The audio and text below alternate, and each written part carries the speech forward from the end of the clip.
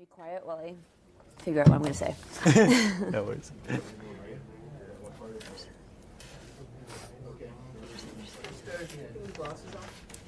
Sorry?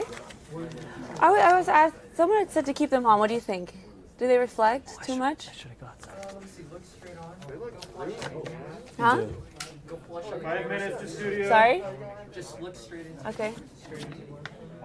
I mean, they're not bad, but I am seeing the reflection of all the papers on the table. It's distracting? Yeah? Oh, Josh, you got this. I'll leave it up to you. Okay.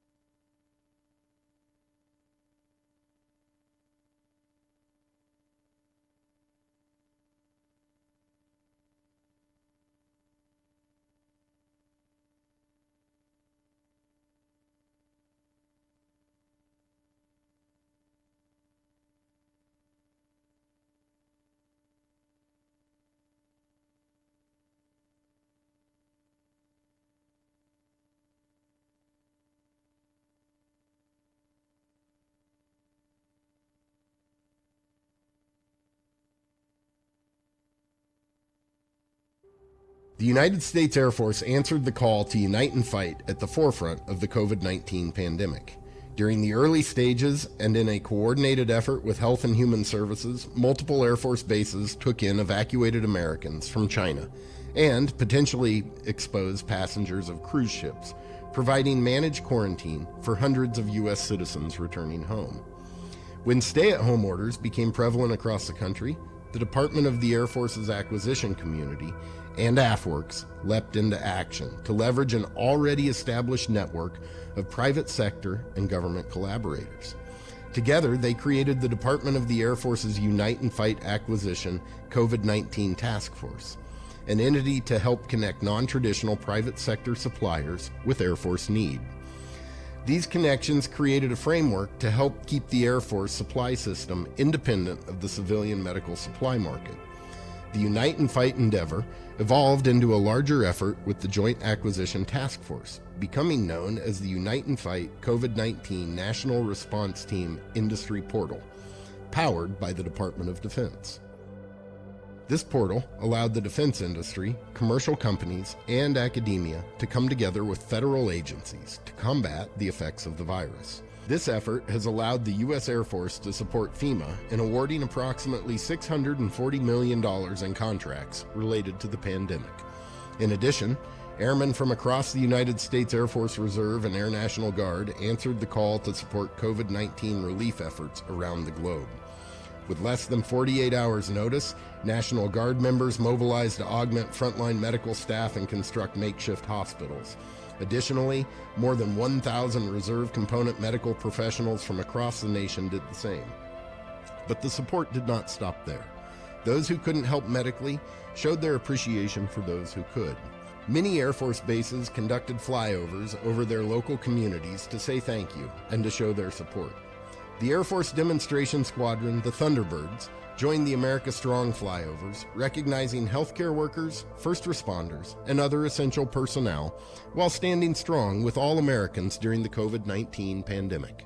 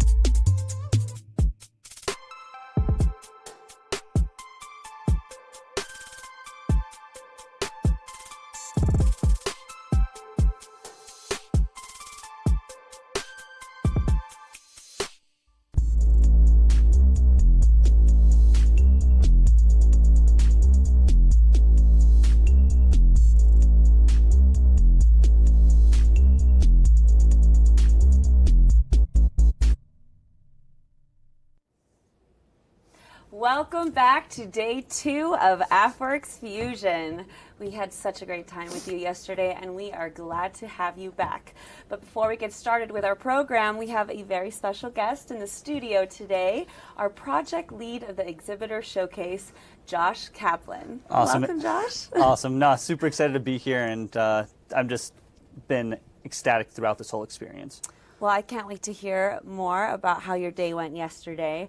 You know, I find it so interesting that AFWERX is not only innovating with the Air Force, but they are also innovating and creating this virtual conference this year and the first virtual trade show. That is a feat, and especially with such a short amount of time to prepare. So yesterday we had 3,000 people attend, which is great, and I want to call to all the attendees to innovate with us this year. We want to get that number up to 5,000 today. So let's see if you can meet this challenge at home. You know, visit our showcase floor, meet live with an exhibitor, and to give you a better feel of what that will be like, Josh, what was it like to work the front lines of the exhibitor showcase yesterday? It was honestly great. We had a lot of very good feedback. Again, 3,000 people attended the showcase site. That is a huge number. One of the biggest parts to this whole thing is the interactive component, right? We want people to go into the different Zoom meetings, talk with the exhibitor, really get to know that solution.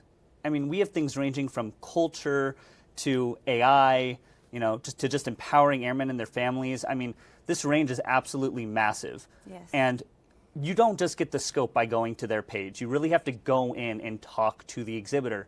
There's a button on their page that says meet with me. Really, go in there, meet with them. It is, I mean, you cannot learn enough from these people. Well said, Josh. Of all these categories, what category interests you the most? I have no specialty in AI. I mean, as much as I love AI, I think it's super cool. But honestly, culture, it all starts with, you know, obviously the culture. If people have a good culture, innovation will always transpire within that culture. It always will become, the biggest thing about technology is that you need the leadership to really push that technology. The idea that push the members of a group, push them to want to be innovative. And a lot of the time, if they feel that that isn't an opportunity, then people just won't be innovative because they'll be shut down. One of the biggest parts of AFWERX specifically, right, is being able to bring innovation not just from industry, but also within the Air Force itself. Yes. So that's something that we really stress here. Sorry, and also within the exhibit itself. Well, I'm glad that it translates and connects in that way. There's a really nice flow to everything. What are the evaluators looking for in a solution? The evaluators are looking for, you know, scalability, how much it applies to the challenge. On the challenge site, there was a rubric that basically showed exactly what the criteria was for each challenge. It obviously differs depending off of it, if it is like installation resiliency or like culture of innovation. It really just depends. But yeah, I mean, it's awesome. The bottom line is that being able to put these exhibitors on the forefront of, you know, of this event, being able to really push them to try to make the Air Force better, it's definitely an incredible thing. It is. Well, do you know how many solutions will make it to the next round? I do not, and that's what's so cool is you honestly have no idea how many people or how many teams are going to end up being contracted at the end of this whole event. It really just depends on not just you know, a select amount of individuals. They don't just go in and say, we're just going to put 3 people on contract. It could be everyone. It could be nobody. Well, I it think really that just keeps depends. it exciting. Exactly. No, it absolutely does. And that's one of the cool parts about the event. You know, I really do like the component of that anything is possible, because in innovation, anything is possible. It goes kind of the same way. Yes, exactly. Well, what would you like to tell the exhibitors watching this live stream right now? You have a message for them? Absolutely. I mean, none of this is possible without them. They are not just building the base of the future, they're building the Air Force of the future. There is no doubt about that. If you just go to their sites and you look at the different solutions that are being presented, there is so much range that it enables people to really understand what the scope of the Air Force is. The Air Force doesn't just care about staying in the same place. They want to move forward, and these exhibitors are showing that they want to move forward. Again, the only way to really understand the scale of these solutions is go in, talk with the exhibitors, go into their booths. We're trying to hit 5,000 people today. Shouldn't be that bad. Stop watching the stream. Go to the exhibitors' booths. Really, talk to them. If you want to learn, they're the best people to learn from. You heard it. Listen to the man. We're counting on you. We want to see that number hit 5,000 today, and we want to hear how it goes. But Josh, I have a question for you that's a little more personal, if you don't mind. You know what? Just at this point, just go for it. Just kidding. Why does everyone call you Twitch? So I actually did some esports commentating for a while. I was working at the esports arena at the Luxor, doing commentating over there. It was really fun. But so then I started streaming on Twitch. And then, unfortunately, I did stop streaming on Twitch because I didn't have as much time, do it a little bit. But I got that name because, you know, my side hobby. Twitch life. Twitch life, the best life. I don't know what to say. It was good. Well, Josh, while you're here with me, would you mind helping me with the announcements today? Absolutely, but I mean, I can try. Oh, you got this, please. Ready? Let's roll them up. So if you registered for this event, check your email for a link to the hashtag ConnectAF Slack workspace. You could connect with other attendees and share your thoughts during and after the event. Plus, you'll gain access to exclusive content like our live scribe drawings that you're going to see throughout the day. You could download official Fusion Digital Zoom backgrounds to liven up your workshops and network by going to www.afwerxfusion.com/digital-backgrounds. Well done. We want to hear from you. We'll have polls active throughout our program. Instructions will appear on screen, but you can also see them on our homepage underneath our agenda. And at any point, if you get stuck, please, and I can't stress this enough, please visit our help desk. They are literally called the Helpful Help Desk.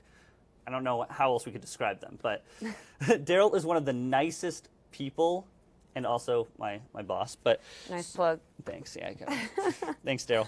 So you should definitely go say hi. With that out of the way, enjoy our showcase. Click on the Zoom links in the exhibitor booths. They want you to join their Zoom and talk to them. I do want to say one more thing before we head out. One of the biggest things that we can ask for is feedback. And we will be sending out to everybody who registered a feedback form where we really want honesty. We want to make this better. We want to push this to the future. We're going to make this happen, and we're going to keep making it better and better. Exactly. We want you to innovate with us. This is a team effort here, not just on our end, but with everyone at home, correct? So let's be a part of making history together. We'd love and can't wait to hear your feedback. We'll see you back here 12 p.m. Eastern Time for an action-packed day of programming. Stay tuned. Great job.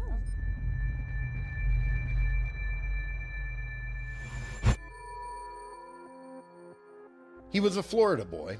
He was eternally grateful for his time in the United States Air Force, stationed in the wilds of Alaska, which exposed him to beautiful mountain landscapes. Were it not for his dislike of the unhappy person he'd become at work, and the happy place that he found in a painting class on base through the USO, Master Sergeant Robert Bust-em-Up Bobby Ross would have never become the Bob Ross that made Happy Little Trees famous.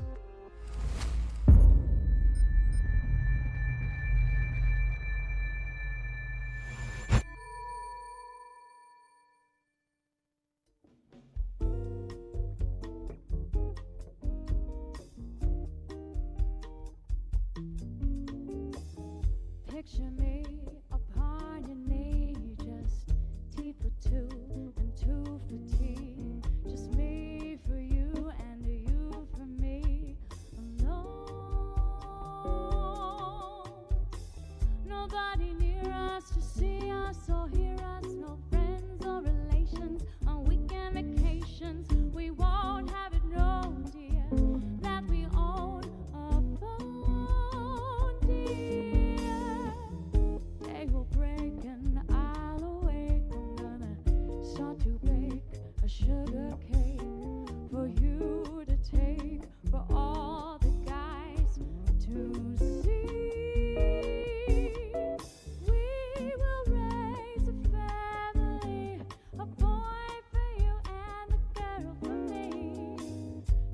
you see how happy we could be? Come on.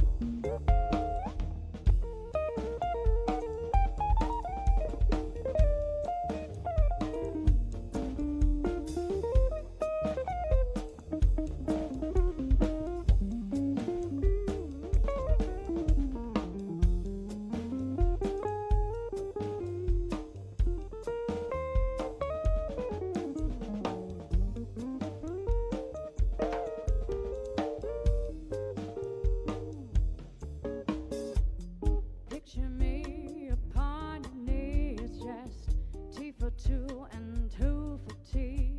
Just me for you and you for me alone.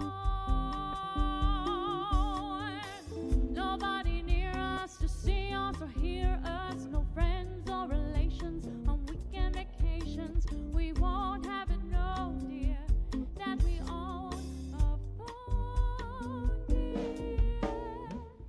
Day will break and I'll awake. I'm gonna start to bake you a sugar cake for you to take for all the guys to see. We will raise a family, a boy for you and a girl for me. Can't you see how happy we could be? Can't you see how happy we could be? Can't you see how happy we could be?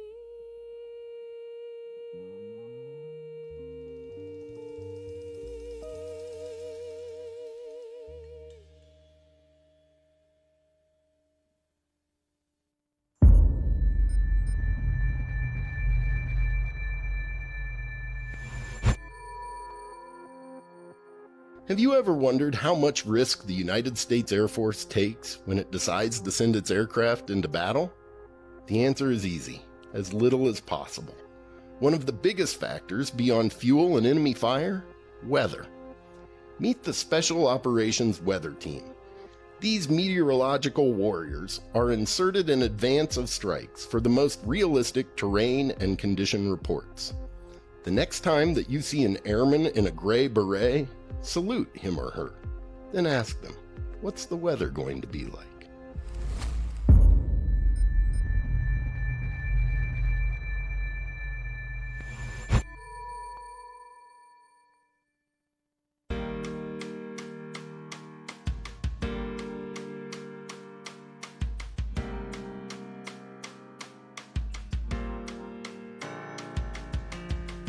I need to make a choice tonight, a change to make me feel alive, soothe all the pain that used to be. Which path will I finally take? My dream or your old everyday?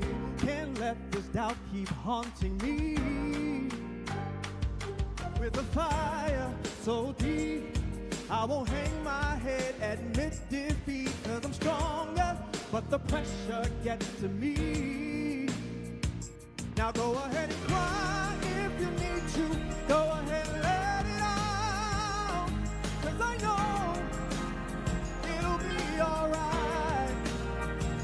And keep it all inside like you want to.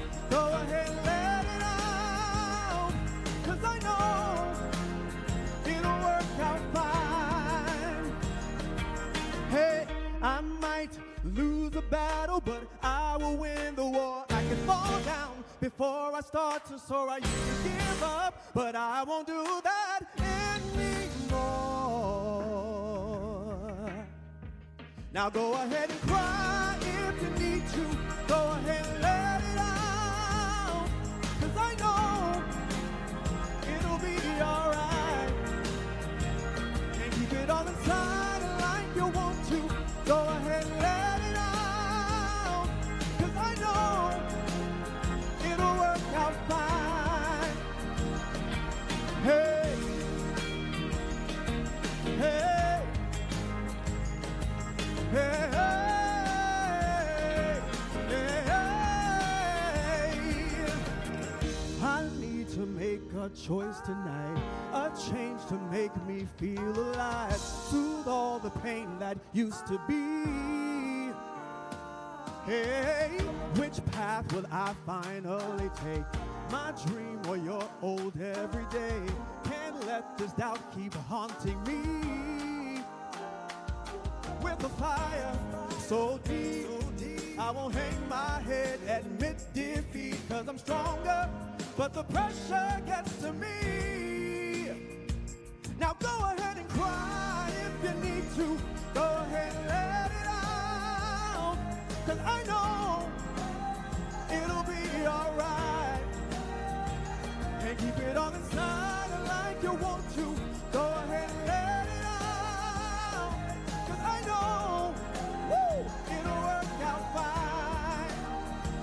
Now go ahead and cry 'cause you need to, go ahead and let it out, 'cause I know it'll be alright. Can't keep it on the side like you want to, go ahead and let it out, 'cause I know it'll work out fine. Hey.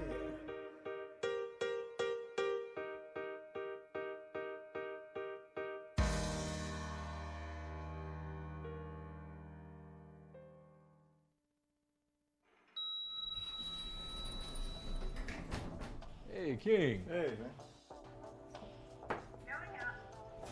We're going on. We're going on. So, King, what you got going on this weekend? I'll make a movie this weekend, actually. Oh, groovy, baby. That sounds good. Man. Yo, I think the elevator stopped. Hey, listen, Let's King, hope that's whatever all you, it was, whatever you do not panic, okay? Yeah, it's too late. I'm sure Too we'll late. get out of this in no time, okay? Yeah, right. Yeah, Oh, we'll man. be in there all day, man. I've got a movie to make. All right. I want to live. I'm young. Well, no, something's you, but it's really good, man.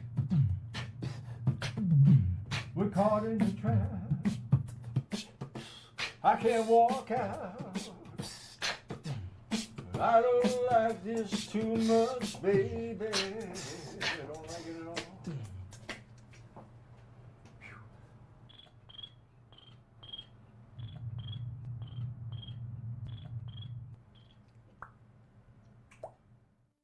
We support Las Vegas, and we want you to know that the Las Vegas community supports the U.S. Air Force and all those that serve across the country.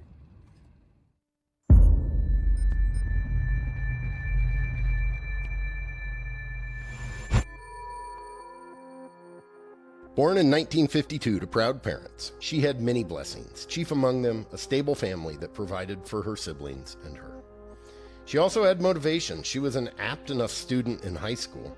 She knew that college and what lay beyond was the right path for the daughter of parents who were only educated until the 7th grade. By 1974, she graduated as a nurse from the University of Maryland, but it didn't take her long as a trauma nurse to seek something different. In 1975, she joined the United States Air Force. She was commissioned a second lieutenant and served happily, rising to the rank of captain before departing in 1978. Her next choice? It wasn't expected, but it would have been hard to predict just how shocking her new career would become. She went back to school, this time at the Broadcasting Institute of Maryland while working in a local hospital. Her next choice didn't come easily either. Maybe a more experienced broadcaster would have been insulted. Maybe a lesser person would have fled from the opportunity as it was presented, but not her. She listened to the host from WWDC just up the road in Washington as he interviewed a prostitute on the air. This guy, this nut, this Howard something or another, he was supposed to be the up-and-comer. He needed a personality for the news that could wrangle him when he colored too far outside of the lines. He actually wanted it, a commanding personality in the midst of the mayhem that he was trying to create. How could Robin resist? She wasn't sure where the ride would take her. but it seemed like an interesting opportunity, so she leapt. And in 1981, she became what she would later describe as the best dance partner to her shock jock host, following him wherever he might go, but pulling him back whenever necessary. Captain Robin Ophelia Quivers had absolutely no idea that she was about to become the straight-laced partner to the self-proclaimed king of all media, Howard Stern. She also had no idea that she'd wind up becoming one of the highest-paid women of color in radio and television. Not too bad for a girl whose parents didn't see grade 8.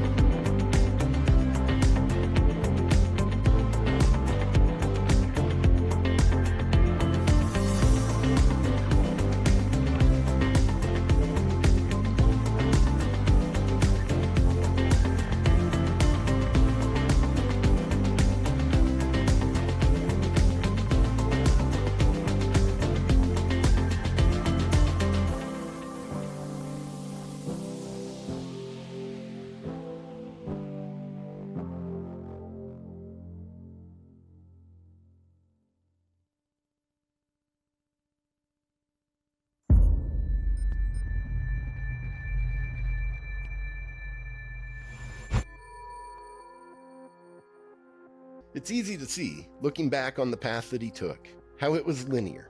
It's just that the line wasn't straight. Medically discharged for a bad back after only 9 months of service in the United States Air Force, he tried the next thing, college at Baylor. 2 years into college, it was obvious that Baylor wasn't where he was supposed to be. So, he continued his brief periods as a nightclub bouncer, an auto house partsman, a saddle maker, and a tree trimmer. He tried a little bit of everything. You might say he was crazy. He was unable to let go of his love of music. He stuck with it. DJ jobs, nightclub auditions, and lots of songwriting. The work paid off. It earned him his first hits as a writer, and then later as a performer.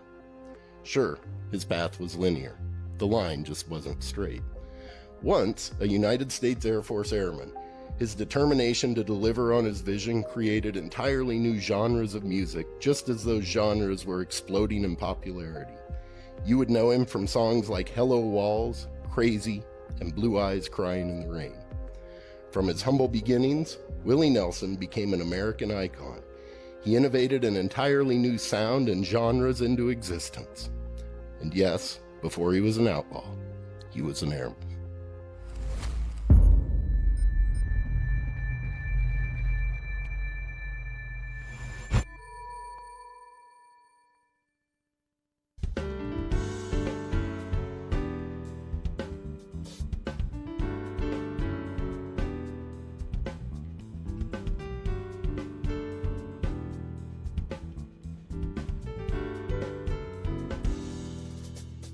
Devorando el silencio, acariciando el aguacero, me desnudaste. Sensual con alma errante, con tu aliento despojaste tus secretos.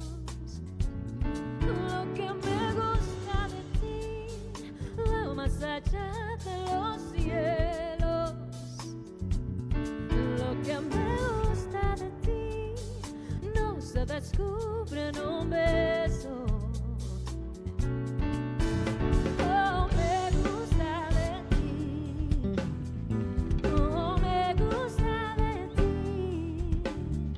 Oh, me gusta de ti. Lo que me gusta de ti eres tú. Ay, ay, ay,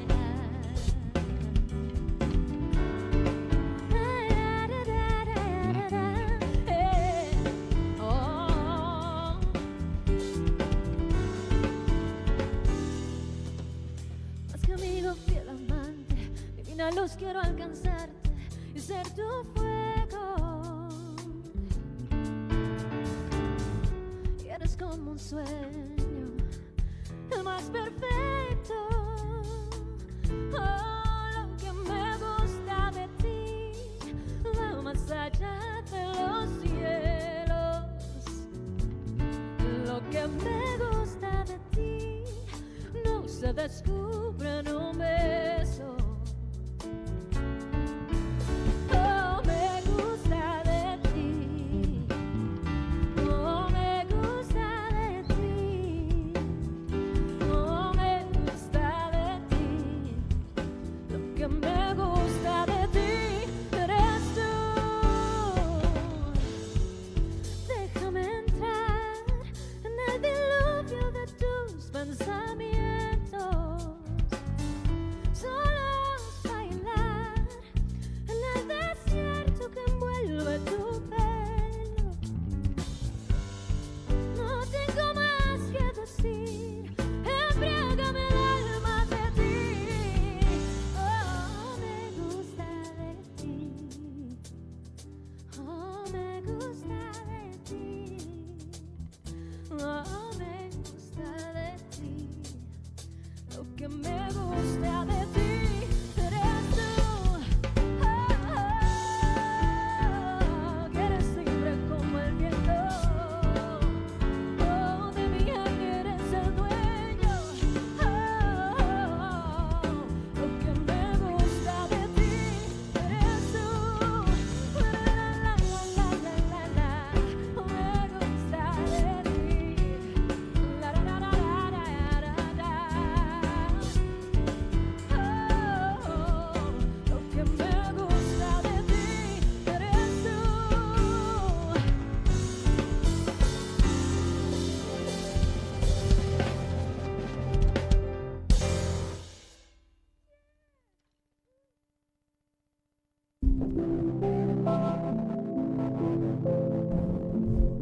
know that you could grow your brain?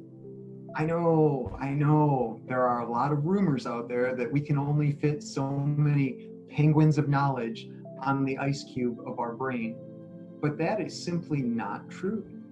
One of the great studies of our ability to grow your brains comes from researching the training of the London cab drivers. The cabbies, they have to learn this dizzying network of London's 25,000 streets, along with thousands of information items such as tourist destinations. And they have to study this intensively for 3-4 years. Well, researchers tracked a group of the applicants studying the knowledge for approximately 4 years. The researchers also tracked a group of people who did not drive taxis, but were similar in age, education, and intelligence. They collected brain size data from each of the group members as well. Now, at the start of the study, the people had approximately the same sized memory centers within their hippocampus region.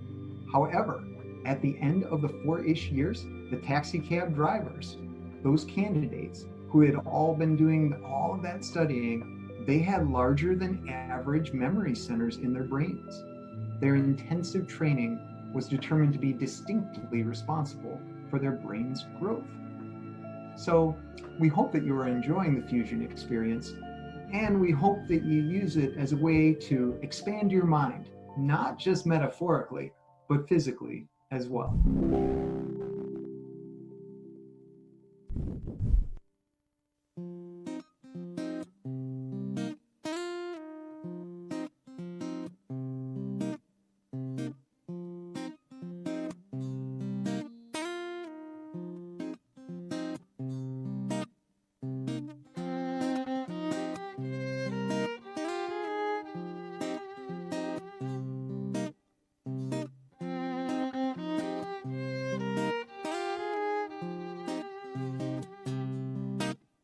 Take a walk with me.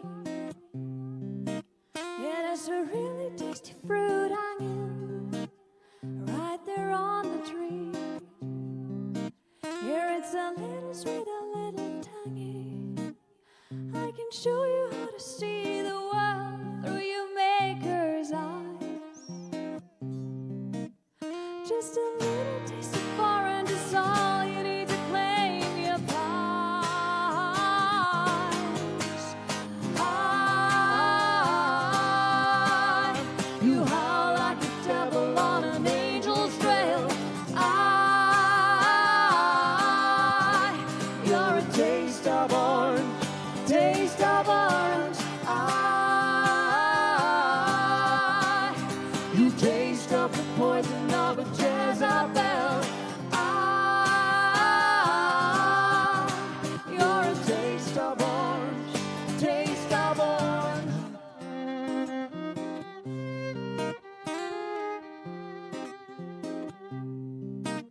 Spring is at your door,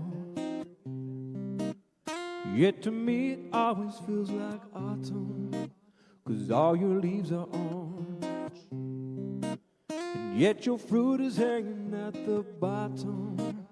Girl, I love the way you curl my toes and pucker up my lips.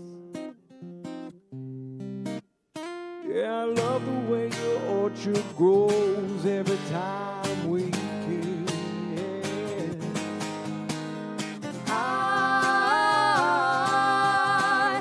You howl like a devil on an angel's trail. You're a taste of orange, taste of orange. You taste of the poison of a Jezebel. You're a taste of orange, taste of orange.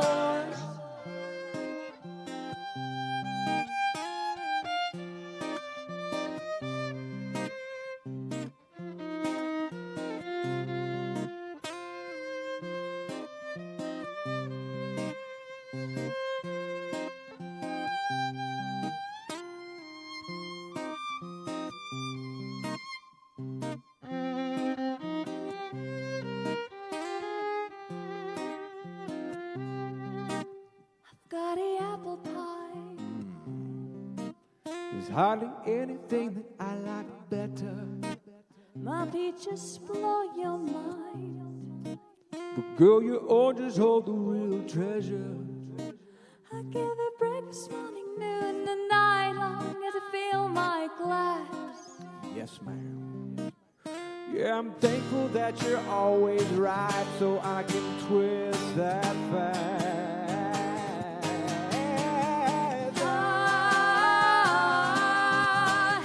You howl like a devil on an angel's trail. You're a taste of orange, taste of orange. You taste of the poison of a Jezebel. You're a taste of orange, taste of orange.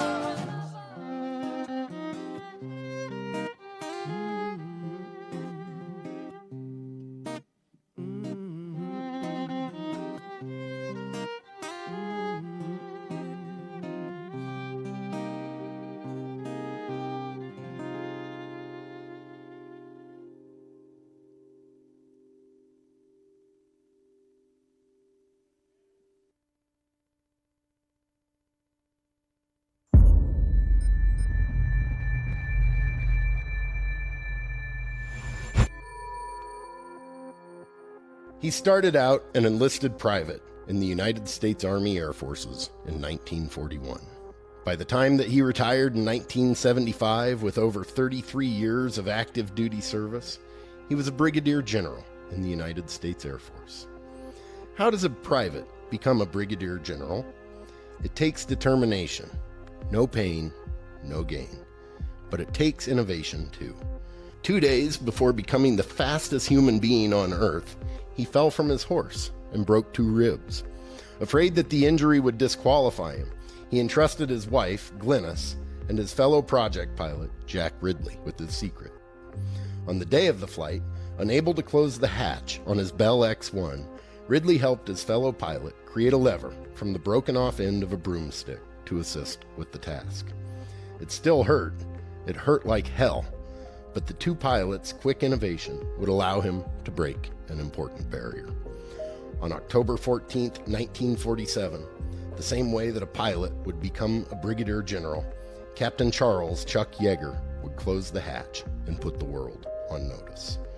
No pain, no gain. That's how a private becomes a brigadier general.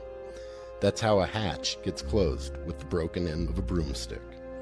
That's how we discover the boom that comes along with breaking the sound barrier. And that's how a newly created branch of service, less than 1 month old, puts the world on notice. We aren't just here to defend. We're here to innovate.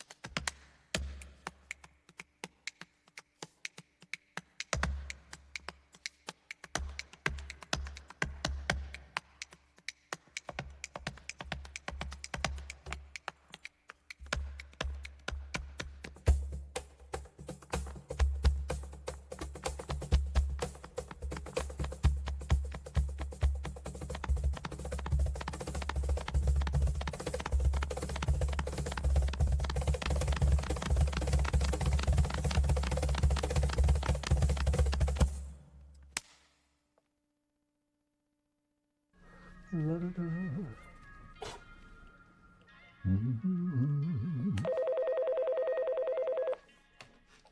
AFWERX. Oh yeah, I can transfer you. Hold 1 second, please. Thank you. And when you dial, the world is brighter.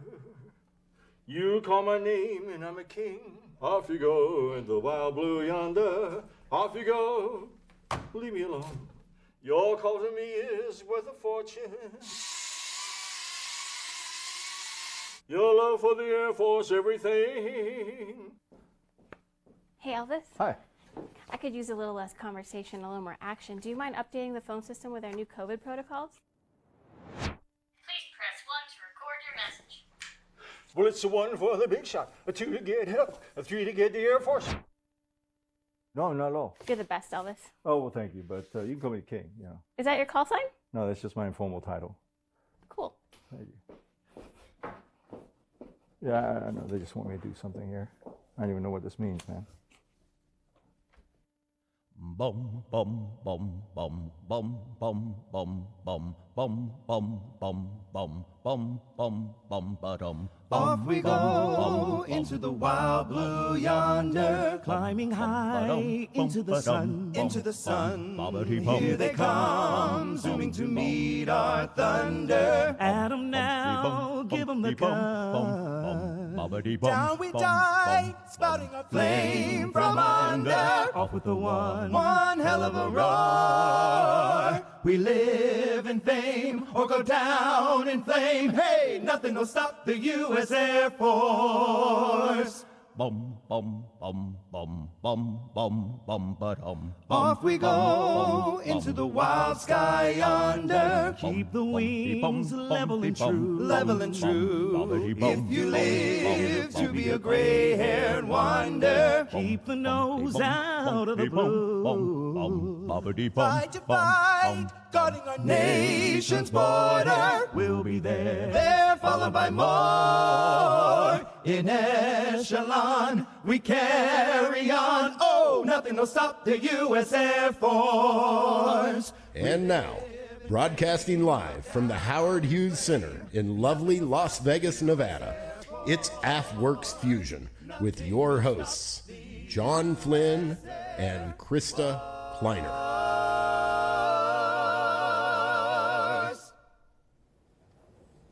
Welcome back. We hope you had some time to make great new connections on the trade show floor. And now to kick off day 2 of Fusion, we are thrilled to introduce Vice Chief of Staff of the Air Force, General Stephen C. Wilson. Hey. Thanks, Krista. It's an honor to be here. It's an honor to take part in one of these Fusion events. And these Fusion events, to me, are all about teamwork. So we can't kick off day 2 without our own team. And so let me introduce Fast Company's Editor-in-Chief, Stephanie Mehta, with a special announcement. Thank you, General Wilson. I'm so happy to be here today with this incredible AFWERX team that you had a hand in cultivating.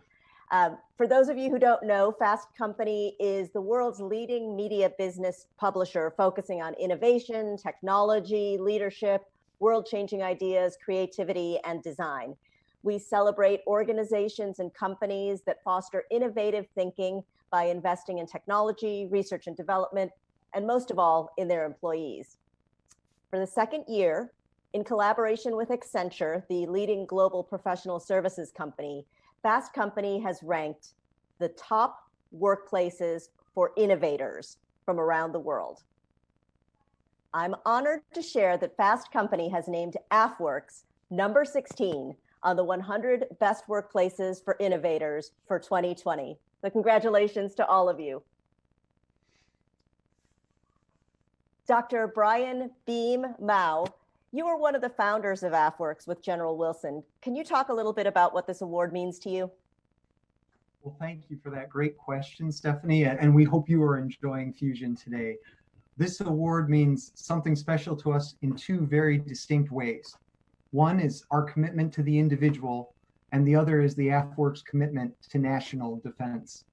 Individually, we believe that anyone can change the future because an innovation can start with just a single person's idea, and AFWERX then seeks to help them create an alternate reality. At the national defense level, our national defense strategy actually says that we're supposed to integrate insights from business innovation. So what a serendipitous day that today, during a fusion event, we get to celebrate with you, Stephanie, the fusion of some incredible individuals who are empowered to create a stronger, more innovative national defense for our democracy.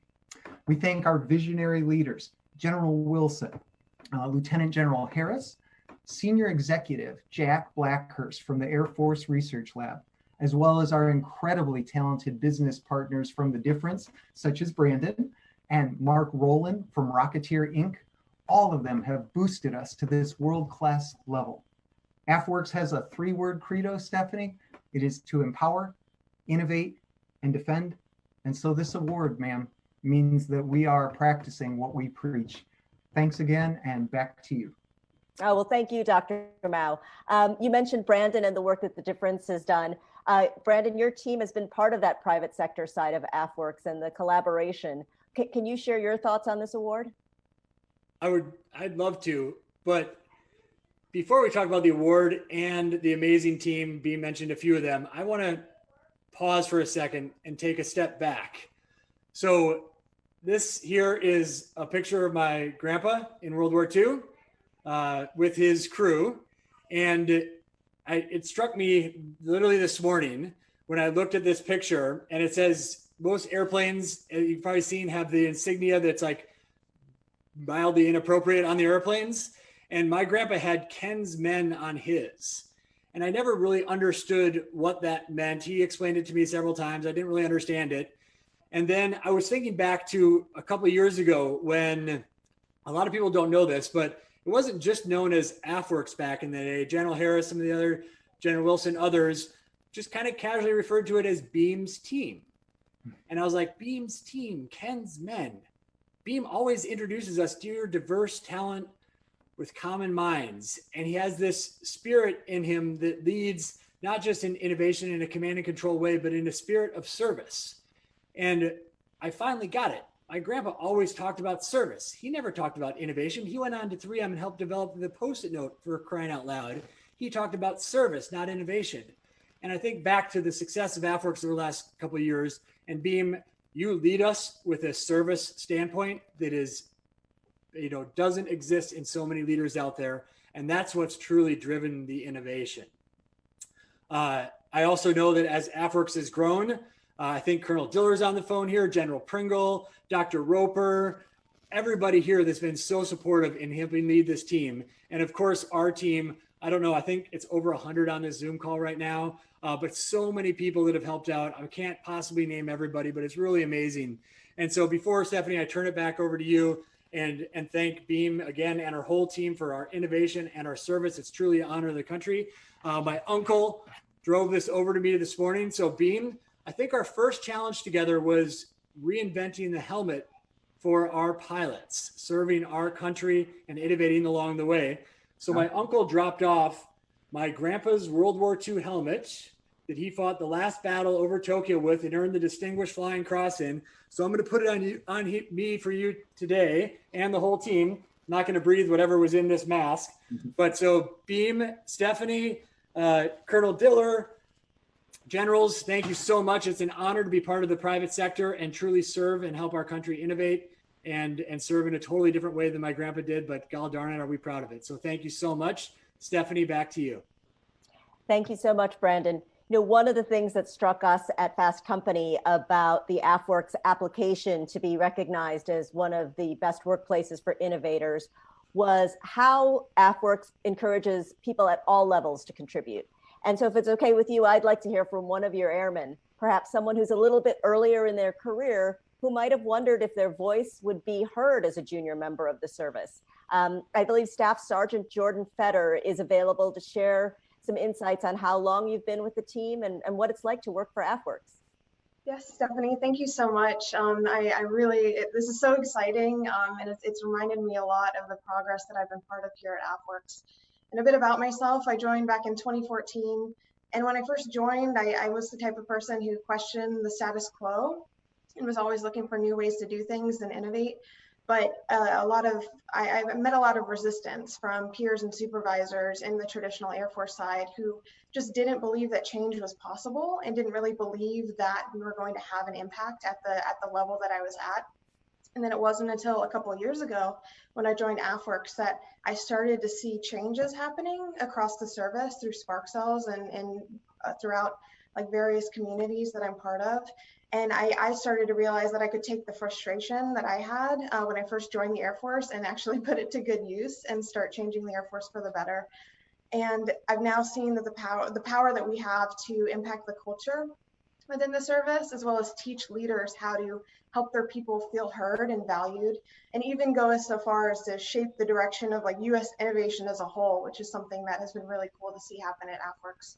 So it's been a really incredible experience, and I can't wait to see where we go next. And this has been really awesome. And thank you and Fast Company for recognizing us. Great. Thank you, Jordan. And I would love to hear from everyone who has come together to make this happen, but unfortunately we don't have the time. Once again, congratulations to everyone on the AFWERX team, both on the government as well as the private sector side. You should all be super proud of what you've created here. Thank you again for having me. Wonderful, Stephanie. Thank you so very much. Dear diverse talent within our common mind, this is a moment of history that we would like to capture for just a few seconds. Would everybody please video screen up so we can take a couple of quick screen captures? AFWERX team, both on the government. Very good, very good. Some raised hands in cheer. 1, 2, 3. Huzzah to AFWERX. Well done, everybody. Diverse talent once again. Beautiful, absolutely beautiful. Pictures taken, awesome. And I know there's a lot of time. Congrats, team. You know, again, as we talked about fusion events, it's all about empowerment. And let's look at what we've done over the last 3 years. Sure, we've made lots of tactical things. We've gone from 0 to now over 80 Spark Cells. We've gone from 0 to over 4,500 submission on idea scale. But it hasn't just been tactical things. You also have done some big strategic things. Space, ISR, mobility, and this year, Base of the Future. And these fusion events get better every year.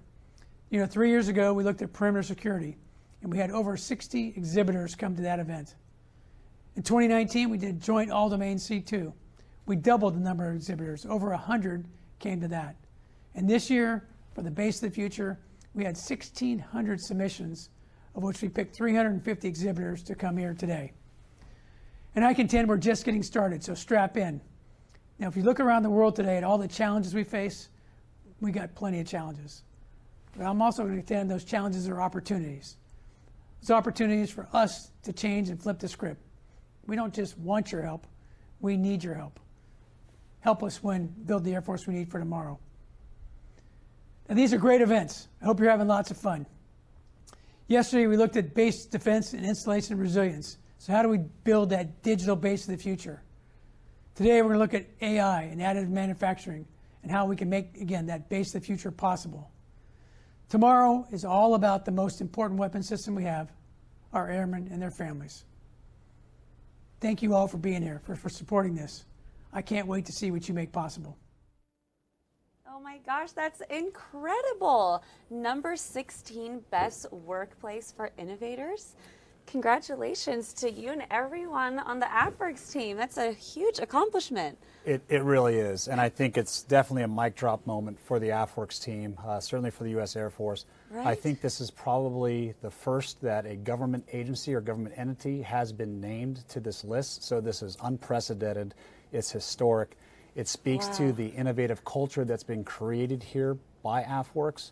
And I'm just so very, very proud of this team. And also, if you take a look at Jordan Fetters that they had up there, you know, and Jordan, she's a staff sergeant in the Air Force, but she also just got selected to join the officer training school, so she's going to be a lieutenant coming up here in the next several months. That's so exciting. So really excited, so proud of this team that's here. I think when you look at the culture of innovation that we've been talking about in the next couple of days, you know, part of that is making sure you have the right leaders in place to help drive that culture. Yeah. And so you got to see Beam Mao on there. He talked about Mark Rowland, and there's several other people that definitely deserve recognition. But hats are off, and just so proud of what this team has done. What a great way to kick off day two. The best way. I mean, we were just talking about this yesterday after the show, and I was just raving about the environment here at AFWERX. You know, for every single person that I have interacted with since being brought on board has been nothing but great vibes, really committed to this initiative, and just high frequency, high vibration,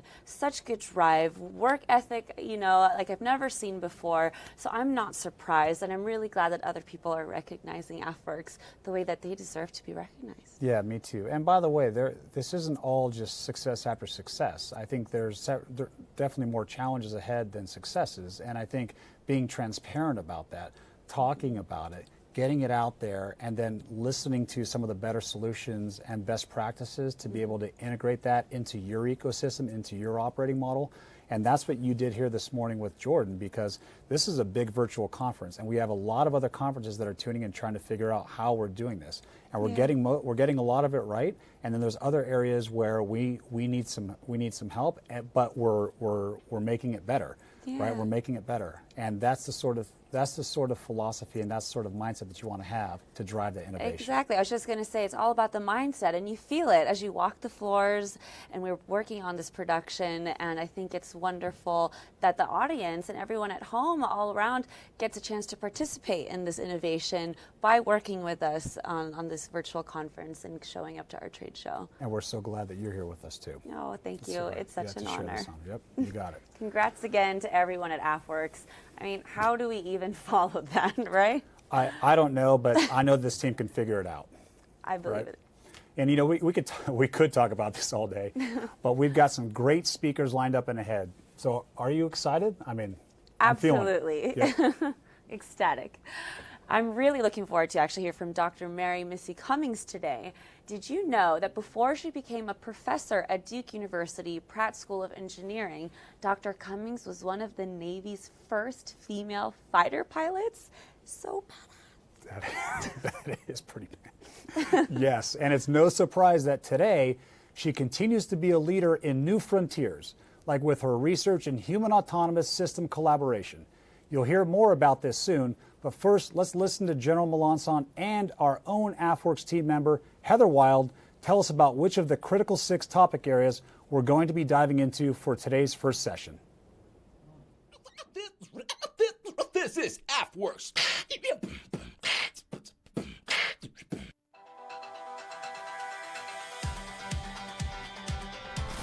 Leveraging technology for operational effectiveness is one of 6 Base of the Future challenges, and we are seeking solutions that answer the question, how can the Air Force use existing and emerging technology to make its installations more efficient and effective? We seek adaptable solutions that can meet the needs of the Air Force's various installation types around the world. The focus area of this challenge include leveraging augmented reality, or AR, and virtual reality, or VR, for flight line operations and training, automation of activities, more effective data security and storage, secure networks and communications, tech-enabled smart structures and installations, predictive algorithms, and digital twins. As a result, we are seeking solutions to all the various categories. With the rebuild of Tyndall Air Force Base, instead of building the same old thing, we have the opportunity to create a base of the future, to really think about what is the need of the base that's going to be there 20 years from now. What are these needs of the new Air Force, the new integrated Department of Defense? So this challenge strives to include artificial intelligence in helping the Air Force make better decisions with data. And there is a lot of data that the Air Force is collecting. However, it's really difficult to use that data if you aren't analyzing it properly, if it isn't categorized properly. So what they're looking for is understanding new ways to look at that data and even to make sure that it is stored safely and securely. We ran the Leveraging Technology for Operational Effectiveness on March 9th of 2020. We had 477 submissions for that one. And we are proud to say that we've invited 95 of those submissions to participate in the Base of the Future Showcase. They are all having private pitches with the government. They're also available for attendees to visit in their exhibitor showcase.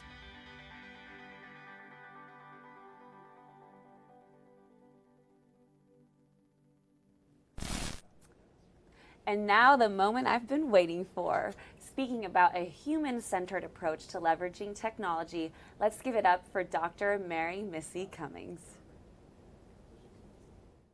Hello, great to be here. Thank you for asking me to be here, even though I am from the Navy. I have a Navy background, as everyone heard, so I really appreciate you giving me the time to tell you about my visions of the future. So as you heard, I'm going to talk about leveraging technology, basically a human-centered approach. And then moving forward, and of course, as luck would have it, I'm already having technical difficulties getting the slides to come around. There we go. All right, so yes, I was in the Navy. I have landed airplanes on an aircraft carrier, and it was actually this time in the Navy, and I flew A4s and F-18s, that really helped me understand that we were in for a whole new future with automation. Even though I think aircraft carrier pilots like to believe that we're better than every other pilot on the planet because we can do this, indeed, the computer can do it better than every single pilot. And so that was a big awakening to me to understand that, yes, Navy pilots, fighter pilots are the best of the best, but we're not better than computers. So I went back to graduate school, got my PhD, spent 10 years at MIT as a professor. Then I came south for warmer climates, down to Duke University. And now I run the Humans and Autonomy Laboratory, and we look at the intersection of humans and machines. So I think that one of the things that I get asked all the time is I make some pretty big predictions about where we are or are not going to be in the future. So the way I know how we are, what's going to happen in the future, is that I apply this rubric that I call the skills, rule, knowledge, and expertise rubric. So on the very bottom, you see it's skill-based reasoning. When we put people in flight school and in the Navy, you know, it was a 2-year expedition for me. The reason that you go to flight school for 2 years is to learn the skills, that they become so automatic that you can always understand how to make sure that the plane is going up or in stable flight or going down if you need to. Once you have the cognitive capacity and you've learned the highly automatic skills of flying, keeping the aircraft in balanced flight, then you have enough spare cognitive capacity for rule-based reasoning. This is where we learn to apply procedures. We see certain signals in the world and we know what are the right procedures / rules to apply. Then as we go up this arrow, then you see knowledge-based reasoning. Knowledge-based reasoning is judgment under uncertainty, trying to figure out what to do when the rules and the procedures don't exactly match the environment. And every single pilot of every single service can tell you that there have been situations where they had a problem and they had to reason their way in using out-of-the-box thinking. And at the highest level of this reasoning is expert-based reasoning. And I like to use Miracle on the Hudson as an example of this because Chesley Sullenberger had a dual-engine flame-out, and it wasn't really clear to him whether he could make the Teterboro Airport or he was going to have to land in the river. And so he used his judgment based on 30+ years of experience, and he made the right call. It's not clear that automation would have made the right call, given the fact that there were so many variables under high levels of uncertainty that he had to consider. And this is where the concept of uncertainty is so, so important in thinking about how to balance humans and computers for the future. Computers do not do a good job at reasoning under high levels of uncertainty. And this is what we're going to spend some time. I'm going to show you some pictures. And this is where humans are the best. So the right place to put humans when we think about where should humans be and where should computers be, humans need to be at the regions where we need judgment under uncertainty, knowledge-based reasoning, or we need humans at expert-based reasoning. Computers do best under skill-based reasoning and rule-based reasoning, assuming that the sensors work correctly. And that is a big if. So let's look at some good and bads of automation and autonomy. Oh, and let me tell you what the difference is. Automation is when you've got very little probabilistic reasoning in the automated system. Autonomy is when you have a lot of probabilistic, where the computer is making guesses. You can go to my website and read a lot more deep explanations of that, but that's a good, quick way for you to understand. Am I talking about an automated system or am I talking about an autonomous system? So when we look at the Boeing 737, I'm going to use that as a bad example of function allocation. So the Boeing 737 MAX had an MCAS system in it. It was kind of some advanced logic, a little bit of autonomy, just a tiny bit, mostly automation, little bit of autonomy, where the computers were trying to basically do flight control. And the problem was that the pilots did not know that this system was there and did not understand how the system would or would not kick in. So that's bad. You shouldn't put an automated / autonomous system into a human controlled system if the human does not understand what is going on, because in this case where they had a sensor failure, i.e. high uncertainty, then the human had no way of understanding what was happening.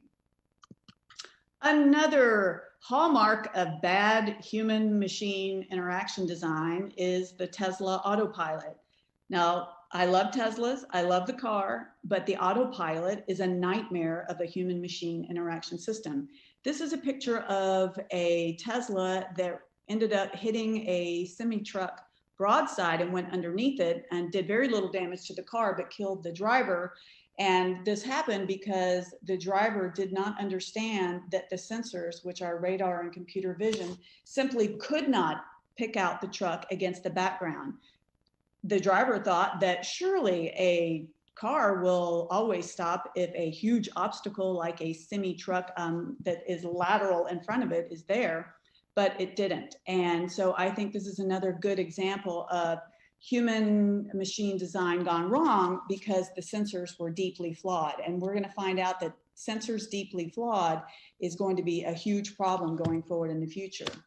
Last bad example that we can talk about in the military, I could pull bad examples of human function machine allocation from all of the services, but I chose to pick one from the Army because the Air Force asked me to speak today and I'm from the Navy. So I thought we'd pick on the one service that wasn't represented here today. And this is the Patriot missile system. In the first Gulf War, the Patriot missile system did terribly. It never shot down an enemy missile and it only shot down friendly aircraft, killing both US and British pilots.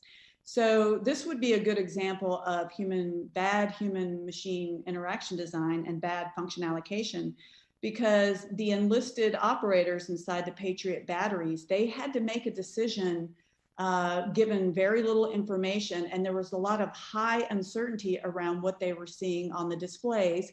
They had no ability to augment their information, and they had no ability to augment through communications. And so the Patriot missile operators were basically forced to let the machine fire on its own, and in all cases incorrectly, because the human did not have any other way to figure out what would be the right answer going forward with that problem. So pretty bad. We see bad human-machine interaction designs all around. So then the question is, where do we see good examples? So I think a couple of the best examples that I can show you is the picture on your left is a robot that takes the place of the right seat pilot. This is a project that I worked on with Aurora Flight Sciences, who is now part of Boeing. So Boeing, please don't feel bad if you're listening to it. You get both bad and good call outs. So this robot under the Alias DARPA program, it actually responds by voice to the pilot in the left seat. So the pilot can tell the robot, Alias, can you take over? I need to go get a cup of coffee in the back. Alias can take the yoke, it can actuate buttons and levers. It is there to reduce the pilot workload, and the pilot can talk to the robot can talk back or give information back in a screen. So I would say this is a really great balance of human-machine allocation, because the human is letting the computer know what it needs, and the computer is not there to replace the pilot. Rather, the computer is there to augment the pilot and help the pilot out when the pilot is under periods of high workload. The picture on the right is Amazon's warehouse system. Quick conflict of interest disclosure. I'm actually on sabbatical this year and I'm working half-time for Amazon Robotics. So I would have shown you this slide even if I hadn't, because Amazon figured out a long time ago, and this was more than 15 years ago, that these little robots could come underneath these carts, pick up the carts and take them to a picking station where there's a human. and the human actually will pick things off the cart, and then that's how you get your Amazon packages delivered to you. This is great function allocation because humans no longer have to work the big warehouse floors and potentially be exposed to either falling packages or other workman's compensation issues with forklifts. Now, humans just stay in one protected spot and the robots do all the dirty work of running around the warehouse floor. So this is another great application and a good understanding of where human machine allocation really should be. So going forward, you know, what should the military be thinking about in systems of the future? Well, as autonomy increases, we're going to need increased human supervision. And let me explain why. So the picture that you're seeing here is from Bosch, but this problem that I'm about to describe is true for all driverless systems today. Cars, the computer vision systems and augmented with other sensors, they're very brittle. They cannot understand inductive reasoning in the world. And what do I mean by that? So when you see what the car sees, you see that this computer vision system, which is looking at two cars, you and everyone else out there understands that this is just two cars. The computer vision system sees two cars, three bikes, and only one person on a bike. And you can tell that this is just a picture. It's an advertisement on the back of a car. But the way that machine learning / deep learning algorithms work, they're very brittle. They just see the patterns of the bike. And the algorithms think I'm looking at three bikes, when in fact, it's just pictures of bikes. So these brittle problems are going to be a huge problem going forward. And this is why you still need a driver in the loop, even though you think you have an advanced driver assistance system. So let me explain another problem that we're seeing. Speed limit sign. You can tell that this is a 35-mile-an-hour speed limit sign. But you can tell it's kind of not a right speed limit sign. Some kids have been using spray paint or whatever. The 3 has been modified a bit. This small modification, just a little bit of black tape on a speed limit sign, can cause a Tesla today to read the sign as 85 miles an hour. And in fact, there were some researchers from Mobileye who demonstrated this, that Teslas will see an 85-mile-an-hour sign. So if you drive a Tesla through a rural urban area and it sees this sign, it's going to accelerate to 85 miles an hour in a rural zone, potentially. So that's bad. And it's bad because the computer vision system can't make the determination between a fully connected 8 and just this extended 8, whereas humans can see this right away. But this just isn't a problem for the driverless car world. It's also a problem from Homeland Security when we think about facial recognition. This is why facial recognition systems really should not be used now, because they are incredibly brittle and bad. So a group of researchers at Berkeley, University of Washington, did a study where they demonstrated that if you put these 3 weird, wacky glasses, which we would not think of as being wacky at all on a college campus, you put these glasses on these 3 people and the computer vision system will see these 3 people underneath it. All right, why does that happen? It happens because if you know how convolutional neural nets work, you understand that the way they pick out patterns in the world is not the way that you and I pick out patterns in the world. So these incredibly brittle devices are going to cause a lot of problems going forward. We are nowhere near artificial general intelligence. We need to babysit these systems quite a bit. So going forward for the next 10 to 20 years, we need to really look at collaborative human-machine systems as opposed to human machine systems that you think can be left unattended. All right, well, I really, really appreciate all the time and effort you gave me today. This is my website to my laboratory. You can find all the papers that talk about these projects and more, and I thank you for your attention.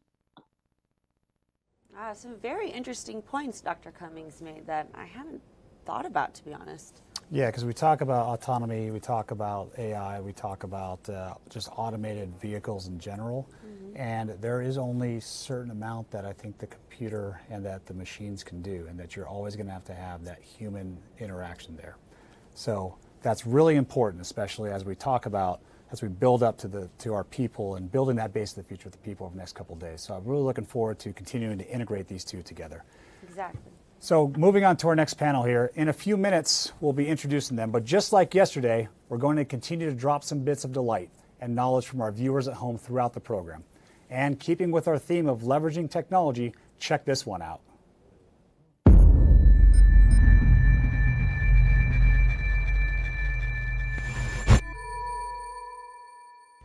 Every day when we plan our trips, order our coffees, drop our children off at school, we are assisted. Whether we leave our house to purchase goods or those goods arrive to our houses after online orders, we've been assisted. The assist? The constellation of orbiting satellites that we know as GPS, or Global Positioning System. GPS provides navigation data to military and civilian users all over the world, enabling things like synchronized bank transactions, search and rescue, smartphones, precision, rideshare, ocean-going navigation, and both military and commercial aviation. What began as a way to track satellites and to accurately deliver ordnance now literally powers trillions of dollars worth of economic activity. The Research Triangle Institute, in conjunction with the National Institute of Standards and Technology, has estimated that the loss of GPS service would result in an economic impact of $1 billion per day in the United States alone. Not to mention all of the people who would find themselves irredeemably and suddenly lost. Truly smart communities, whether universities, hospitals, cities, or bases, will require security and defense systems which mitigate man-made threats. They must leverage technology for maximum operational efficiency, and resiliency will matter as natural events affect them. If a network of satellites, originally intended for accurate ordnance delivery, can create predicted economies in excess of $1 billion daily, what will the base of the future enable? How will the innovators that are gathered here virtually mold, shape, and change the community of today into the community of the future? We can't wait to find out.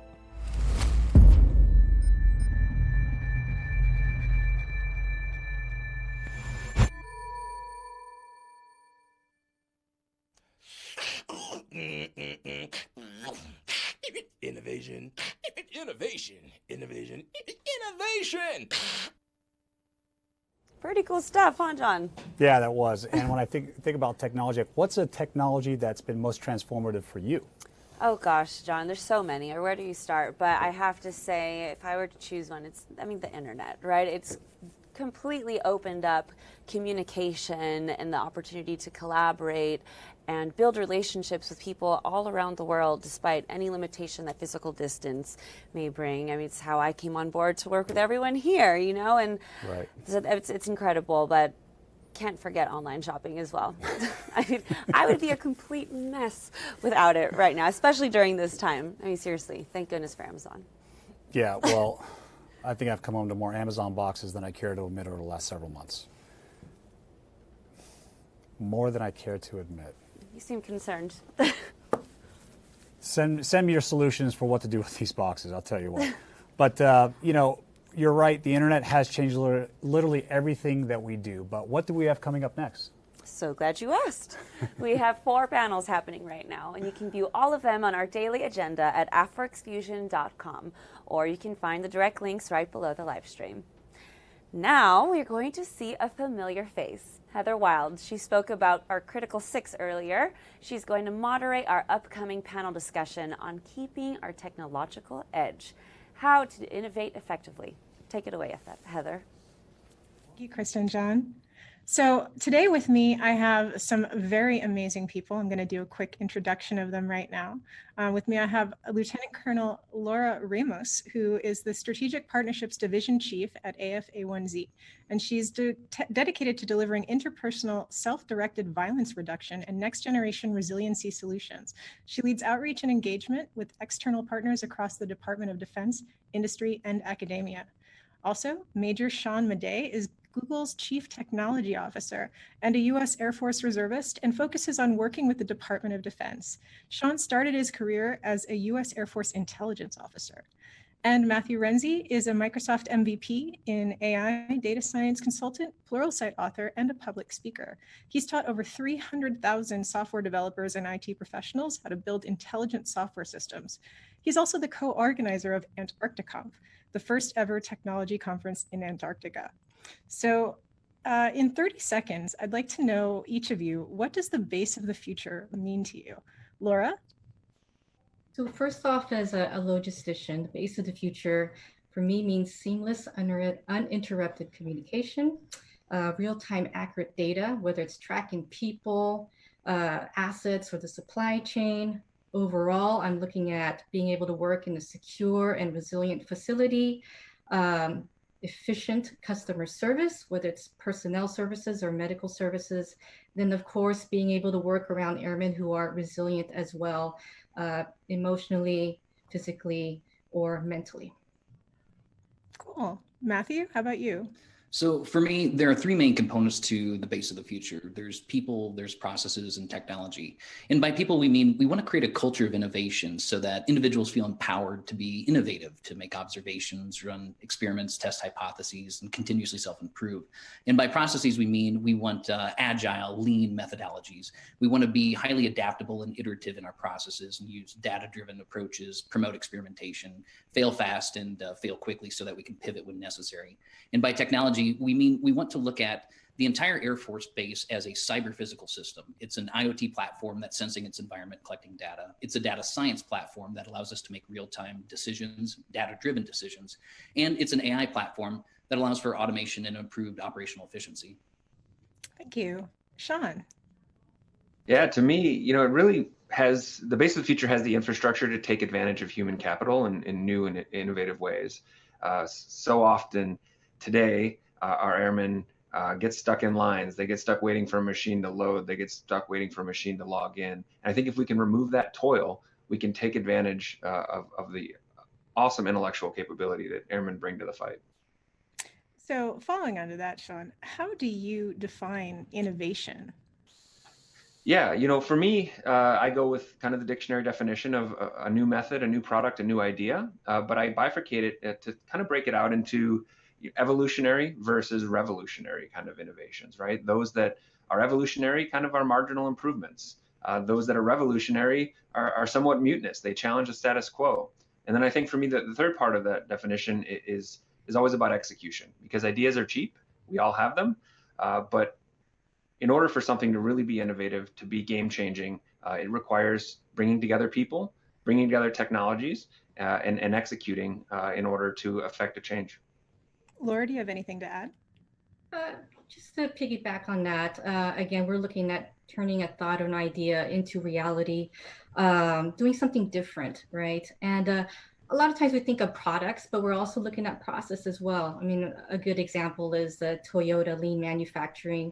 One example I also like to give the folks is, General McRaven's talk about SEAL training and how in the beginning people would go, feet first. And then one day somebody figured out, well, let's go a different way, forward facing and pulling ourselves there. And that was innovative, revolutionary unto that itself. Matthew, how would you approach innovation? So as a data science consultant and a certified agile coach, it's my job to help organizations innovate using data science, machine learning, and AI. And so we do this by creating a series of changes to the culture of the organization. We encourage or incentivize certain innovative decision-making patterns or practices, and we disincentivize or discourage certain things that stifle innovation. For example, in the agile world, we value things like individuals and interactions over processes and tools, working software over comprehensive documentation, and responding to change versus just blindly following a plan. And we also do other things like encourage hypothesis-driven experimentation, highly iterative development cycles, data-driven decision-making, automation with AI, and embracing things like smart failure and pivoting when necessary. So how do they do that at Google, Sean? Yeah, it's a great question. I think, a lot of it is cross-pollinating processes and technologies from other domains, right? I think so many innovative and groundbreaking solutions aren't necessarily about reinventing the wheel, but it's about bringing together unique ideas, unique perspectives, unique capabilities that might have been proven elsewhere and applying them in a new and novel way can be game changing. Laura, why is innovation so difficult? Well, coming up with an idea is easy, right? But there's several issues that compound innovation. The first one is legacy, right? This is how we've always done things. You're talking about culture change. So culture change comes fear. What's going to happen to my job? Are you going to add more work to me, for me? The other thing is oftentimes organizations aren't designed for disruptive change. You know, we're more focused on execution and efficiency. So we're looking at hierarchy, metrics, operational experience, processes, bureaucracy, quality assurance, financial issues, standardization, incremental change. That may sound familiar to a lot of you folks.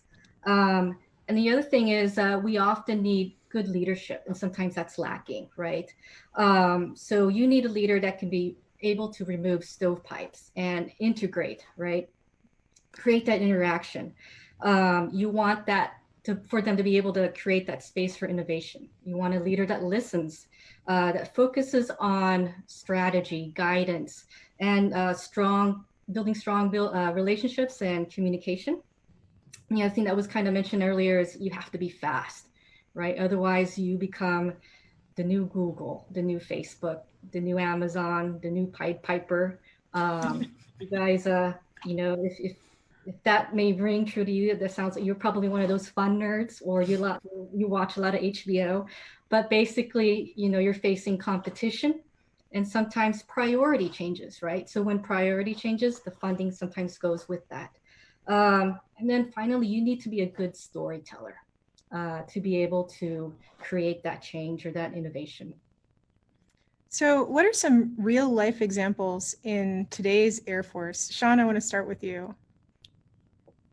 Yeah, one that I saw recently I was really blown away by was a gentleman by the name of Ray Stone, Major Ray Stone up in Elmendorf, C-17 pilot, doing some amazing work to remove the toil of scheduling C-17s from the workflows.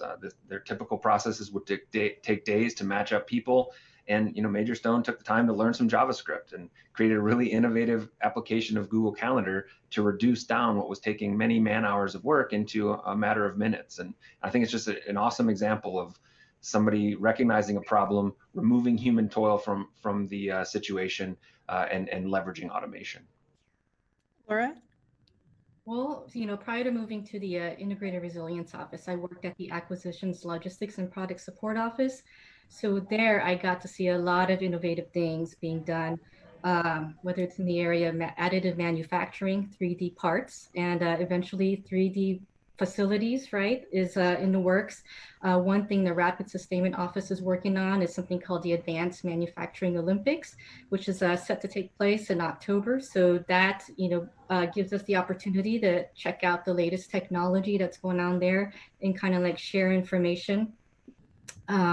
We have digital twins. So we're working currently with Wichita State University's National Institution of Aviation and Research, kind of virtually mapping the B-1B. And then, so there's those tangent things. And then I'd like to mention that we're also creating innovation hubs. Right now, the logistics community is very excited about something we call Tesseract. So that's an office set up for us to bring in ideas that would help us not only build the base of the future, but also form technology that can help us with our logistics under attack scenarios. And Matthew, from an industry perspective, what are you seeing that the Air Force is doing innovatively? Well, I can't speak specifically to the Air Force, but I can tell you about some things that are happening in the more general kind of software industry that I think are really exciting going forward. And the first of those is self-supervised learning. So with traditional machine learning, we essentially we have humans label all the data. So this picture's a cat, this picture's a dog, and so on and so forth for potentially millions of pieces of data. And with self-supervised learning, we use some built-in structural component of the data in order to train the lower layers of the network using that structural component. For example, we might remove a pixel from an image and then have the algorithm guess what color that pixel should be, or remove words from sentences and have the algorithm or model guess what the word should be. And then we use that to train the underlying layers of the deep neural network so that we can use transfer learning with a much smaller set of labeled data in order to train the higher levels of the network for a very specific task. And this is significantly more efficient and highly generalizable to a lot of different problems. So it's pretty big, and it's happening right now. So following on to that, how do you spot those opportunities for innovation, Matthew? So I believe there's three main components. There's essentially education, empowerment, and encouragement. And by education, we're essentially trying to educate everyone in the organization about the basics of innovation and technology. I mean, you can't expect someone to build a data-driven solution if they don't understand the basics of data science, or an AI solution if they don't understand machine learning, at least the basics. They don't have to be an expert, but they have to at least understand what's possible or realistic and economically viable. Second, you have to empower the individuals by to identify opportunities for innovation and propose solutions to those problems. And you do this by essentially giving everyone permission in the organization to observe their environment, identify problems, and propose solutions. And then we want to encourage or incentivize innovation by rewarding those that identify real-world problems and propose workable solutions. And over time, this essentially creates a feedback loop within the organization where we end up with a culture that where everyone feels comfortable enough to actively spot opportunities for innovation and then propose solutions to these problems. Sean, how do you create that culture? Yeah, and I think it starts at the top, right? I think leaders, senior leaders, have a big role in. You can't ordain innovation, right? You can't just thou shalt innovate. But what you can do is create an environment where innovation and collaboration will evolve organically. And I think that cultural message about willingness to take risk, a willingness to try new things, and really empowering people, removing human toil. So that your people have the time and energy to step away from a problem, think about it, and think about novel and creative ways to do things differently. So, Laura, as an airman innovator, how could you get other people behind your idea? Well, I brought some props with me. So one is I recommend that folks read this book. It's called Think Outside the Building. And in it, the author, Elizabeth Moss Cantor, basically says that you need to have a plan. You need a strategy, right? That's involves willing to take risk. It's building relationships. And then, of course, being able to communicate and tell your story well. Another thing I highly recommend folks doing. So I saw an article a couple days ago in War on the Rocks by Captain Garrett Custance. I think he works with AFWERX. And the title of the article is Commanders Need to Know Innovative Acquisitions. So basically, he argues that successful commanders are those who know how to navigate the bureaucracy. And if you go to business school, they call that the blue ocean strategy. So basically is instead of trying to compete or meet the bureaucracy head on, you circumvent and create new opportunities for you. And basically making them irrelevant. The other thing is, innovation, you have to be resilient and persistent. So oftentimes I go back to two quotes. The first is Teddy Roosevelt, who said, believe you can, and you're halfway there. And the other quote I kind of subscribe to is from the Stoic philosopher Seneca. And he says, difficulty strengthens the mind. So basically you need that mental moral strength to overcome difficulty and to be confident in your ideas and what you believe in.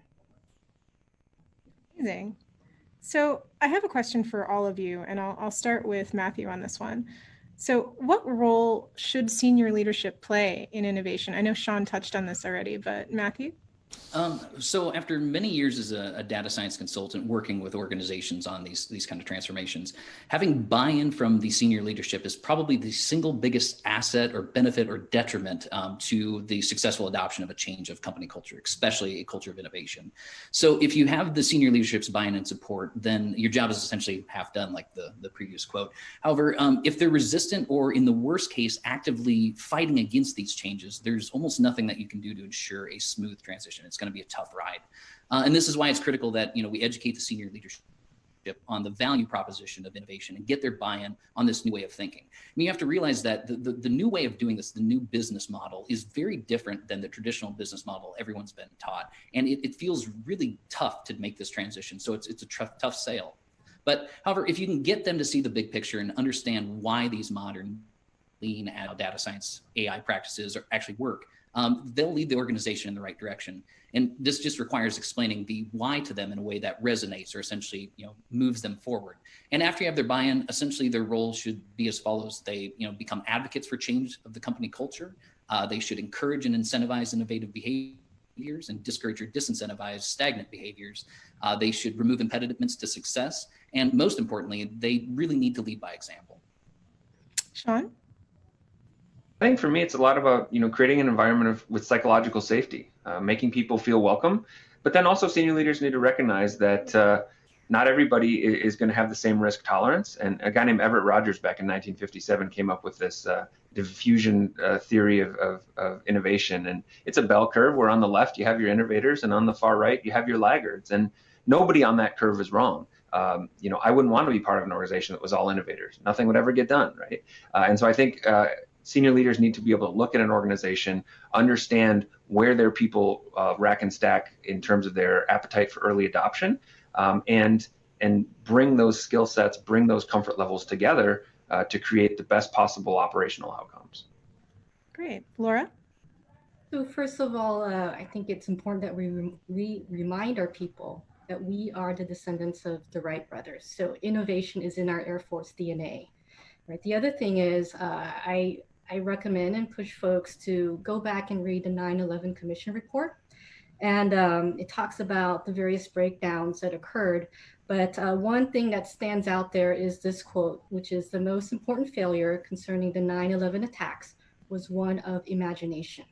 So we need to make sure we continue to build and create and innovate and not forget those lessons.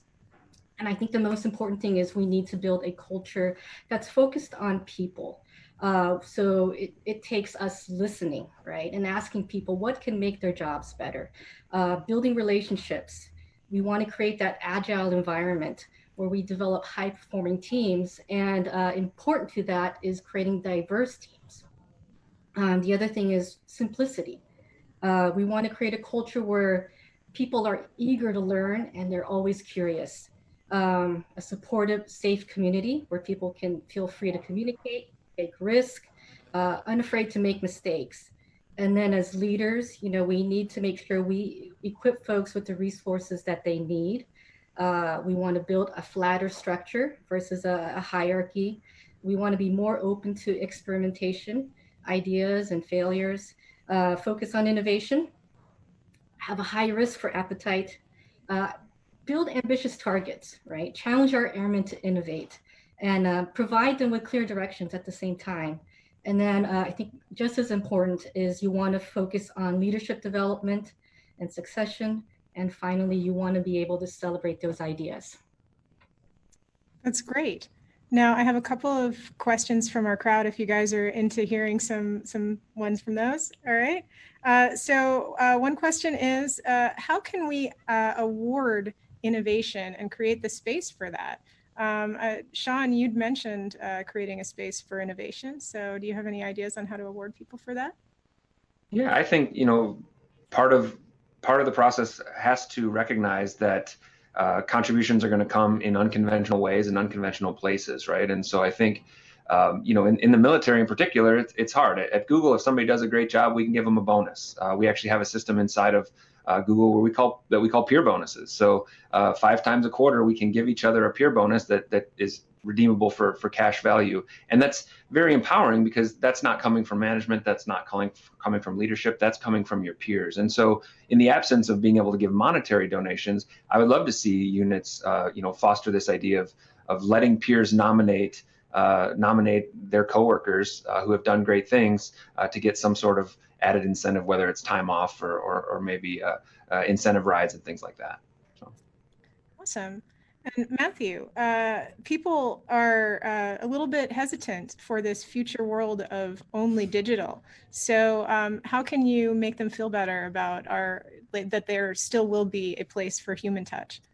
Well, I think the thing we have to recognize about technology is that it goes through curves as well. And we refer to the second half of the curve as the postmodern phase of the curve. So we start using a technology, we see where it works well, and then we go kind of overboard with the technology and we use it in places it probably shouldn't be used. So then there's a pushback societally where we see people, almost a backlash to using technologies in the ways that don't make sense. And then we, over time, essentially use the technology where it makes most sense and then have humans where they make most sense and come up with a balance between these two things. And we've seen this with just about every kind of technology over time, unless we haven't hit that peak yet, which I think we'll see that peak with things like social media and with AI and data science here before too long. We'll see what things work extremely well with computers, and we'll see what things work better with humans. Great. And Laura, our last question is for you. How do we know if something is disruptive or radical? That's a tough question, right? I like to say they're a little bit of both. Disruptive is, you're used to using, let's say, some type of technology one way all the time, right? And it's also, I'd say, like the iPhone. The original intent was to use it as a regular telephone, but now we're using it to get on the internet, right? The other thing is, how do we view technology and the resources it provides? It's kind of like, a shift there to where, for instance, the automobile, we're focused on performance of the vehicle. And now we're looking at how does it help the consumer or the person that's driving the vehicle, right? Great. Now, just as we're closing out, 30 seconds from each of you on how can people find you if they want to continue the conversation. Sean.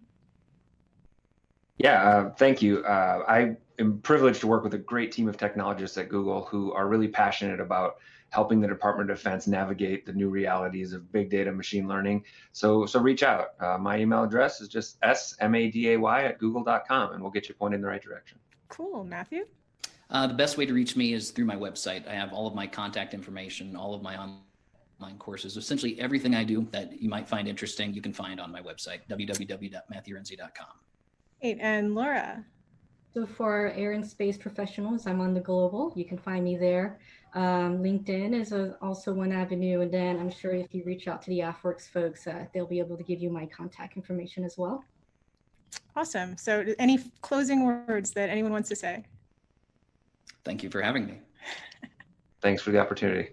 Yeah, thank you. And I just want to say it's an exciting time to be in the Air Force and have this great opportunity standing in the line from Hamilton to be in the room where it happened. So lucky to be here. Thanks so much. Thank you. So off we go back into the wild blue yonder. Yeah.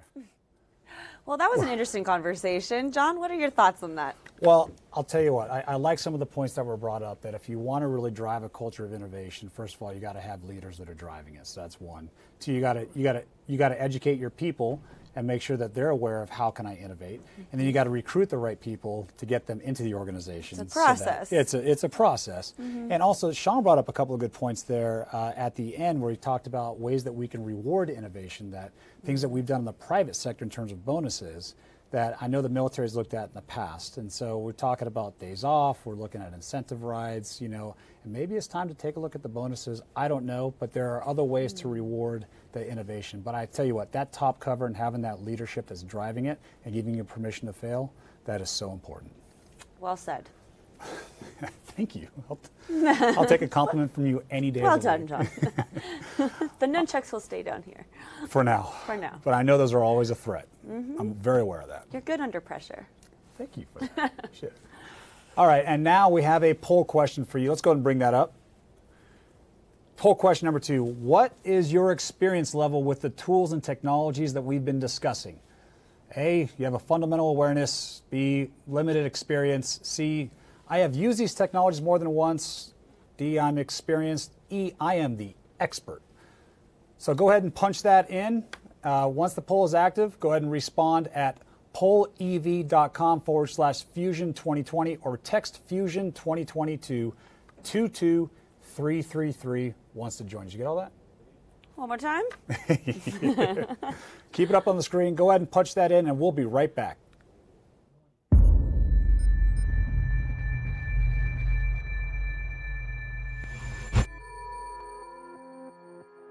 Imagine, just for a moment, the voice of an all-powerful being.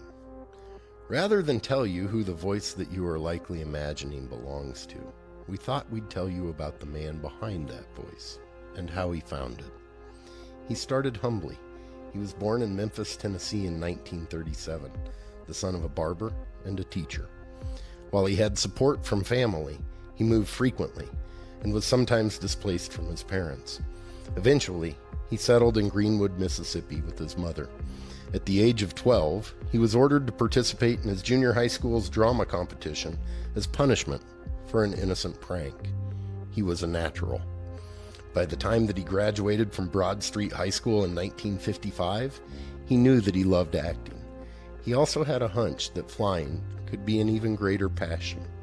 So, he turned down an acting scholarship to Jackson State University and joined the United States Air Force.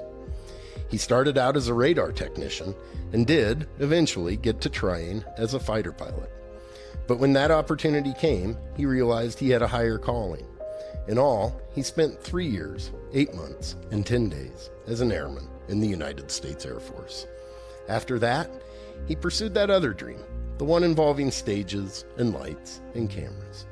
That dream took him to Hollywood, which leads us back to our original question. What does that all-powerful voice sound like? We're guessing that the voice you are imagining sounds something like this. Hi there. Would you please open the gate and let me in? Please let me in. That's former Airman First Class, Morgan Freeman, an award-winning actor and humanitarian. His initial hunch about loving flight, that also turned out to be true. At age 65, Freeman earned his pilot's license and still maintains a fleet of personal aircraft.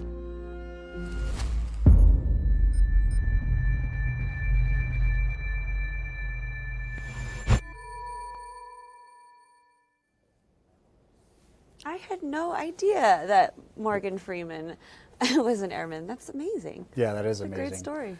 Yeah, and you saw there was a picture in there from Shawshank Redemption where he plays the role of Red, right? And Red is the guy that can get you things at Shawshank. And so, talk about innovation. Mr. Innovation. Mr. Innovation right there. Yep. Well, that's awesome. Great story there.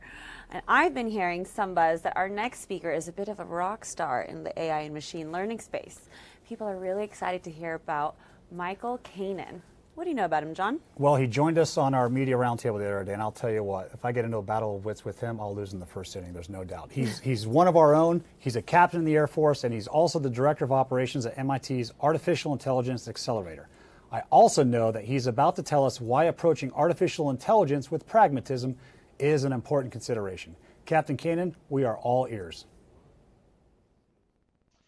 Hi, everyone. I hope you and loved ones are all healthy and hibernating safely during this time, and maybe you yourself are going to a few more of these events and hearing from different people with different backgrounds from different walks of life and on different topics than before. I do hope that part of this pandemic at least largely stays with us moving forward. Speaking of, thanks to AFWERX for holding these different conversations and helping to bring contemporary conversations up like this. Throughout these days, you've heard from terrific leaders I truly admire, speak about a sweeping number of topics, so much so you might find yourself thinking about the foundations of infrastructure to the crucial delivery of DevSecOps environments to the need for new acquisition strategies like stop using FAR Part 15 IDIQ and start using FAR Part 12, or how to build the workforce of the future. Yes, they're already here, like millennials, hashtag adults under 40, just unleash them. And you'll think about all those seemingly unrelated topics because all those aspects are important on this journey to each of our respective enterprises. For you can't just shortcut with a purchase to the end without every piece of this AI scenario. Let's call it like it is, that's new. Most importantly though, I think the underlying theme both here today, yesterday, in the past, and moving forward in the future for our workforce is that learning is a lifetime sport. And I'm talking about the whole continuum of learning, not just reading some online articles, which you should do, but I mean dedicated learning, like with books. For myself, they're books like Sagan's Cosmos or Hawking's Universe in a Nutshell, or being 10 years old reading Brian Greene's The Elegant Universe over and over again although string theory really didn't pan out.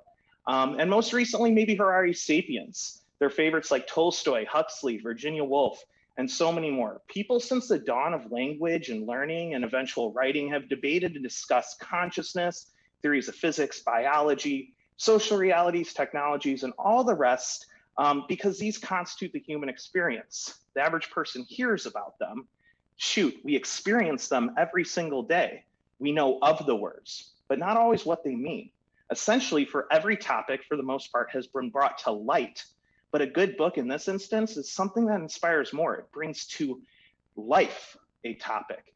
And in my mind, that's a distinction with a difference. So while I look back and I think of learning in any meaningful way, I think it's centered around a candid dialogue. Maybe that's with others, but maybe that's with yourself too. And that's the most important dialogue, the internal one. And for me, the concepts of consciousness, experience, social order, biology, technology, frankly, the human story is brought together in the story of AI. With that said, I'm going to use that lens, which is the ultimate end state of this journey we're going to converse about today, the end state of both a very human problem and a technology one, in which our enterprises would be well served to operate under. So I'd like to start with a quote. Einstein is often attributed with saying, you don't really understand something until you can explain it to your own grandmother. And I think that's true.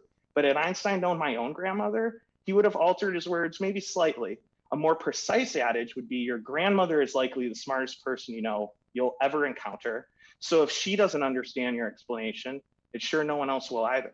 And that needs to be our guiding principle for our enterprises. So let's start at the crux of the matter. Most conversations about AI, whether in auditoriums, offices, coffee shops, or even on the line now, either begin or end with one or more of the following questions. What exactly is it? I bet that will come up. What aspects of our lives will be changed by it? Which of those changes will be beneficial? Which of them harmful? Where do the nations of the world stand in relation to one another, especially Russia and China, or your competitors in private business? And last, what can we do to ensure that AI is only used in legal, moral, and ethical ways? And although the answers to those questions merit long discussions and are totally open to differing opinions, they should at least be factually accurate and manageable. The topic shouldn't be difficult to discuss or debate, not conversationally or even at the policy making or political levels. Unfortunately, they generally are.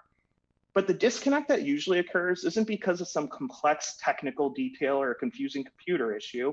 It's usually and simply because of the same old obstacles that too often stand in the way of many other conversations, regardless of the topic. And when it matters most, we too frequently speak below, above, around, maybe past one another, especially when we don't have an equal amount of information, shared base of knowledge, or a common set of experiences. That word's going to be important later. Now, the best way to start is to first address the most common misperception of all, the ones we tend to bring into the tech conversation. The first of these is the assumption that AI is unavoidably destined sooner or later to develop its own consciousness and its own autonomous evil intent. Notice AI does not equal automation there. For that idea, we can thank science fiction and the entertainment industry. Make no mistake, I'm a fan. Without any doubt, the sci-fi genre has given us fine works of imagination, insight, and art. Many of those writers and filmmakers are extremely knowledgeable about technology and conscientiously concerned about our future, and we're better off for their work. But when it comes to their portrayals of AI, for instance, our most popular authors and screenwriters have too often generated an array of fears by focusing our attention on distant dystopian possibilities rather than the present day realities. That's it. Our workforces are thinking of robots. We must ask ourselves then, how do we get them to see the world through the lens of AI, technology in general, and not in the context of it's a jobs taker, which is basically equivalent to Terminator. So we have to peel this onion back just a little bit. Start at 2 points, or what we'll deem as premises. When we're trying to understand AI to the point in which we can help cultivate trust from an almost instinctual distrust. The first of our premises, or perhaps tenets, to build trust within our sphere of control is the terms AI, automation, DevSecOps, literally most tech terms are so overused, misunderstood, and broad to the point they're meaningless. So how do we address that? The second is recognizing the fact that there's not yet a shared or prevailing and clear and convincing notion of trust. To say the least, we have an uphill battle. If you don't address both of these issues, you will not have a workforce ready to experiment and, harder yet, willing to adopt the things we'll discuss today in everyday business. Adoption is the first step towards this esoteric topic of trust. So what are things we trust? It's an interesting topic. I highly doubt there's anyone watching this right now that knows everything about everything we trust every day, like cars. Certainly we have mechanics who can build a car from the ground up, but does that make them great drivers? Or vice versa? There are plenty of great drivers that couldn't build a car, or if they could, they can't code the software in our cars today. Or why do I believe I'll even wake up tomorrow morning? I certainly believe and trust that, but in reality, there's no reason to. Or gravity. Sure, it affects us at an acceleration of 9.8 meters per second squared, but not everyone can unpack Newtonian classical mechanics, and fewer can converse about our quantum reality or, Everett's many worlds interpretation. Or my favorite, how about all of us who are in quarantine right now using our kitchen appliances more than ever? Could you build an oven? What about a microwave? Or the Instapot in my kitchen right now, which I love and I'm also totally afraid of when I hit the Steam release button. Simply put, we trust a lot of things we can't necessarily explain every aspect of. So it begs the question, why do we trust these things? Why do we even trust cars? We trust cars because we use them. We know when something is wrong most of the time. We have established lanes in the road, of course, pun intended. We know how they can be used for bad. We know how they can be used for good. We experience them. And that's where most organizations are failing, not diving in. Our goals need to be centered on pragmatism. How do we start that experience easily is the question. Here's the problem. There's too much techno-solutionism going on. Most AI projects begin and end in the same moment in the same misrepresentative boardroom they started. It's generally started with some executive who looks like everyone else in the room saying, hey, we need to do this AI thing. We don't know why, but I bet AI will make us better at X, whether it's finance, logistics, operations, or at the local clinic. And it's just that, a dream. And dreams without goals are just dreams. So let's get to some of the principles our enterprises should use to promote these concepts into existence. First, what seems like the tactical choices of today, the minutia, like what software choices to make or what programs you buy or the tools you pick, are really the strategic decisions of tomorrow. For example, let's say you're operating on Python 3.5. Well, you'll never be able to onboard the machine learning applications of today because your obsolete language package can't even implement the solutions that the workforce of the future are learning right now, or the leading commercial providers could give you. So it's about making sure the barriers to entry are at their lowest for our internal workforce and external providers. The second, data fuels the development of technologies like AI, and it requires a vast and diverse amount of representative data, whether that's from an authoritative source or generated through digitizing daily workflows. In order to train for continuous delivery, you should be principled on consistently generating training quality data for algorithmic development. For any of this to influence your operations, it should be provided and archived in near real time. This activity, however, is really only valuable if we trust how the data was obtained, generated, and trained. You should set policies and standards for this type of data. You should try to model, digitize, and instrument that everyday business workflow and the hacks we use in our lives. The third is don't make this too hard. Don't search for unique solutions or overpay, because the research and development and commercial world has held a belief that it is a due right to publicly develop AI and like technologies, which is correct for the most part. So it's likely your solution to your problem already exists on some GitHub repo out there as we speak, even for the most hairy or seemingly high-end problems the DoD faces. You just need to bring the people to bear on that, and that's where things matter. Our greatest asset, people. We should be developing people and employing a skilled, educated, and solution-oriented workforce in this space. And why? Here's the reality. This year, we'll have 50,000 people with STEM-like degrees for 500,000 open jobs. But we live in a world where the barriers to education have never been lower. I don't care if you have a college degree. Have you done it? Can you do it? How do we as an Air Force help drive down the gap is what matters most? Because in only a few short years, there will be 1 million, insert Dr. Evil here, open jobs in this space. We need to reimagine what education looks like. And lastly, AI and its ethical, moral, and legal use is of concern to our nation and the federal government. It affects us all. And why is that? It's because of bias. Machine learning applications are designed to analyze data and formulate predictions without any overall guidance from us. That doesn't mean, however, that machine learning is safe from the effects of influence in human biases. It's not. Just because an algorithm's analysis is based on only on the data doesn't mean its output will be neutral or objectively fair. It's a reality that human biases are reflected in data. And when they are, it stands to reason that any analyses, strategies, or prediction based on that data will be biased as well. And worse, if decisions are made or actions are taken based on bias analysis, then the underlying biases will of course perpetuate, possibly ingrain many of the historical and cultural inequities even deeper into our lives. And this matters more than ever. And it's a liability, I know, but a good liability. It's what makes us different than countries like China and Russia who don't care, and one we should all pay close attention to. So one last thing, what does it all mean? That's a monumental question, but these are monumental times. The full implications of effect of AI and these technologies remain to be seen in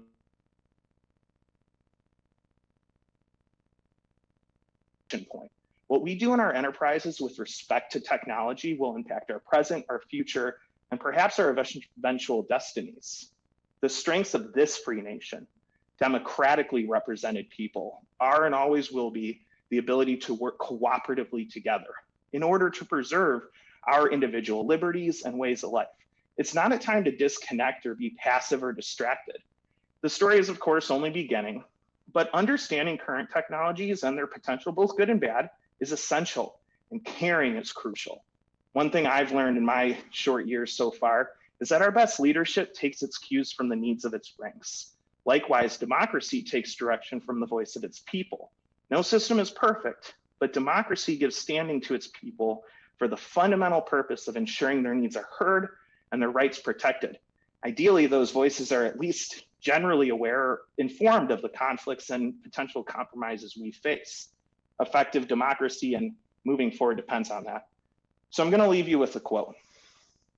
Our focus now must be to openly address the current realities of AI so we can assure to the best of our abilities that it is only implemented in ways consistent with our fundamental beliefs and only for purposes consistent with democratic dignities, liberties, and laws.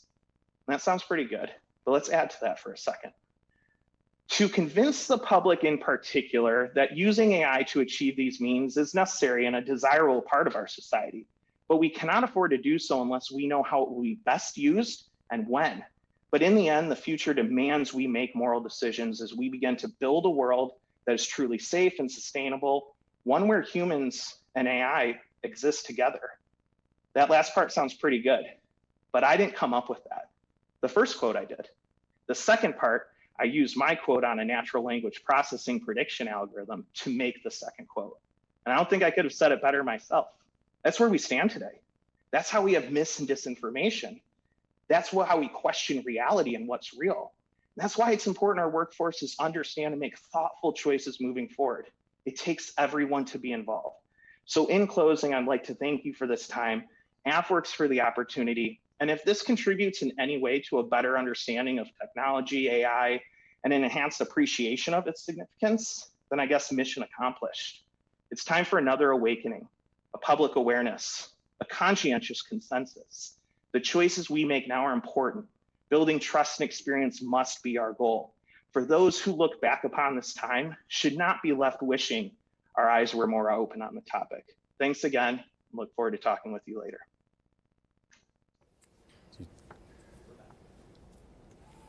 Some wonderful points he made there. Yeah, like Captain Cannon, he is just the creme de la creme. I mean, we're so lucky to have him on board. We are.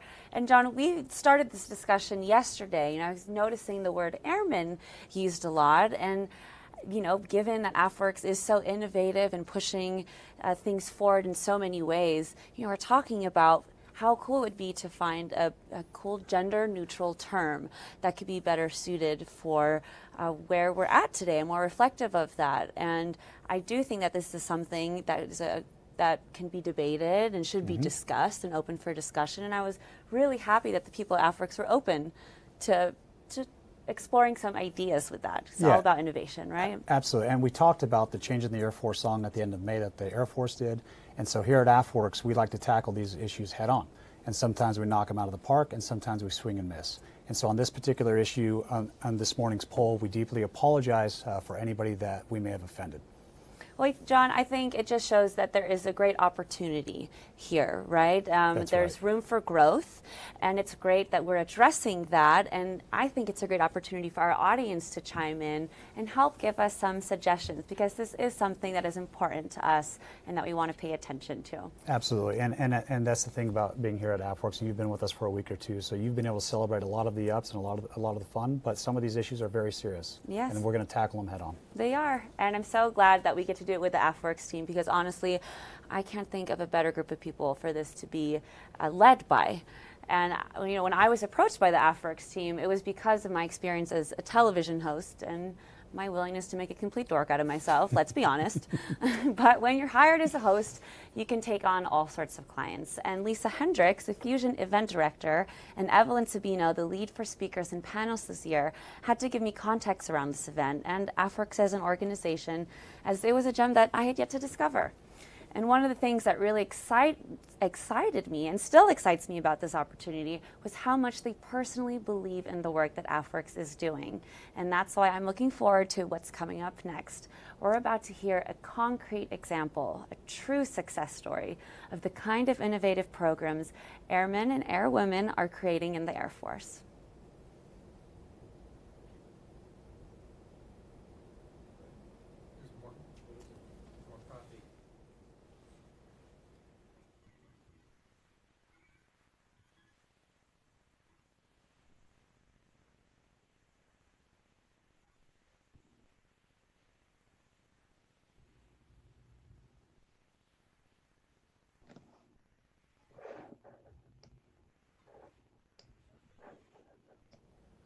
And now from our family. Thanks so much. I'm looking forward to this transition as we start to look at, as you mentioned, some of the very specific examples of innovation that happening across our Air Force. Looking specifically at an example brought to us here by our own innovator, Ralphie Short. Ralphie is recently transitioned over to his down at Maxwell Air Force Base in the Blue Horizons program. He recently left the 3rd Operations Group at Joint Base Elmendorf in Alaska and so we were joined this morning by his former commander, Colonel Matthew Pipper Bradley. And we're going to talk about a little case study here in innovation, an example of where with just a few good ideas and a whole lot of energy, Ralphie brought forward from the commercial sector, from our very innovative companies that we have in America, a new capability to make life easier, to empower our Air Force in order to do mission planning more effectively. So Ralphie and Pipper, thanks for joining us here for AFWERX. Thanks for the great work that you've done in enabling innovation across our Air Force. And I'd like to begin with you, Ralphie. Tell us just a little bit about the story. What is Willow? How did this idea spark in this innovative culture that has been created across our Air Force? Yeah, thanks, sir. Well, Widow is a mission planning software that digitizes the mission planning process. It's a process that hasn't really been addressed since the beginning. We've changed from chalkboards in the 40s to whiteboards and laminated maps recently, but we haven't really moved into that next phase of innovation on the process to digitize and kind of get into that cloud environment. So the idea is quite honestly not a new idea. It's been talked about for years. I think it's was just great that we finally had an outlet through AFWERX and the SBIR process to find a company that could provide a solution in a time frame that would be amenable to operators instead of years long waiting for things to kind of pan out on a big contract. So tell us about the story. How did you find that contractor, and what was it that brought that idea that there's somebody who could provide a solution? Yeah, so back in May of 2019, finally had it with being an MPC chief and a mission commander at Northern Edge up at JBear and doing everything the old school way. And so I started Googling, AFWERX and idea scale and how I could start generating an idea. So I did the old school way of, just typed out the idea on idea scale and emailed all my bros to say, hey guys, go upvote this thing. And then in between that and August of 2019, eventually got a little bit of steam, got plugged in with Tony Perez at AFWERX, and went to the Spark Collider in August of 2019 in Austin, which was the first ever Spark Collider for AFWERX. And that venue essentially provided 100 small businesses an opportunity to hear about problems directly from the user in the DoD community. And then I had about 13 companies that were interested in to help solving this antiquated mission planning problem. So I spent about 2.5 months going through those companies and got it down to 2, and then finally landed on BrainGoo, which is a small business technology lab in order to build Widow. So when we think about this from an innovation perspective, right? Look at definitions of innovation. It's creative to come up with an idea, but innovation really is this idea of implementation, of turning an idea into reality. Can you tell us a little bit as you started to turn that idea into reality? So you went from this airman concept eventually to a technology that was out there with BrainGoo. Tell us about that next step, that step of actually making this all become reality now. Yeah, so I think the first step of that is actually having leadership that buys into this innovation culture that we're trying to to bring to bear within the Air Force and really do it, and not just talk about innovation as a buzzword. And luckily, even though I was the chief of wing weapons and tactics up at Elmendorf, with a busy enough job, I had Colonel Bradley and Colonel Davis and Colonel Surface there with leadership that actually believed in innovation and gave me an incredible amount of responsibility with some money and a lot of rope, and just kind of let me run with it. But the biggest piece of that was just having the top cover as well. So whenever I ran into roadblocks, I could call any of them direct, and they would either move them out of the way or help me figure out a way around it. So when we talk about innovation, a lot of times, right, we have the antagonist that's out there, the frozen middle layer. And Pipper, you are the frozen middle layer.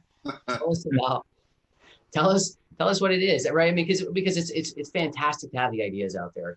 It's really cool to go find these innovative companies, but sometimes it's not enough. You have to have that enabler in the middle there. Tell us a little bit about this journey from your perspective and kind of the motivation to not be that frozen middle layer, but actually to be an enabler. Right. I think it stems from, I've been in for 23 years, and we all watch that really smart person who shows up to the AOR, and you get the ATO every day and you can't read it, and your mission planning time is 0, and you're trying to create lineup cards, and they get on Excel or some other database and they create a great idea that lives for that time that person's in the AOR, and then they redeploy and it dies. And I've watched this happen over and over again. I commanded the West Sub Squadron down at Tyndall. We had a database created by a former member of the squadron that we used to track everything for the year, over 330 missiles shot every year, and participants. And then that product starts to die. And so I've watched this happen over and over and over again. And just recently on the Joint Staff, an innovative project that kind of fizzled out because we couldn't get funding, or we couldn't get the backing of the right people. So I think I had enough of that, and watched what Ralphie had done and had seen the importance of it, and thought, okay, we're going to take this on. And Ralphie already alluded to Colonel Davis, the wing commander who had the squadron innovation funds. And those funds, General Goldfein had handed out and said, be innovative, which is really awesome. And then it's up to the commanders to decide, are you going to give it to little small projects? You know, we're working on how we help our pilots when they eject in the wintertime and it's minus 50 degrees, trying to innovate some cold weather gear to help them survive. But that's in the lower end of money versus going after something like this, where you go, I have to believe in it enough to then go advocate for it.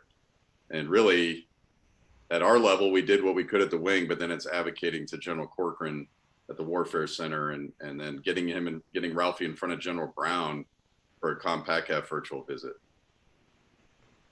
Yeah, so I think that piece of it, and that comes, I think, too, by having some of the persistence. Ralphie, what is it, you know, from your perspective? If you had a lot going on, you know, the weapons patch, not somebody who's just sitting around looking for things to do. What was it that really drove you to keep pushing on this to the point of of going to the 4-star and saying, let's make this happen? Yeah, it's a great question. So I think for me, the idea was kind of born out of the frustration of just doing things of the same way we've always done it, and knowing that there's a better way to do it just on the other side of the fence. So really the reason I kept going forward, I just wanted to make it better for, you know, the rest of the folks, you know, upcoming mission commanders and mission planning cell chiefs, so they don't have to go through the same frustrations that, you know, everybody on this call has for years coming up in the flying world and really just operations overall. But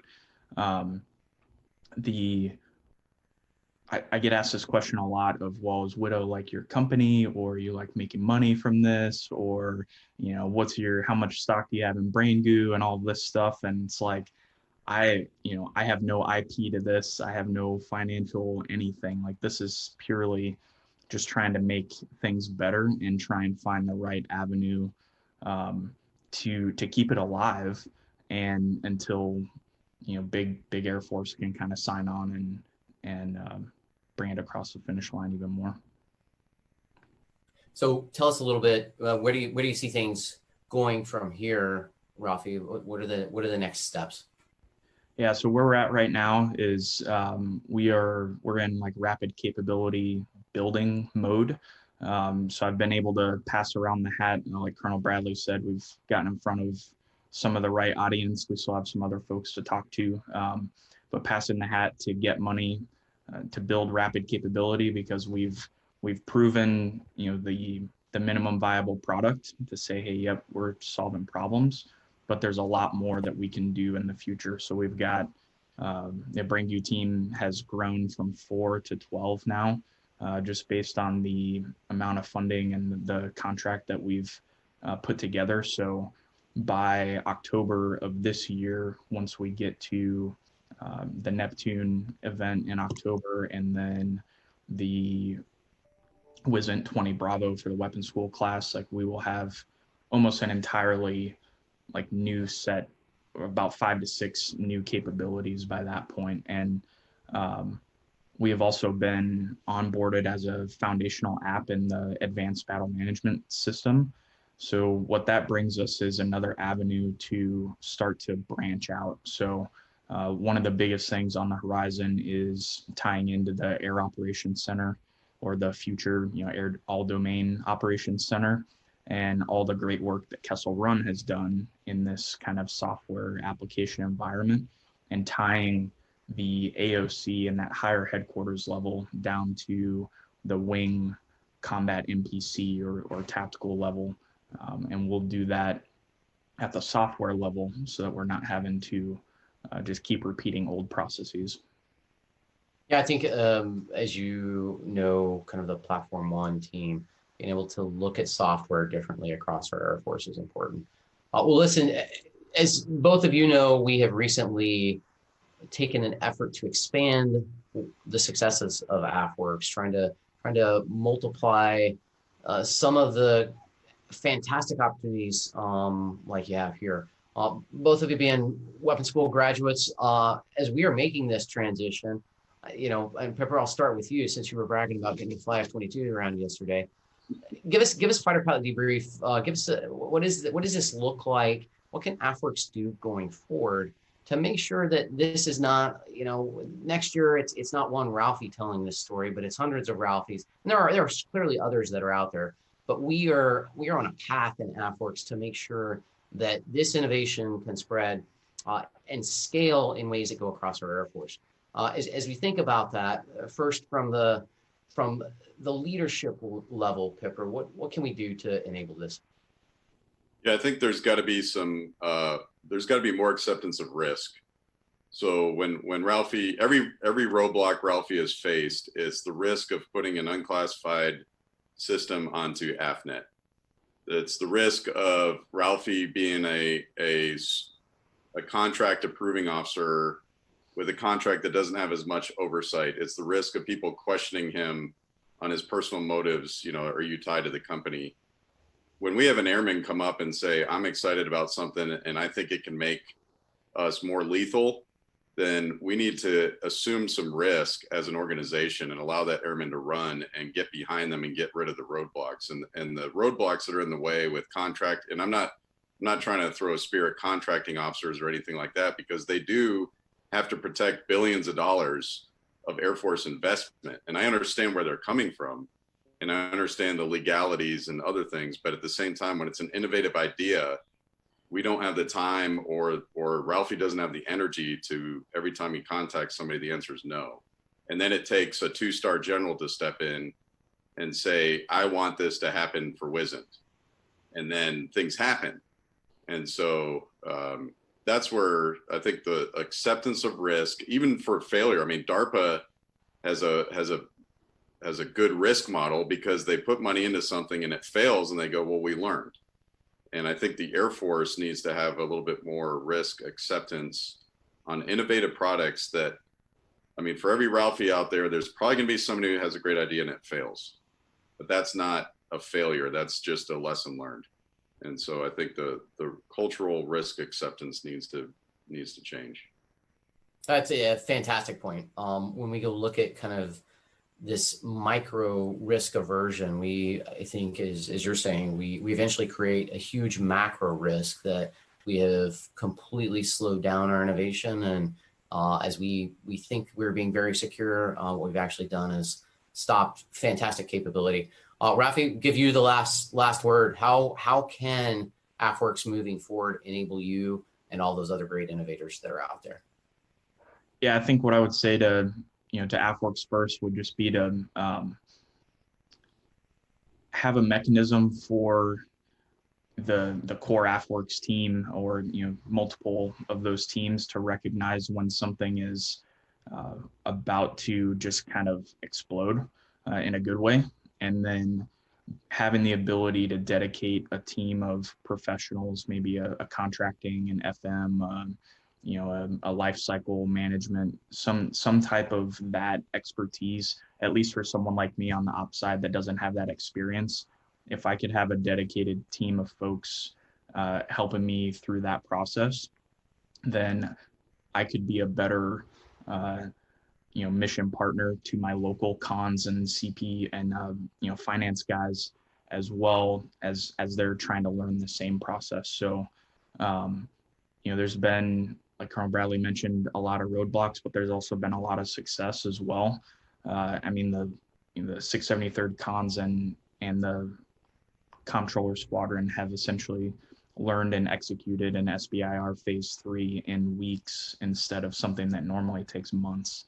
And speaking of putting things into play in weeks, when we got the call from Nellis to say, hey, can you make this live for WISNT due to COVID because there's no geographically separated units going to Nellis, the BrainGoo team was able to build this in 4.5 weeks, get it onto AFNet on DoD Platform 1 and accessible to anybody on AFNet. And that was directly related, and much thanks to DoD Platform 1 and the CSO Nick Shalane on making that happen, because it would not have happened without them making that possible. And also the Tron team in Hawaii, who's they have built the puckboard application, which I'm sure folks are going to start hearing about pretty soon as well. Absolutely critical to making these things happen. And I think that, it just proves, like we always talk about, teams are really what get things done. And, I didn't do a whole lot as an individual in this process. I was just the persistent, sometimes annoying major on trying to get things done. And it was really the building the team and having great teamwork throughout the last year, which really made it happen. Well, gentlemen, thanks so much for joining us today. Thanks for waging war on this innovation battlefield. And we here at AFWERX certainly hope that we can, again, multiply these stories and continue to help that innovation, bring that capability to bear in our Air Force. Thanks so much. Take care. Thanks, Vito. Wow, that was great. Colonel Bradley, Colonel Diller, and Ralphie, that was just an incredible panel. Great discussion. Yeah, and if you look how far mission planning has come in the last 20 years, we actually used to plot things on two-dimensional maps before we'd actually go into the AOR.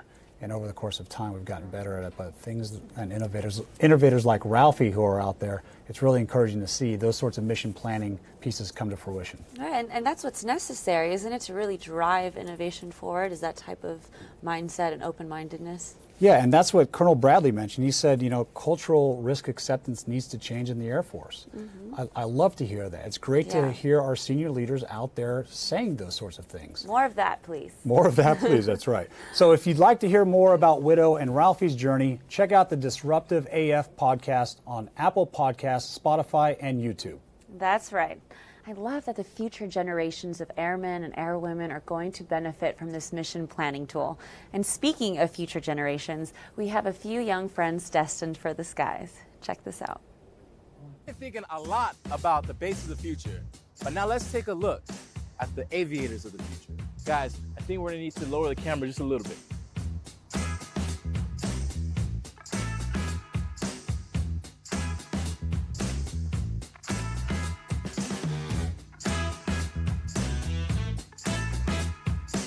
My father taught me how to fly. I grew up in Japan, and growing up with the Aero Club eventually just got me into flying. So he had me solo on my 16th birthday, and I just continued flying from then. We've always flown. So be it our own airplanes, his training planes, his work planes. That's the daily life. We hang out at our hangar when we're not at home, and the girls have been flying in that ever since they were 3 months old.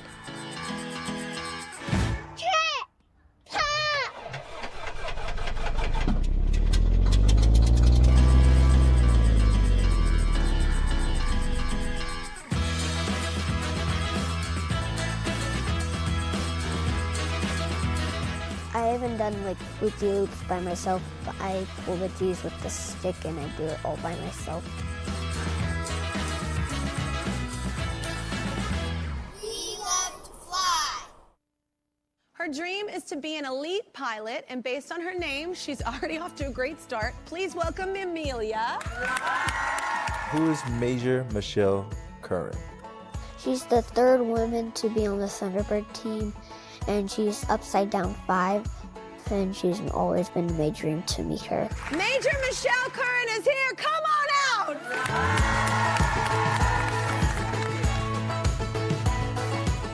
I think for them to not have the limits is really rewarding. For them to think that they can do anything is really amazing to me. And to not let them think that I'm a girl, I can't do this. I'm a kid, I can't do this. No, you can do anything you want. And the aviation community is like a family. They treat each other with kindness, respect, and they're always willing to help. Just keep going until you reach your goal and never stop. They're so adorable. That's pretty special. I love that. I'm so fired up, motivated about this next generation, right? Yeah, Isn't that me great too. to see? Yeah. That was great. Now lots of people in the Department of Defense call up AFWERX regularly and ask how they can do what we have done over here. So we thought we'd help them out a bit by distilling our knowledge into a little book we're calling Empowering Next Generation Innovation. Here to tell you about it, AFWERX's very own Brian B. Mao with some help from our friend Hercules. Oh my gosh, AFWERX ebook empowerment. This is where it gets good to incredible to super incredible. 3 levels up. You're not going to believe this. You keep going. I'll translate for you, B. Marino. Hello there. We hope you are enjoying the Fusion experience. Hey, it's no problem. You don't even have to stand by. You can sit by. This is going to be comfortable, fun, and enjoyable. Get ready for a great ride. Have you ever wondered why some innovation efforts succeed while others fail? Oh, that's completely obvious. You have to understand that the tough get tougher, the strong get stronger, the good rises to the top, like cream that's kind of rotted and it goes to the top. You know what I'm talking about? But that's why I'm translating for you, because you don't understand what I'm talking about. If so, then journey with us and our AFWERX book, and together we will uncover many answers to the question, how does innovation survive and thrive? You're going to love it. Survive and thrive is what he says, but I say tune in, be filled with amazement, because that's what we have right now here at Fusion. Amazement. Fusion, amazement. It all comes together. See what I mean? Within our book, we tried to offer some useful views on our innovation culture, structure, and processes, which have produced results across diverse focus areas. This is going to be incredible, people. I want you to measure the impact of this book in kilowatt hours, Newton joules, all the different things that can come together to let you know this is big. Put it on your scale, scale broken. If you read the book, you will not have to take the same wild ride that we did with our learning curves in order to benefit from our startup years experiences. So there are a lot of books out there, Tolstoy. No, but really, I'm skipping laughing because that's nothing as compared to what we have right now. This book is something you're going to want to open and read and be amazed by. Let me tell you what, this book is the height of innovation. It brings it right to you. I believe that's what the old Maorino's wanting to talk about. From Sun Tzu to Silicon Valley, from Herodotus to Hap Arnold, we have applied profound lessons from Socrates, Plato, Aristotle, Confucius, Cicero, Adam Smith, and Alexis de Tocqueville. Forget all that other stuff out there, ladies and gentlemen. You can get onto the AFWERX train. Woo woo! We're going 120 miles an hour right in the fast lane of success. We even offer about 100 sayings in bold font to give you a skimming option, including our bumper sticker of think big, start small, fail cheap, learn fast, and win big at scale. It may be a jungle out there, but don't you worry. AFWERX is going to help you navigate that jungle. Snake, swampy thing, snake, swampy thing, navigating right through. That's what we do for you at AFWERX. We think that you might find our lessons learned useful. Whoa! Listen up, folks. Class is in session, but don't you worry. AFWERX was not built on fortune cookie sayings. It was built on the real deal stuff that you're hearing and seeing here right now. Thank you for helping us build a bridge to the future, and we hope that you enjoy the rest of the Fusion experience. Bing, bang, boom, bomb. Got it, B. Marino. Thanks a lot. Thanks, Mau Mau. Bapa Mau Mau. Lots of big words, but that's okay. We translated it, B. Marino. Man, I'm feeling all sorts of things after watching that video. Me too. I didn't know he sat on his desk. Wow. We gotta get that cleaned. Yeah.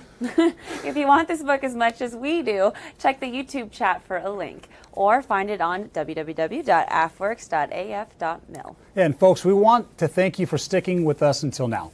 We see the YouTube chat is going and we love all the energy you're bringing. Make no mistake, we want to hear from you. We've got some networking and interactive workshops coming up, and we invite you to have dialogue with us. Krista, what do we have in store for them later today? We've got something for everyone, John. Our audience can either meet face-to-face in one of our various networking sessions or visit some of our interactive workshop opportunities. Networking runs the full hour, and the workshops run 40 minutes to leave time to join the networking sessions and meet with some new folks. Our AFWERX workshops include AF Ventures for Government, Leveraging Airmen for Operational Technology, What Companies Get Wrong About Making Innovation Happen, and what the Air Force can learn from them, Startup Ecosystem Outreach for Government, and Basics of Culture, Science to Drive Change. To navigate these options, go to afwerxfusion.com, and the links are right below the live stream. And then remember to join us back here at 2:30 p.m. Eastern Time for some more programming that you will not want to miss, including Google's Joshua Marcuse and Drone Racing League CEO Nicholas Horbachevsky. That's right. Stay tuned for John, Krista! What in the world? They say necessity is the mother of all invention. Who's the father? This book. Thanks so much for having me on the live set. I love joining you today because I have to say something to you, America and the world on the internet. Why just be a flashlight when you could be a chandelier in the Taj Mahal? They even have chandeliers in the Taj Mahal? They will after this book. Get out your cash, your credit cards, your PayPal. You're going to want to get this book into your hands. Isn't this book for free? Well, that's what's going to make PayPal your best friend ever, because this book is for free. Get it now. Get it into your hands. You're going to want to learn everything this book has to offer. Go out and get it now. Simulated fireworks, my friends. Boom, boom. Get me too. Show me some hands. Yeah! This book is going to make you so excited. Think of the biggest superlative word you've ever used in your life. Double it. That's this book. Go get it now because it's going to make your life even better. Brian Mal, thanks so much for your help on this. AFWERX, thank you. And by the way, this set is pretty nice. I think I can stay here and do this all day. Why? Because I have a copy of this book in my hands. Put down your phone, get into your virtual IMAX theater because that's very clean, and watch this ad. Bigger is better, and that's where this book comes in. Enjoy it now. You're going to love it. AFWERXfusion.com. Thanks for letting me stay on this set. I love it. I can stay here forever. What do you think about it, guys? Fireworks time. Time to go to showcase. Oh. Million frequent flyer miles, so I've been in over 100 countries. So I've got a little combat education here. What's important is when we look at what are the most innovative companies, this comes from Fast Company, there's a real problem with this. So every year since Fast Company has done this, I've been keeping track of how many of these companies are still in existence. And about a third of them either go under or they're acquired by someone else and eliminated. So why do I say that? Because I'm not going to talk about those kind of companies. I'm going to talk about these kind of companies, big companies. Companies that are able to do three things. Number one, they're able to actually harness or harvest exploration, which comes from big research institutions like the one that I teach at, the second largest research institution in the United States. Then there's usually a part about maturation where we make sure that that molecule becomes a basic agent, a basic buffering agent, and that comes from tech transfer, from institutes. And finally, they become applications, things that startups do, things that we see at the very end of the process. But what I want to look at are organizations that are able to do all three things. So they're not lightweights. Now, why is this important? Because for the first time, sorry, keeps there. There we go. There we go. For the first time in modern history, we are looking at a peer adversary that does these three things very, very well. And we can have in the discussion what's actually happened with large-scale technology and what's happening in the world of large-scale technology against the Chinese. So let's take a look at what companies get wrong. And I'm going to give you my top 10 list. I'm going to kind of breeze through it to make sure that we've got time to take questions. So put your questions in the chat room. First of all, confusing technology with innovation. I know everyone is in love with Tesla and the autonomous vehicle, which incidentally, the first autonomous vehicle site was here in Ann Arbor. Wonderful stuff. They sold 365,000 cars last year, which means of the world automobile market, of passenger cars, they sold 1%. Now, what's interesting is that when we look at this technology and we look at what percentage, what's happening with passenger cars have had a negative 5% growth rate year over year for the past 5 years. Given COVID and what people are doing at home, what they're figuring out is even in the best of time, your car spends 23 hours and 13 minutes a day parked. So we don't drive our cars very much. During that same period of time, the last 5 years, ride sharing worldwide has gone up 15%. Now, I want you to think about what happens after COVID. When people are in a recession, are they going to buy more cars or less cars? Going to buy less cars? Are they going to want to be in cars with people who have a problem or not have a problem? Well, they'd prefer to be in cars with people who don't have a problem. But what's likely to happen under any scenario is that the car ownership market is going to go down. The big innovation wasn't autonomous vehicles. It was social. It was people getting in the car with a stranger, moving from cars to transportation. So what's happened is We're looking the wrong way. And this happens also in very, very large scale things. Think about for the last time the United States was attacked, it wasn't attacked with a Sidewinder missile. It was attacked with our own commercial aircraft. And if you remember the 9/11 report, the executive summary in the first paragraph, 9/11 was caused by a failure of imagination, a failure to understand that innovation is more than technology. So what do we need to think about? Does your organization confuse technology with innovation? I'm trained as a technologist. I have a PhD in the area, right? Look beyond technology to other types of innovation, platform solutions, customer experience, process innovation, supply chain. And boy, aren't we seeing that with COVID, so on and so forth. Second one, Coca-Cola Zero, believing you can see the future. I got called in the 90s to look at a failed project at Coca-Cola called C2. It was amazing. If you want to know where the aluminum bottle came from, it came from a joint venture with Coca-Cola and Alcoa. It didn't come from AB InBev. It came from the soda pop people. If you want to know where Truvia came from, or the new type of sweetener, it came from Coca-Cola in a joint venture with Cargill. They developed this little bitty can and this really cute way of marketing everything, and nobody bought it. They did incredible marketing opinion research, one of the best in the world.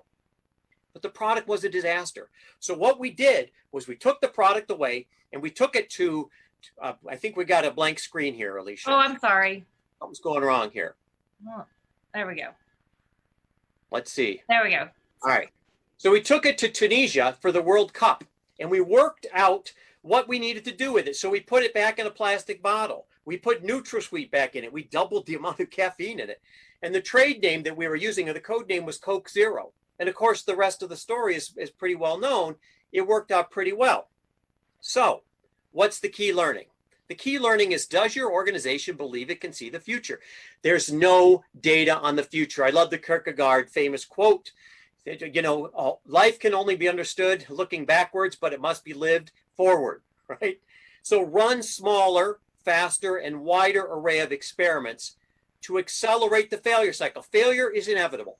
All learning is developmental. If you don't believe that, take out a piece of paper and draw a picture of your spouse, and everybody on this web chat can tell you at what age you stopped learning to draw. Speak a foreign language, play an instrument. It doesn't matter whether you're 8 or 80. You're not going to be good when you try something new. You've got to move through the failure cycle.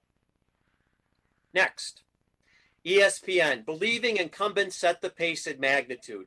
When the Disney deal for ESPN was signed, the natural assumption was what was going to happen. Whoever was the cable operator who had the most product on the was going to actually control what happened in the marketplace. But what happened was very different. And that was during the time in which they did this, something very interesting happened, which is people didn't want to buy complete packages. So the market began to disaggregate. And it wasn't the big players that started setting the pace. It was the exact opposite. It was niche players, players that no one had ever heard of, players that were almost bankrupt, like Netflix. It's easy to remember Netflix now, but I want you to go back to the late 90s and remember Netflix and what was happening in these organizations. So the cord cutters, the people who cannot compete on scope or scale, are inevitably going to be more radical innovators, because innovation to them isn't their best friend, it's their only friend. Next slide. So is your organization, do they believe that incumbents are going to set the pace? Do you believe that the biggest air force in the world, that the biggest fighting force in the world is actually going to set the terms of engagement? The biggest innovations come from the smallest players because they can't compete on scope or scale. Change your line of sight. You're looking the wrong direction. We're going to show this at the very end on how something very contemporary is getting solved because the big guys completely missed the line of sight. Next slide. Innovating from the inside out. Something interesting happened up the road from me here. In the early 1970s, we had an oil embargo.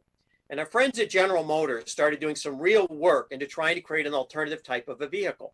Those who are real technology wonks know that the first patents for electronic cars came around 1918. It's a really old idea. But what was interesting was General Motors put some real money into it until the 80s came around, and it was pretty clear that the oil embargo thing was over, that gas was going to become cheaper. But they had one small project that kind of hung on. They had a bunch of passionate people, and you can look this up. It was called the EV1, and it was introduced in the early 1990s. General Motors made about 3,000 of these cars, It completely then disavowed these cars, not because they didn't catch on, but because they did. It took the excess inventory that it had, it drove it into the desert in California, and it buried it. It's a perfect metaphor. Much of the technology that we see now on electronic vehicles were patents that elapsed from General Motors. It's not enough to invent it. Because it wasn't the heart of what the organization did, it did everything in their power to basically distance itself from this technology. Next slide, please. So does your organization innovate from the inside out? The inside of the organization is basically designed to keep its equilibrium, to show that it's that's very consistent, to align things. But at the edges of the bell curve, risk and reward is reversed. I want you to think about, your friend who's an alcoholic. When you're an alcoholic, at the end of the bell curve, the risk of trying something radical like not drinking and the reward of staying where you're at is reversed, because otherwise you lose the family, you lose the business, so on and so forth. Don't believe it's true? Anybody remember what Apple was trading at? The first $1 trillion company in the world in 1997 was trading at $2.97 a share. The Wall Street Journal proclaimed Apple is dead. When you're almost dead at the edge of the bell curve, you're likely to try something. So all the great ideas that we keep building bureaucracies on bureaucracies on bureaucracies are highly unlikely to produce anything significant. You either have to be on a roll. Elon Musk lost $750 million last quarter, right? But he's on a roll. So now we're going to get into neural nets, and the SpaceX thing worked, and now Tesla's starting to take off, or you're in a crisis. Innovation doesn't move from the inside out. It moves from the outside in. Next slide. Sears. Oh, I got into this a few years ago with an editor at Forbes magazine who decided to say Alibaba is going to be to Amazon what Amazon was to Sears. And he went on to say, the problem with Sears is they just couldn't invent. Okay, old timers, everybody on this web chat. Anybody remember who got the email first? A company called CompuServe? Sears. Anybody remember who took commercial financial advisory and actually made it retail? So a company called Dean Witter? Sears. They had a baby called Morgan Stanley, and the guy who built this guy named Phil Purcell actually took it over. Anybody remember when commercial real estate became residential real estate, called Banker? Anybody remember the first card that had protection and gave you cash back, the Discover card? Anybody remember the first insurance company that bundled? Allstate? Anybody remember what eBay was called before eBay? It was called Prodigy. Sears got there first. You've got the story wrong. They had all the innovations, but they made the fundamental mistake. They tried to integrate the new into the old. They tried to take all the new stuff and make it go with the old Sears stuff, where everybody was passive aggressive and they just waited people out. Next slide. Does your organization integrate the new into the old? Integrate the old into the new, not the other way around, or the bureaucracy will subsume and subdue all forms of innovation. The road to hell is paved with the best intentions. How is it that you're going to make room for the new? Next slide. Now, recently there's been a documentary made about a company called General Magic. And those of us who spent a lot of our career early on in the early days of Silicon Valley, like I did, we remember General Magic really well. General Magic was what happened when Steve Jobs was pushed out of Apple by John Sculley. And what happened was John Sculley and Apple could not innovate to save its life. In fact, their one big innovation, which they thought was going to be better than anything General Magic could do, was called Newton. And of course, it was famously a disaster. And the people created the Newton, created a little company called 3Com. The other people went off and created a whole bunch of companies that you know. Here's what's interesting about this. We get stuck in the startup mode. We fall in love with being really creative. But I go back to those early slides. It's all about, can you get to scale, right? If we're going to have a fighting force, these innovations have to be built. Supply chain has to work, right? That's what we're all dealing with right now, isn't it? What the fragility of our supply chain, how vertical our supply chain is. Next slide. So, is your organization stuck in the startup mode? Ideaaholics. Oh, look at me, I got different hats on. Design thinking is the easiest part of the journey. I'm the last doctoral student of Rudolf Arnheim, the founder of the whole field, gave us the term visual thinking. The field was created by a man named Max Wertheimer in 1900 at the University of Berlin. Yes, design thinking is important. It's necessary, but certainly not anywhere near sufficient. Organizations need to make it. And when people go, we're going to do design thinking and making it, it gets a whole lot more complicated.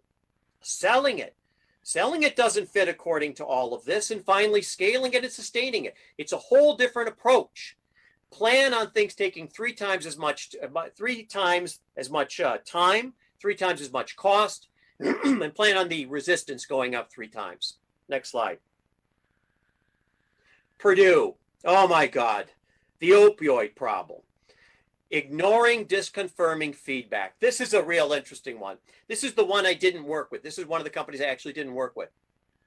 It's interesting because the company basically imploded, not because of all of the incredible damage they did to society, which is horrendous, but because of the internal memos that came out from the people who knew.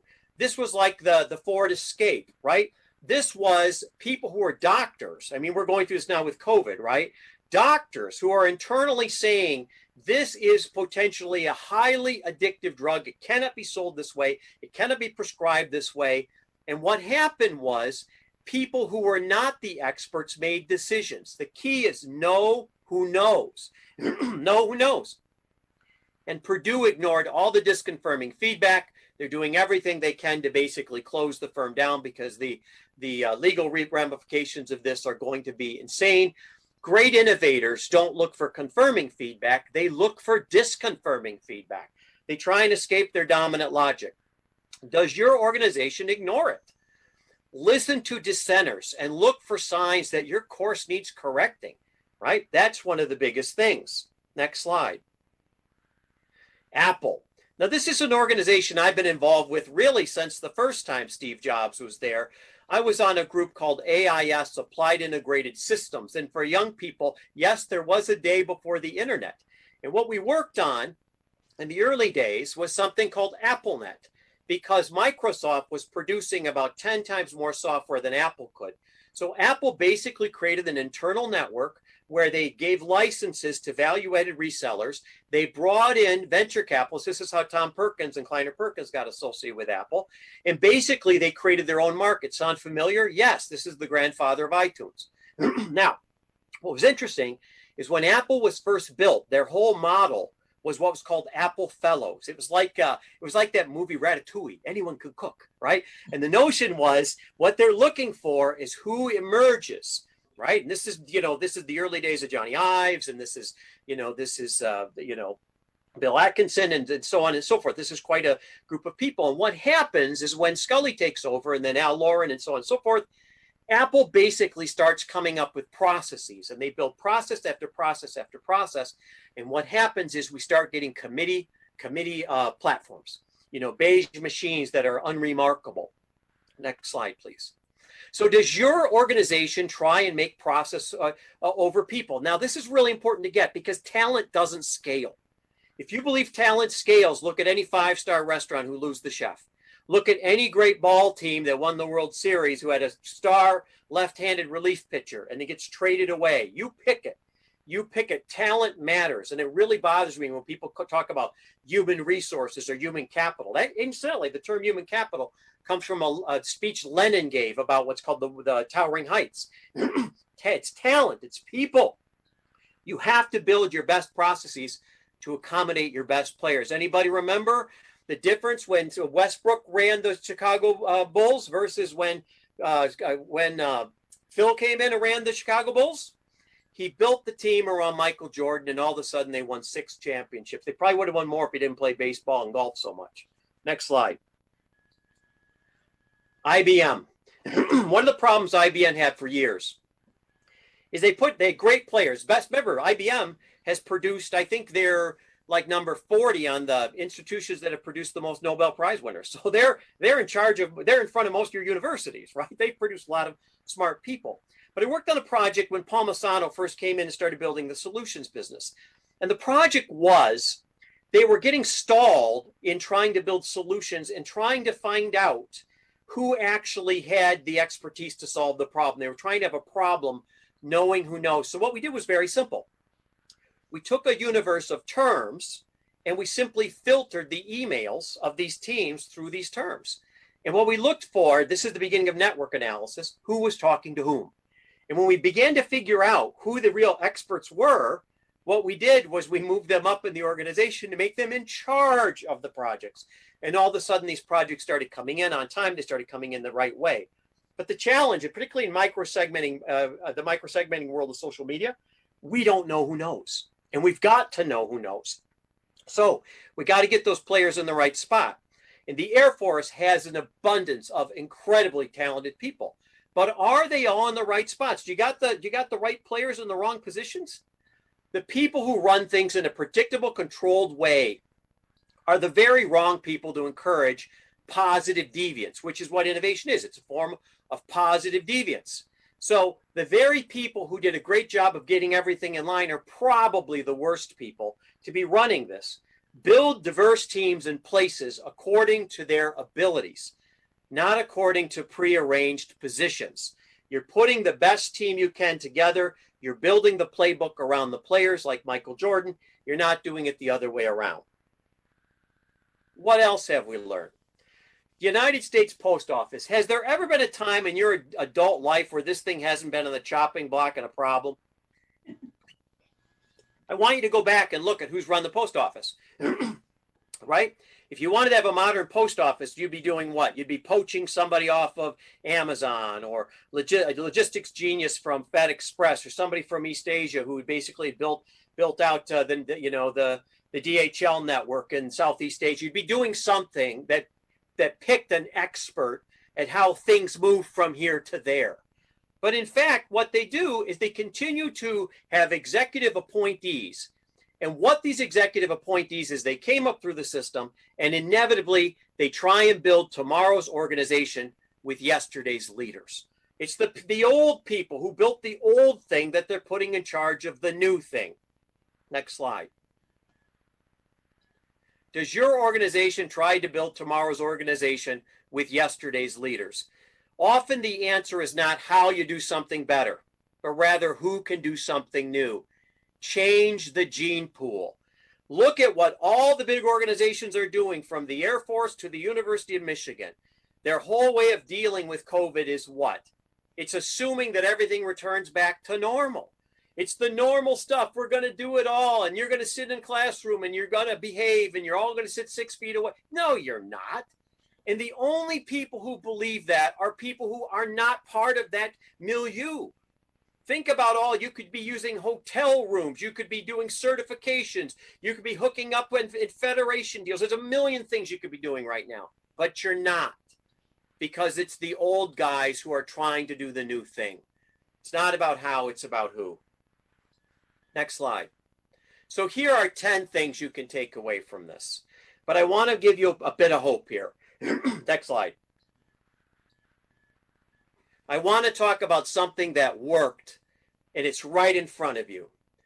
Under any scenario, doesn't matter what party you belong to, under any objective, measurable scenario, the United States government's response to COVID is a categorical failure.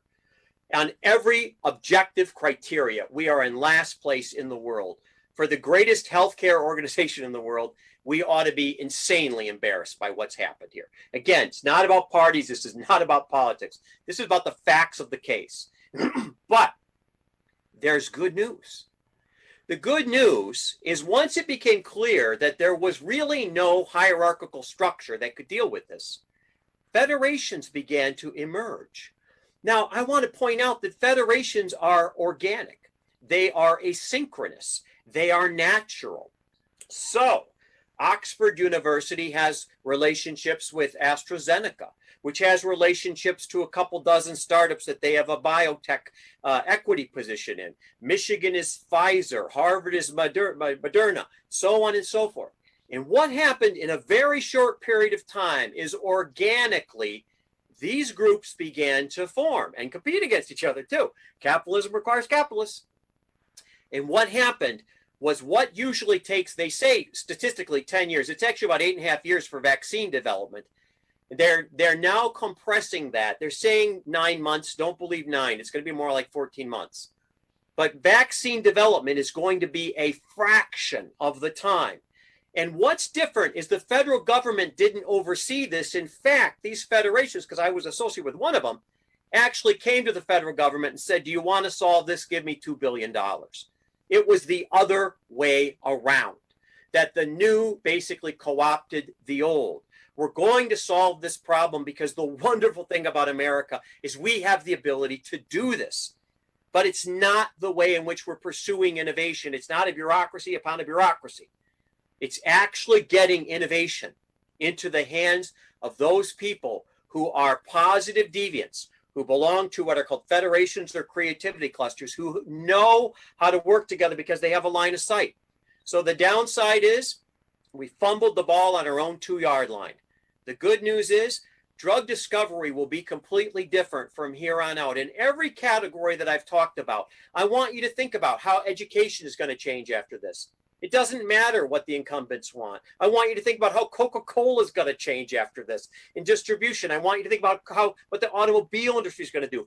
Nothing is going to be the same because in all of these areas, these asynchronous networks are starting to emerge. And the reason is simple. When you're in a crisis, right? When you're in a crisis, innovation isn't your best friend. It's your only friend. And the only time that innovation really gets a foothold is when risk and reward are reversed. But you have to understand how innovation works. It moves from the outside in. It doesn't move from the inside out. Next slide, please. So if you want to take the assessment that we built for the Air Force that I see now a whole bunch of people are now required to take, feel free, it's free. You can take it. I've got it online here. And you should probably visit our booth if you're interested in seeing what we do with these big companies. What did we do with 258 of the Fortune 500 in developing their culture, their competency, their community? And we've got some real bright people. They're not me, some very bright. All the bright people are younger and better looking than me. And they'll talk you through that. So now what I want to do, because I've kind of pushed you around a little bit, I'm going to have Alicia pick some of these questions. She's going to ask them to the old man, and I'm going to do the best to see if I can answer them. We can take the share screen off now. All right, perfect. Okay, so let's see. So we've had a couple, okay, Richard asked a question. In the product adoption life cycle, standards occur on the back half. So if we focus on standards only, the back half, how now do we integrate the new being introduced on the front half? Yeah, great question. Who asked the question again? Richard. Richard, it's a great question. There's two ends to this. And that is, if you look at a continuum of innovation from the time you design to the time you optimize, at the beginning of the innovation process, you basically hedge. You have a funnel, a lot to design. And the reason is there's very little downside. As you move towards manufacturability and supply chain, you have to optimize. So your choices get smaller. And the way you handle that is twofold. One, you put manufacturing people in the design suite. Now, it doesn't mean that they're the people you listen to more than anybody, but it means that their voice gets heard. And the reason is those design considerations designs have to take into consideration optimization. Let me give you a real example. On the early iPhones, I don't know if you know this, but there was talk about the contacts being made out of platinum. Well, one of the real questions was what? First of all, what would it cost to put platinum on your phone? Right? It'd be prohibitively expensive. It'd probably add $1,000 to it. And is there even enough rare earth on the planet to build it? Now, as you look at the cycle, now, if people are familiar with my work, the innovation code or the competing values framework will know at the top of the model, you want to listen to more of the design thinkers. We call them the artists, the create point of view. But you want to create constructive conflict, positive conflict with the aft position, which we're going to call the controller engineering point of view. Because what's going to happen is they're going to create hybrids. Because it's not just innovation in the product or service, it's innovation in how you make it, right? And that's what great companies do. And nobody does it better right now than Apple, right? Which is annoying. Because some of the stuff like my little Mac Pro I've got here, there's a lot of design elements I don't like. But the notion is, think of this like a baseball game. The beginning pitcher is going to only throw maybe 150 pitches, right? He's going to be good for 5 or 6 innings. But then you got to plan for the transition to the mid reliever. And the mid reliever is going to throw maybe 2 innings, 2.5 innings for you, different kind of pitcher, different kind of role. And then you go to the closer. The closer, you know, if you can get an inning out of a closer, you're lucky. Closer's going to throw heat for an inning, right? That's the way you should deal with your innovation team. Not one size doesn't fit all, and you're platooning players. Also, good to note that if in fact there's no conflict in the design phase of your innovation, you're not doing it right. You've got to then, it's sort of like what the old Jesuits taught us. If everyone's aligned at the beginning, you have not considered everything that's going to happen downwind. And so you have to platoon people in. And some of the projects I've had in the Air Force, they've tried to do all these technological things at the front end of the funnel. Then I bring in a lot of human factor stuff, and it really opens up how is it going to relate to when we get to scale and supply chain. I hope I addressed it. Next question. Yes. All right. So Edie, I think, has a statement. Maybe you can elaborate on it. A lesson from the vaccine example is get out of the way. Had the FDA not streamlined regulations, pharma and universities could not succeed in the current environment. The same is true for innovation. Allow people to color outside the lines. That's a great point, Edie. Of course, Edie's got a great insight here. She's a star pupil. I want to add to that, though. The only reason the FDA got out of the way was it was a crisis. And the one thing that people get wrong about America, America's not a policy-driven country. We're an event-driven country. We're very event-driven. So the good news is we're great innovators. And you think about it. When we're tested, we're not particularly smart. You know, when we look at the United Nations, we don't finish where we should finish. But what we're really good at is when it's a crisis, we're very good at these organic networks starting to show up. And what happened was, I think what happened was these federations went to the Fed and said, we can answer this, but you got to lower the gate. And they did. Right? All right, so we have a couple other questions. Bill Inman asks, how do you convince yesterday's leaders, in quotes, to get out of the way of the innovators? Yeah, the one thing I do, I was talking to somebody today at the Pentagon. I had a very interesting conversation today. And it was like talking to a kindred soul. And the way I like to do this is I never attack the middle directly. What I try and do is I try and show proof of concept where it's visible, but just at the horizon. So if somebody's trying to do something internally, I try and put together a team that's both internal and external, and I try and build a proof of concept very quickly so that my advantage is I get out of the blocks fast. And then what I do is once I've done that, everybody sees it. So let me give a real example of something that I did early in my career. Some of you don't know, I'm one of the architects that built Domino's Pizza. When I got to the company, it was $20 million. When I left, it was $5 billion. That's how I met Mitt Romney, sold the company Bain Capital, right? So what I used to do was twofold. The first problem I had was I had to get in to these areas where, you know, delivery was going to be a big thing, but I had to be faster than Pizza Hut, which was owned by PepsiCo, all the Harvard guys. So what I did was we developed this thing called equipment and supply, and we would go in and we would basically buy out strip malls. We'd put equipment and supply in 2 weeks. We'd outfit a store in 2 weeks, right? And the object was we would very quickly go into an area and we try and figure out what worked and what didn't. And the tip of our spear never worked. Never. But we planned on it. So we didn't buy the expensive stuff. We went cheap the first thing, figured out where people were, what they were likely to do.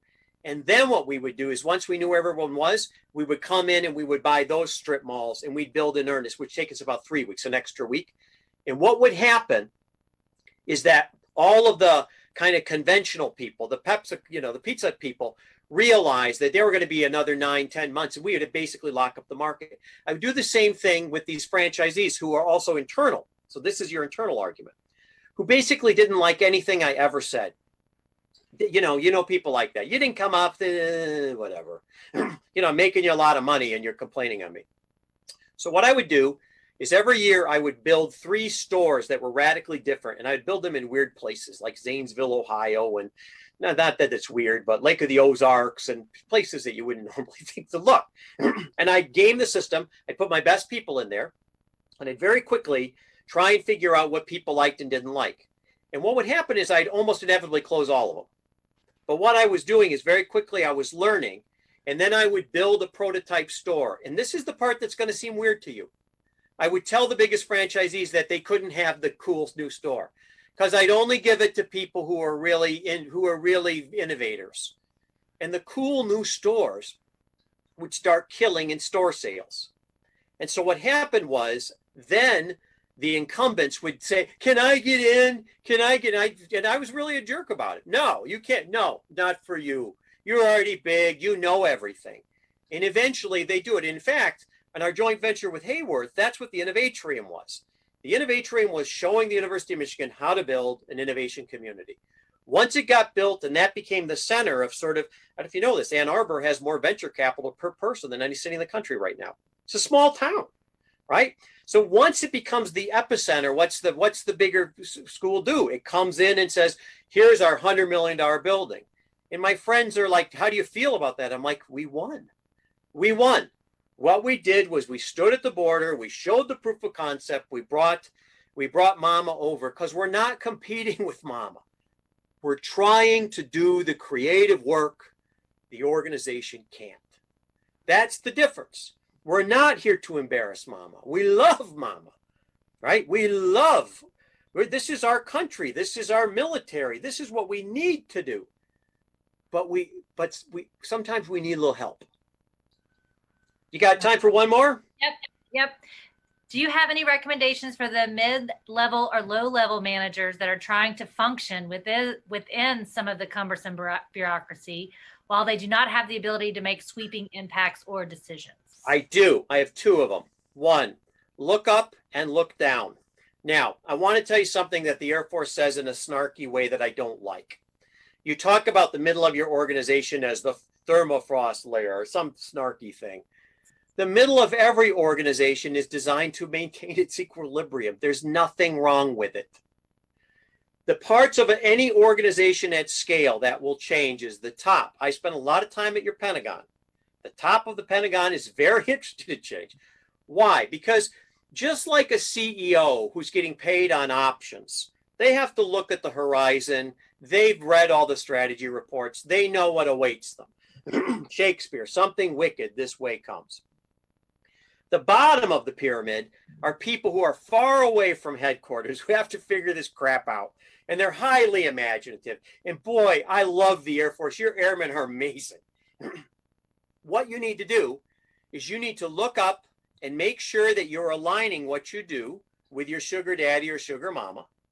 And you need to look down to the airmen who are having challenges and try and proof the concept there. So you have to be the synchronization tissue. And yes, you're going to get pushback. You will always get pushback. Great innovators never take credit for their own work. They give other people credit. I call them creativizers, right? They give other people credit. Now, final thing about creativizers. Everybody in their life does things that are creative, and everybody has some span or domain of control.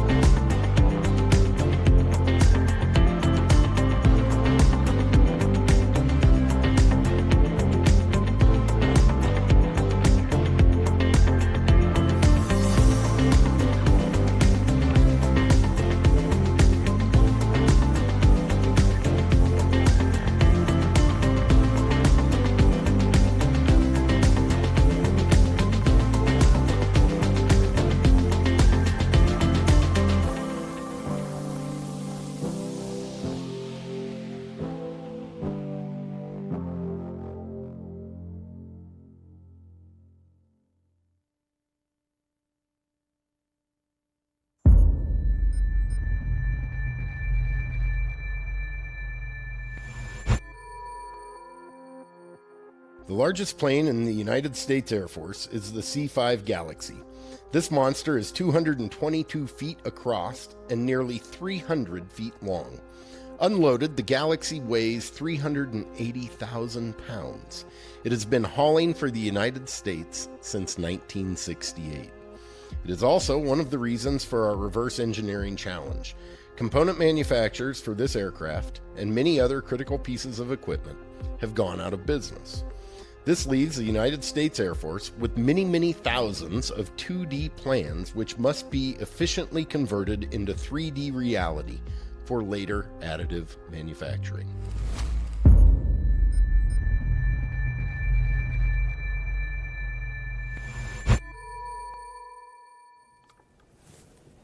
I like Freddie.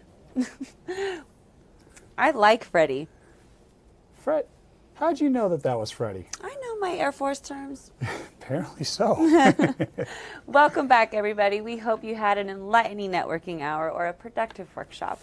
Next, we are talking about a facet of the base of the future that is a little more subtle and nuanced than, say, the base security, and that is reverse engineering and additive manufacturing. John, can you explain a little bit what this has to do with the base of the future? Yeah, absolutely, Krista, and it's a great question, by the way.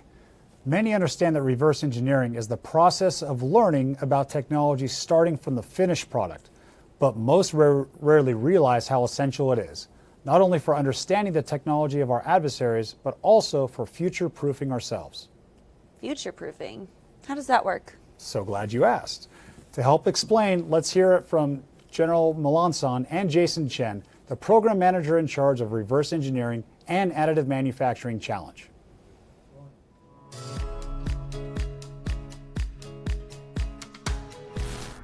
Through the Reverse Engineering and Additive Manufacturing Challenge, the Air Force aspires to develop a full solution to reverse engineer obsolete legacy parts using the latest technologies in additive and agile manufacturing.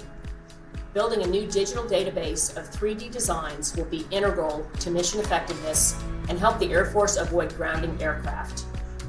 We are seeking solutions for advancements in additive manufacturing materials that substitute, meet, or exceed original legacy material specifications and may increase physical properties as well as improve corrosion and temperature performance. We are also looking for developments in 2D to 3D conversion technology that will enhance accuracy, speed, complexity, translation, and image quality. We are seeking ideas for development of single-source, integrated data management systems that address how to efficiently manage, unify, define, aggregate, and organize data. Furthermore, we are exploring solutions to manage intellectual property roadblocks more effectively and simultaneously address best practices in quality assurance and control, pre, in situ, and post-additive and agile manufacturing processes. The Air Force still uses aircraft that were designed and manufactured decades ago. The great thing about them is that we're amortizing the cost over decades. The downside is that a lot of these companies that have manufactured these parts in the past are no longer in business, and so some of these legacy parts need to be replaced. It helps the Air Force because it increases the availability of functional aircraft, so the downtime for aircraft is severely reduced. Reverse engineering is highly important to the base of the future because this actually can be implemented on any Air Force base. We ran the Reverse Engineering and Manufacturing Challenge on March 9th. We had 130 submissions, and we are proud to say that we've invited 63 of those submissions to participate in the Base of the Future Showcase. They're all having private pitches with the government. They're also available for attendees to visit in their exhibitor showcase.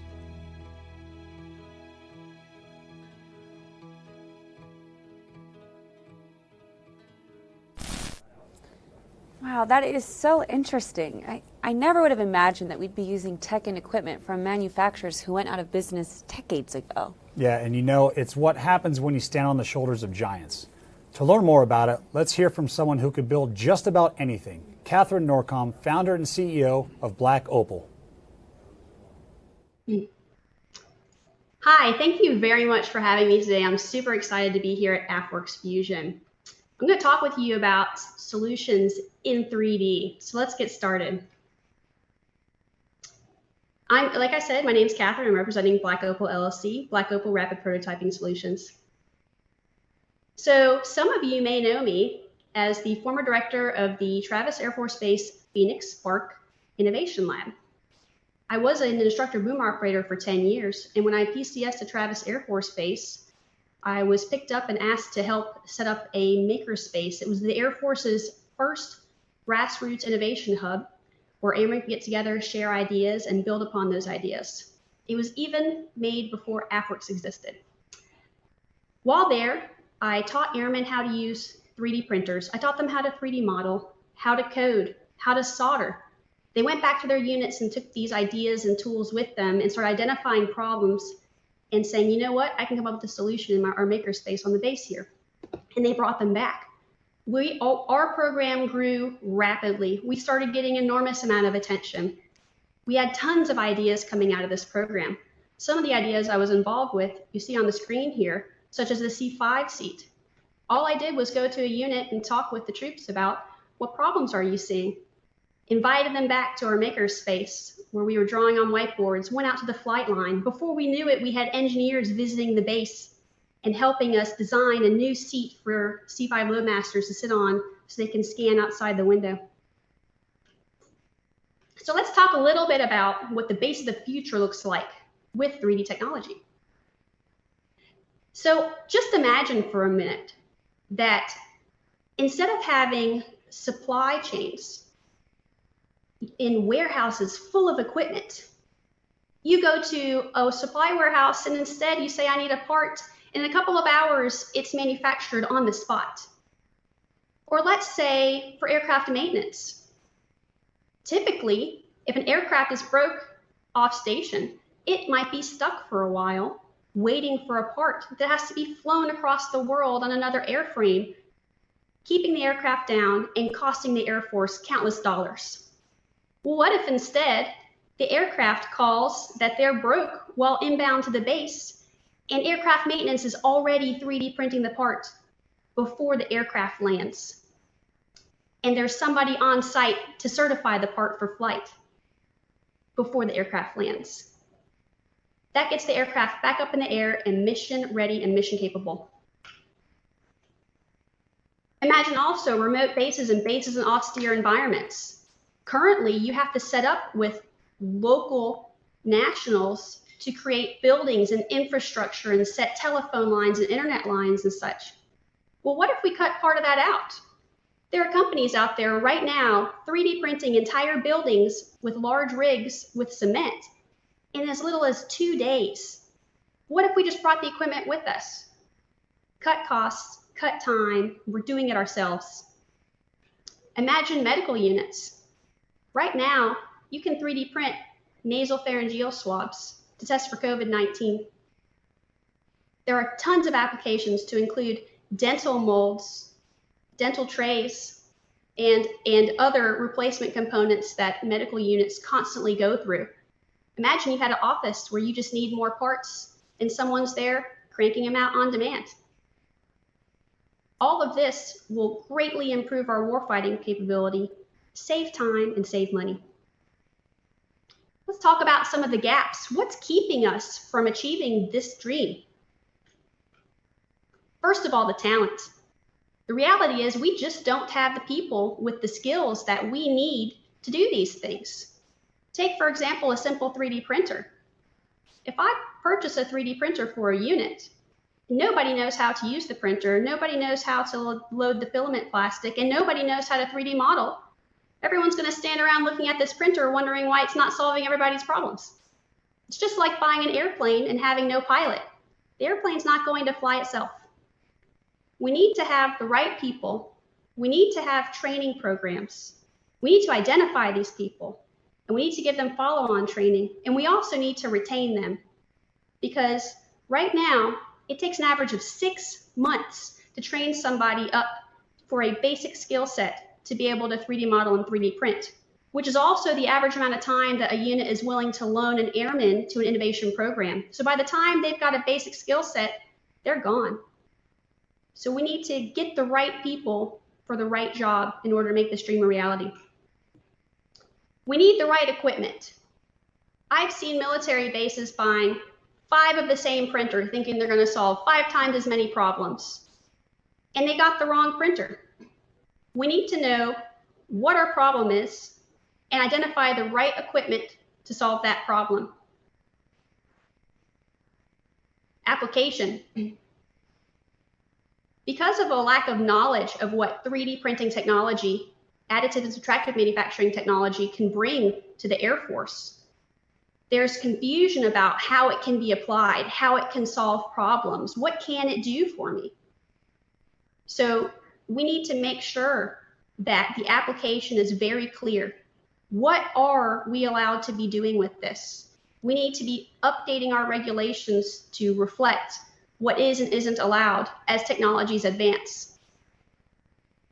Since we're talking about regulations, we know the Air Force has quite a few of them. And right now, they're very restrictive in regards to innovating using additive and subtractive manufacturing technologies. That's keeping us from reaching our vision of utilizing these technologies to solve problems. What we need is a central location that can rapidly flex with changing environment and technology, so that as people come up with ideas and come up with solutions and are creating additive and subtractive manufacturing solutions, this organization can say, this is approved for flight, this is approved for use, this is now an approved alternative for this component. Additionally, we need AFSCs and SCIs that identify people with these skill sets. These people are out there in the Air Force, and we need to know who they are. The AFSCs, if we have them, we can now train people to be 3D modelers, to be 3D printing specialists. That means they can work full time. We don't lose them in 6 months. If they have an SCI, we can pull them for duty and use them as needed. At the moment, we don't have that. The base of the future will. Lack of information. People don't know what they don't know.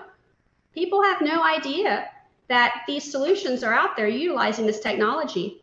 When I directed the Phoenix Spark Innovation Lab, people would come in, I would teach them the equipment, they would go back to their unit, and within days, I would have even more people coming in saying, hey, this equipment, can we make this thing? It's gonna solve my problem. The more we educate people, the more successful we're going to be. Revolution. It's going to take a big overhaul in Air Force policy to adapt to the changing technologies of 3D printing, additive and subtractive manufacturing. It's going to start from the bottom up. People need to be saying, I need this. This is going to solve my problems. It's going to save my troops time and money. And at the top, it needs to come down. You know what? You need it. We're going to support you and you can do it. So let's talk about some 3D technology applications. So 3D technology has the ability to create parts and components out of nothing. 3D technology is this rare instance where you can combine the digital space to the physical space. So I can take something that's on my computer screen and make it a reality. That's something unheard of years ago. We can use it to increase our combat effectiveness by creating things on the spot. Imagine having a virtual combat field and you put on VR goggles and you're looking at it in real time, just moving your head around, and it's been 3D modeled with the trees and where the troops are and where the equipment is and everything. Everything can be rendered. Well, hey, let's take it a step further. Why not take a CNC machine and a big block of wood and create that and put it on a table? There's all sorts of capabilities that people haven't considered for additive and subtractive manufacturing technologies. There are a couple different applications. Some of the important ones I'm going to highlight, as it's been brought up previously, is that we have aging fleets. We have aging equipment. We have manufacturers who aren't making the replacement parts that we need for our equipment. Why don't we just make it ourselves? And we can do that. Today, that can happen. We also have problems with getting things to austere environments and remote bases. Right now, if I need a couple of components, like some doorknobs and some hinges, and I'm in a remote location, we have to get the word out. We have to go through contracting acquisitions. We have to somehow get on a plane and wait for the plane to get there. Why can't I just make it on the spot as I need it? There are multiple different materials that are being used for additive and subtractive manufacturing right now. Formlabs has now developed a ceramic resin that you can sand down or paint, which is very cool. And now the technology has advanced to the point where we can have custom materials made. If you need it a little bit flexible, if you need it to be flame resistant, if you need it to be easily breakable, all of these things can be custom made for you. Let's talk about a real world example. So that's actually a picture of me wearing aircrew ERPS gear, covered in multiple layers of plastic and rubber. Well, when you're covered in plastic and rubber, you do need to breathe, and there's a blower motor that supplies air. And part of this ensemble has little tubes that blow air where your eyes are for the mask so that it doesn't fog up. Unfortunately, it was designed so that where the tubes connect to the mask has little plastic pieces called plenum tubes that break away. The reason they break away is in emergency, if you had to get this off because your blower motor dies or something, you rip a strap at the neck to open a hole in the mask to get air to you. And they want the clips to break away to release the tubes. Unfortunately, they break away a little too well. They are constantly breaking. You fold them up and pack them and put them away, they break. You put it on, they break. You take the suit off, they break. They are constantly breaking. There are teams at every Air Force base that work full-time to repair and replace these plenum tubes. They cost $12 a piece. We go through thousands a year. And the repair time is average of 24 hours. They have to drill with a Dremel. They have to get the epoxy and drill it off the rubber. They have to prep the surface. They have to clamp it, mix epoxy, set it. It's a pain. And these folks are doing it full-time every day just to keep us going. Solution? Black Opal just filed and now has a patent pending on an improved plenum tube. It's called the Black Opal plenum tube. It's heat resistant. It gives a little bit of flex before it fails. It won't break unless intentionally forced to. And it is a direct one-for-one replacement to the original.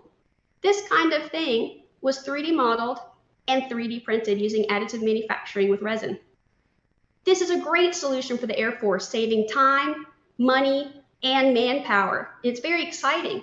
Little things like this, a tiny piece of plastic, saving the Air Force tons of money and time and manpower. And these kinds of things can be manufactured on site versus trying to acquire them from a manufacturer. I want to say thank you to AFWERX for having me come here today and starting session 2 about a super exciting topic, 3D modeling, 3D printing, additive and subtractive manufacturing. I'd like to invite you, if you'd like to continue this conversation, to reach out to me directly, Catherine@blackopal.tech, or visit my website, www.blackopal.tech. Thank you and enjoy the conference. Well, John, I think it's really fascinating. What are your thoughts on taking 3D printing and using that for aircraft parts? Yeah, I think it's an absolute necessity. I think the Air Force certainly agrees with that. And that's why that's part of one of our challenges here, is taking a look at that 3D printing technology, because when a plane breaks in Guam, especially like a C-5 like we were looking at there, and you got to rush apart from Travis Air Force Base or Dover, that could take you a couple of weeks. And have that big piece of metal out of service, that's significant. There's a huge ripple effect. So to be able to have certain parts on hand and certain CAD designs on hand that you can just print out and get them overseas much quicker, or even at the actual forward operating base, that's going to reduce the amount of time the aircraft are on the ground. Oh, I'm so glad that that's a solution that we get to use for it. So am I. Well, let's switch gears for just a moment. We spend so much time talking about the base of the future, but what about the young men and women who are going to be leading it? It's a great question. And our production team and I, we were lucky enough to spend some time with a few of them right here in Las Vegas. Please have a look. It's been a different kind of year. We've made plans, we had assumptions, and then along came a virus. In 2020, the United States Air Force, ROTC, boasted 15,454 cadets. In Nevada alone, there are 90 cadets. 8 cadets earn their butter bars. This is the story of 4 of those cadets. These future leaders are half of the graduating class of Detachment 004 at the University of Nevada, Las Vegas Air Force ROTC. We hope as you hear them, you gain a deeper appreciation for the dedication, determination, effort, and even sacrifice that it takes to become an officer in the United States Air Force. Lieutenants, how you guys doing today? Excellent, sir. Good. How are you? Good. Well, thanks for being here. Congratulations on your commissioning. I was sitting in those chairs a long time ago in 1999, and so I know the excitement you feel. But let's go around the room. Let's just do a couple of quick introductions, if that's okay. My name is Lieutenant Avery Allen Lias. I'm selected to be an aircraft maintenance officer heading over to Travis Air Force Base. And I'm Lieutenant Bryce Alvis, and I got picked up this past March to go to Euro-NATO Joint Jet Pilot Training at Shepherd next March. I'm Lieutenant Connor Smith. I'll be going to Okinawa to be a force support officer. I am Lieutenant Ansel Cabrera. I'm heading to Eglin Air Force Base to be a developmental engineer. It's always challenging for students to rise to the level of performance that's expected in college. And then when you put another program on top of that where they have to be dedicated and perform, substantial duties and obligations for that program, it's a particularly difficult situation. Maintaining a 3.25, which is the requirement of Air Force ROTC, is very tough in College of Engineering. If anybody has a 3.2, they have done wonderfully well. Probably they will be in the top 25% of the class. What are some key takeaways you're going to leave Las Vegas with to go out there and spread throughout the rest of the force? Always push yourself. If you're always pushing yourself, that gives the example to your subordinates, and they want to push themselves. Number one thing I learned was just be willing to change. Don't ever accept the status quo. If there is a better way, find it. Patience. Patience for yourself. Patience to kind of learn. They have to make sacrifices, personal sacrifices, to be able to meet the demands of being in the ROTC program, and also, their academic responsibilities. And so I think it creates a sense of stick-to-itness and tenacity. It's amazing to see the discipline. It's amazing to see the physical strength these cadets bring in. And in classrooms, these are very disciplined students. What we have going on around the world right now with COVID. How do you manage that in your head, and how are you thinking about that as a leader? One of the things with this pandemic too is it's kind of forced the world to challenge the status quo of how they do business and how they operate on a day-to-day basis. I think the biggest one that we all saw was Zoom. Zoom and WebEx were probably the biggest ones. Learning to be comfortable with them. I mean, it's not too hard of a transition, but for some people it's definitely trying to coach them like, hey, you do this with Zoom, you don't do that, or please mute yourself during the Zoom call. I don't want to hear you making espresso. And now here you are, graduating from college, going into the Air Force, and you couldn't walk across the stage. When we found out that there was going to be some complications with our ceremony and us walking across the stage, not going to lie, we were very upset about it. I thought that's what was important to me, is getting the opportunity to walk across the stage in front of my family and friends and grab a diploma. But I think, like with any stressful event in life, you may be upset about it for a little bit, but when you can push through that and adapt to the situation mentally, everything else just follows suit. Thank you for spending this time with us. Congratulations on joining this long blue line. As a colonel and seeing this next generation and handing the baton over to you, I can't tell you how excited I am for our country. We're in much better hands with you guys taking this full speed ahead. And we look forward to seeing you guys out there on the flight line, and I'll see you at First Lieutenant and Captain and Major and so forth. So thanks again for being here. Ever since Avery was a baby, he was a very quiet child. But at the age of maybe 7, he knew he wanted to be a soldier. Looking at him today with the bars on,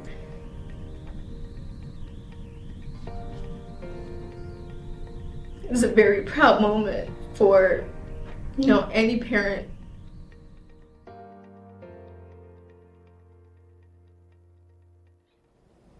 Oh, that was so touching. It's really moving to see a mother adoring her child the way that she was. Yeah. I'm a little teary-eyed. Yeah. And luckily my parents are still alive, and so just seeing her emotion and how proud she is of her son It shows that this is a multi-generational Air Force, that when your sons and daughters are deploying and they're being commissioned, it's not just that one person. There's an entire community, an entire base surrounding them to help lift them up. Yes, you're absolutely right. And it was really beautiful to see them speaking, and you just feel their drive and their commitment to this. And I think that it's wonderful that in the midst of this 3-day conference that we're taking the time to really touch upon the human side of serving in the military.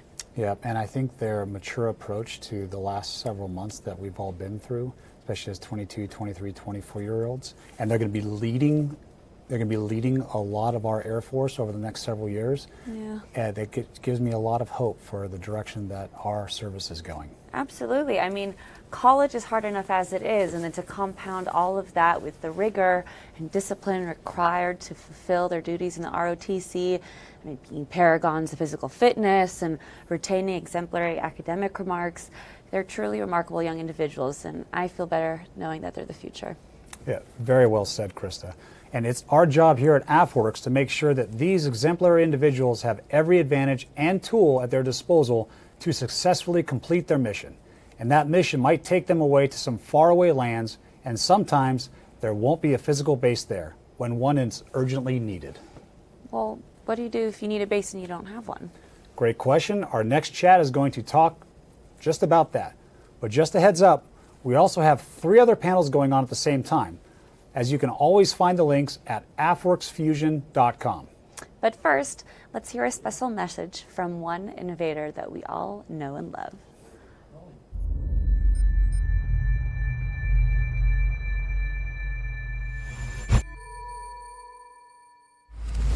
Hi everybody, Jay Leno here. You know, flying jets is great, but sometimes I like to go fast on the ground, and I can't think of a better way to do it than in the P1 McLaren. This is a hybrid car, gets 34 miles per gallon with 902 horsepower. You got a 727 horsepower V8 engine, 3.8 liter twin turbos, and you've got an electric motor to augment that. And it works a little different. The electric motor does not drive the wheels. Most hybrid cars, the electric motors are in the wheels.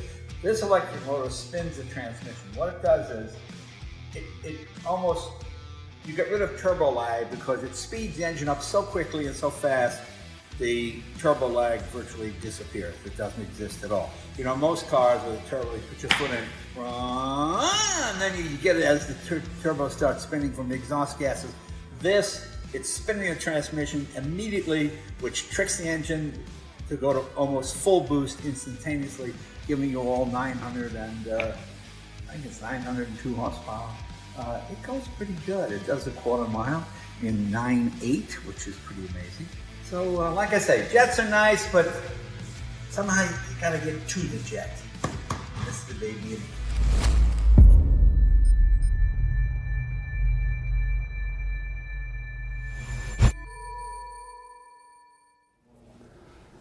Alexa, how much does a hybrid McLaren cost? Looks like he knows what he wants for Christmas. I'm not getting that for Christmas, I'll tell you what. You know, we were talking earlier, you have a personal story about Jay Leno. I do. You know, I have very many fond memories sitting on the couch, on the sofa with my father, in the living room, with him watching Jay Leno, getting his bits of news and comedy in. And he had this great story of seeing Jay Leno early on in his career. And so for his birthday, I believe it was, I got him tickets for us to go see him live in a really nice, intimate show. Wow. My dad has a back problem, so he doesn't get out much, so it was a really big deal. So it's pretty exciting to be introducing such an incredible man. I'm sure the family's very proud. That's something else. And so let's just take a quick moment to thank Mr. Leno and his team for all they've done to support service members over the decades. He has done so much, and this is just another example. So to Jay and to your team, sir, thank you very much for doing this for us. Now, we have a few programming options available now. Check out AFWERXfusion.com to see your choices. But let's get back to building bases from scratch. To tell us how to do that, please join me in welcoming Vince Swath-Pecoraro, Capability Lead, Agile Contracting at AFWERX, who will be joined by Evan Loomis, CEO of Icon, who are pioneers in construction-scale 3D printing technology. You mean these guys are just conjuring buildings up out of thin air? It's hard to imagine, but it's more like wet concrete. Check out this video.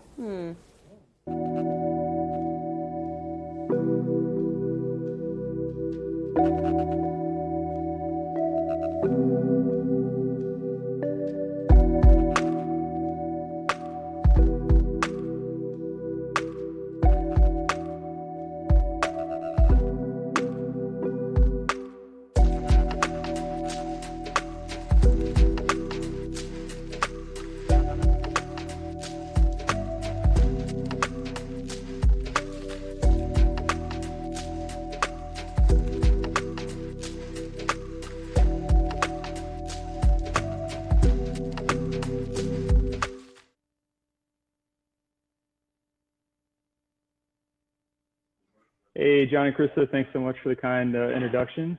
Evan, so excited that you were able to take the time to sit down and talk to me today about Icon and 3D printing in an industrial setting. You've been one of the most innovative people that I've had the opportunity to meet along my AFWERX journey, and I'm so grateful to be able to spend this time with you. So how's it going? It's going great, Swath. Thanks so much for your time, man. And I love that the Air Force is moving towards the mountain man look as a new dress code. So congrats on the beard. It's really coming in nicely, buddy. So thank you. My wife's really proud of me too. 10 years is a long time. I really need to give her something else to look at, right? So anyways, 3D printing. What is this 3D printing? Is it little scale buildings? Is it industrial size? You know, when I talked to my mom about this, she's like, oh yeah, I've seen those things in the store before. So what are you guys doing that's unique and different? Yeah, great question. My mom shares your mom's experience with 3D printing. It's super small, but this is actually construction scale 3D printing. That's why Icon exists, really. And so what we do is our first automation is robotics. We're using software and a kind of a special mix of concrete to 3D print entire houses, not tiny houses, but like real size houses. We can also print barracks. We can also print barriers and Texas barriers and all kinds of other things like that. So we're categorically different in a lot of ways than what people traditionally think of as 3D printing.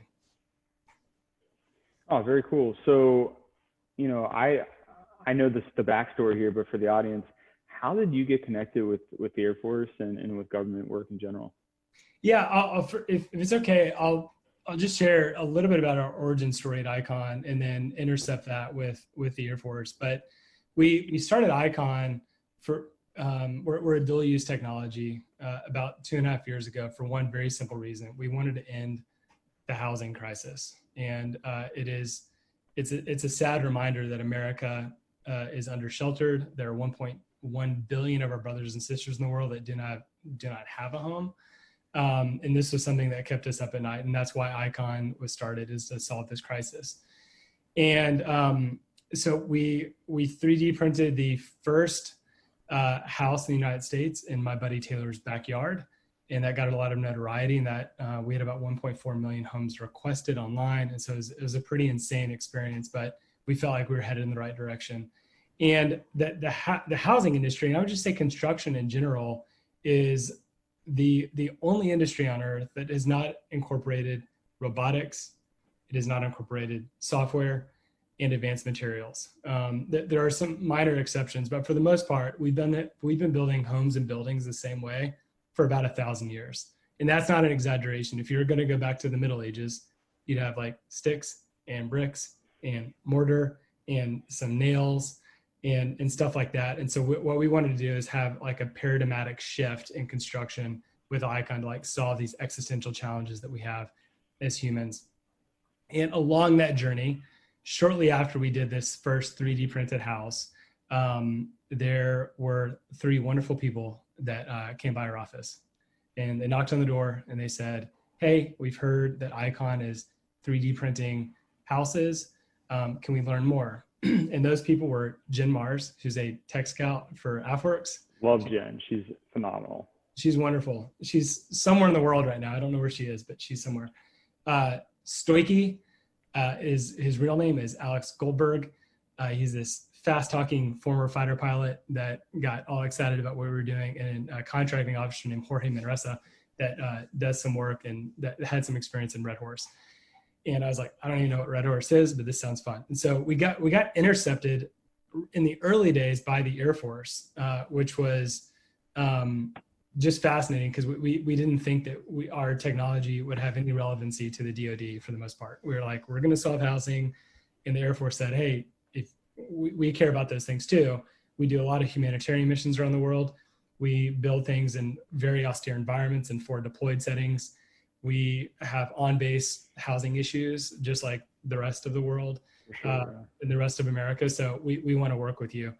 And shortly after that first meeting, a wonderful man named General Sevi Wilson came by our lab and said, this is awesome. Let's do something together. And he texted a gentleman named Dr. Will Roper, and I flew up to the Pentagon, met with Dr. Roper, and the rest is history. And the Air Force said, let's do something special together. So we've had an incredible relationship thus far with the Air Force that's kind of blossomed into some different parts of the DoD as well.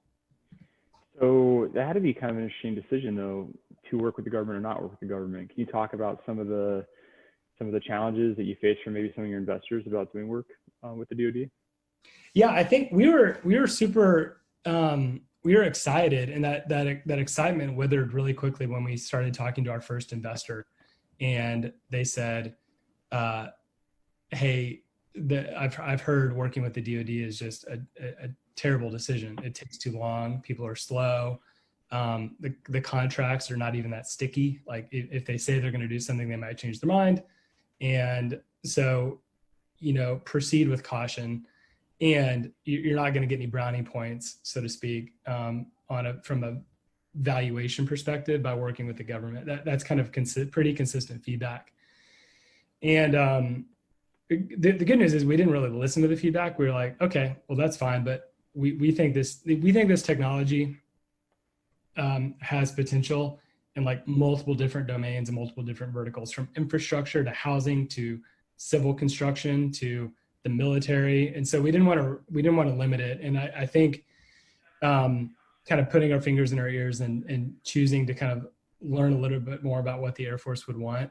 I'm really glad we made that decision, because working with the Air Force specifically has been like both a dream come true, because it's so fun to work with the federal government, but also like learning about the needs of our warfighters and how we can serve what I think is an industry that's like ripe for disruption. So.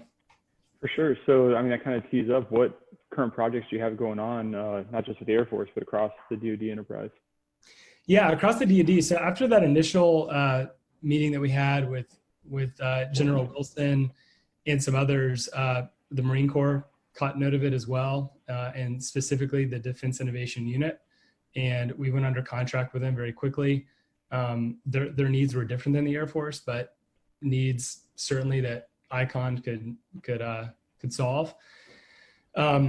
We also got connected a little bit with the Army, but the Army's hasn't been as quick on the draw, so to speak, as the Air Force and the Marine Corps.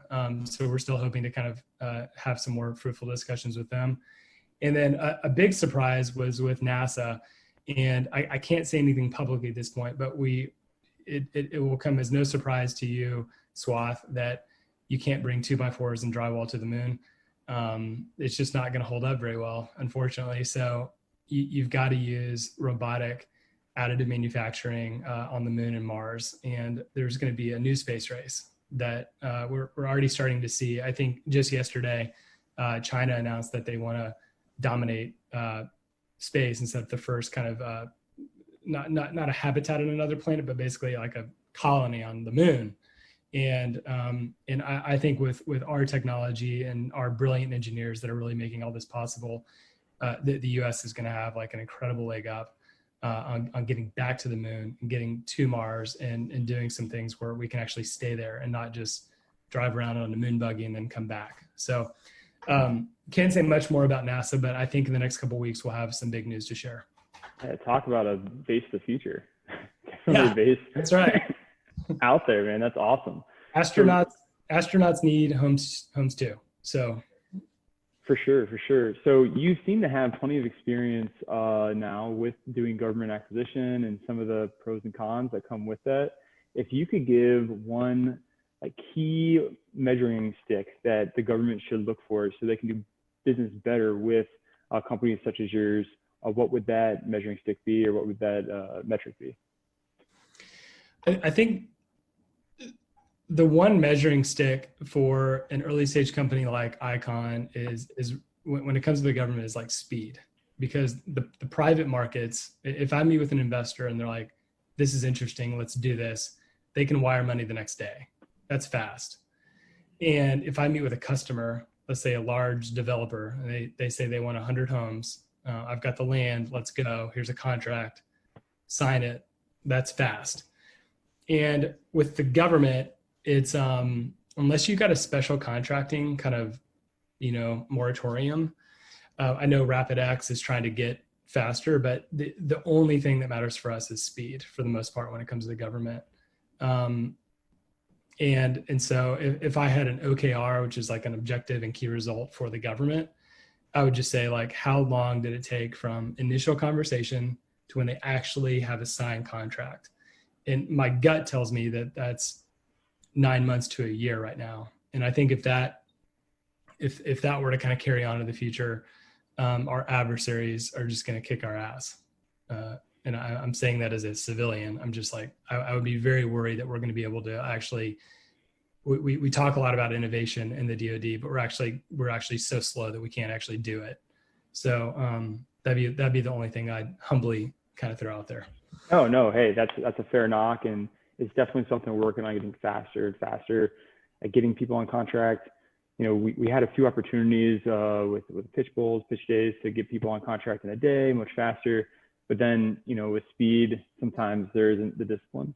So we're trying to figure out what the balance is, and it is definitely an area for improvement for us. Thanks for that feedback. If you had the ability to pick any project you wanted to partner with us on, what would that be? What would that look like? And can you talk about some of the technology innovations that you bring along the way? Yeah, if I had the ear of super important people within the Air Force and they said, hey, this is really cool, let's go do something cool, great together, what I would suggest is let's find a very hard location to build in, number one, and let's find a type of building or 3D printed structure, whether it's a house, a barrack, or whatever, that is complicated to do. So very hard environment for construction and a complicated print.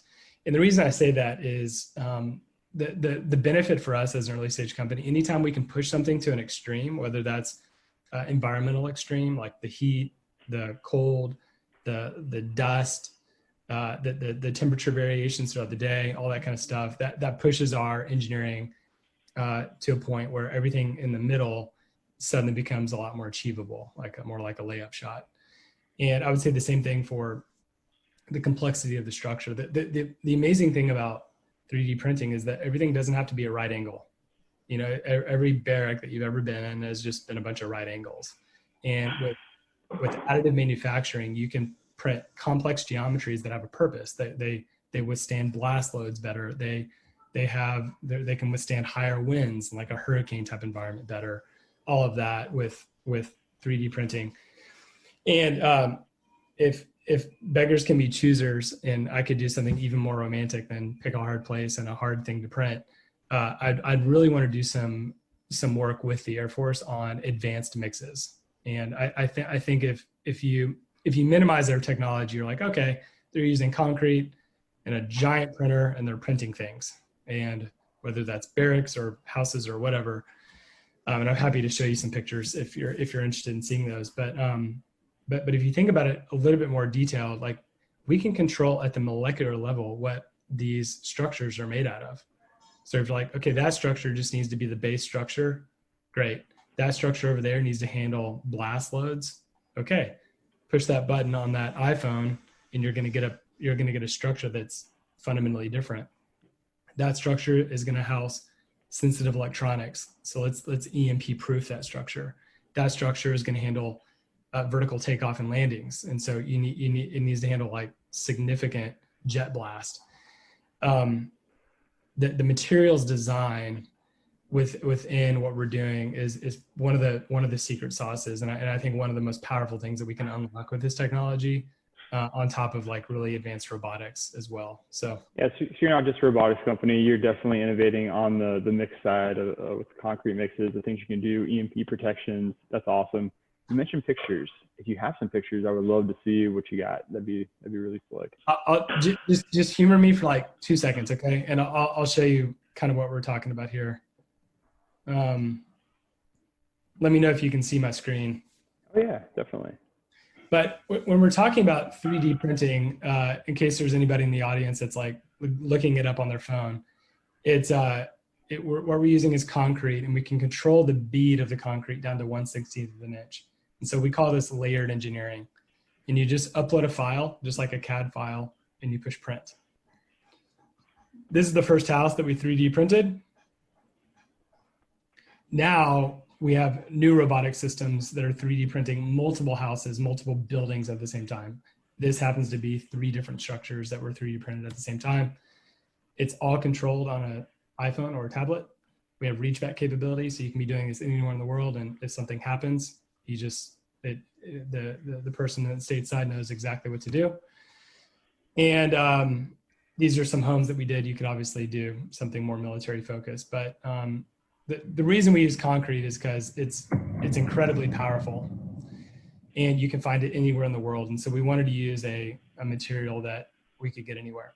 All right, military applications. This is the fun part. You know, within the military, much like residential construction, because we're a dual use technology, like there's a 1-for-1 here, which is to say the military has had very little innovation for the past 100 years when it comes to how just structures. And so we've still got tents, we've still got corrugated metal buildings, we have plywood V-huts, but I think we can do so much better with advanced manufacturing techniques. And so we think that the future of military construction, or the vast majority of it, is going to be robotics and automated. For combat, disaster, training, and humanitarian, there's a lot more applications of this technology, but those are just a few. And so you can imagine a world where you could just ship this by ground, sea, or air in a 20-foot Connex box, set up within about an hour, pull out your iPhone, and you're ready to go. Just click on whatever you need to print. And the dream here, and that we've proven that this is possible, is that we want to give warfighters and soldiers the capability to print whatever they want, whenever they want to. You don't need to like wait on a ton of logistical things to come true, or contract with, you know, a local population to get Texas barriers. You just do it yourself. So whether it's barracks, vehicle hides, fighting positions, towers, bridges, barriers, all those can be uploaded almost like a library to the warfighter's phone, so that they can do what they need to do.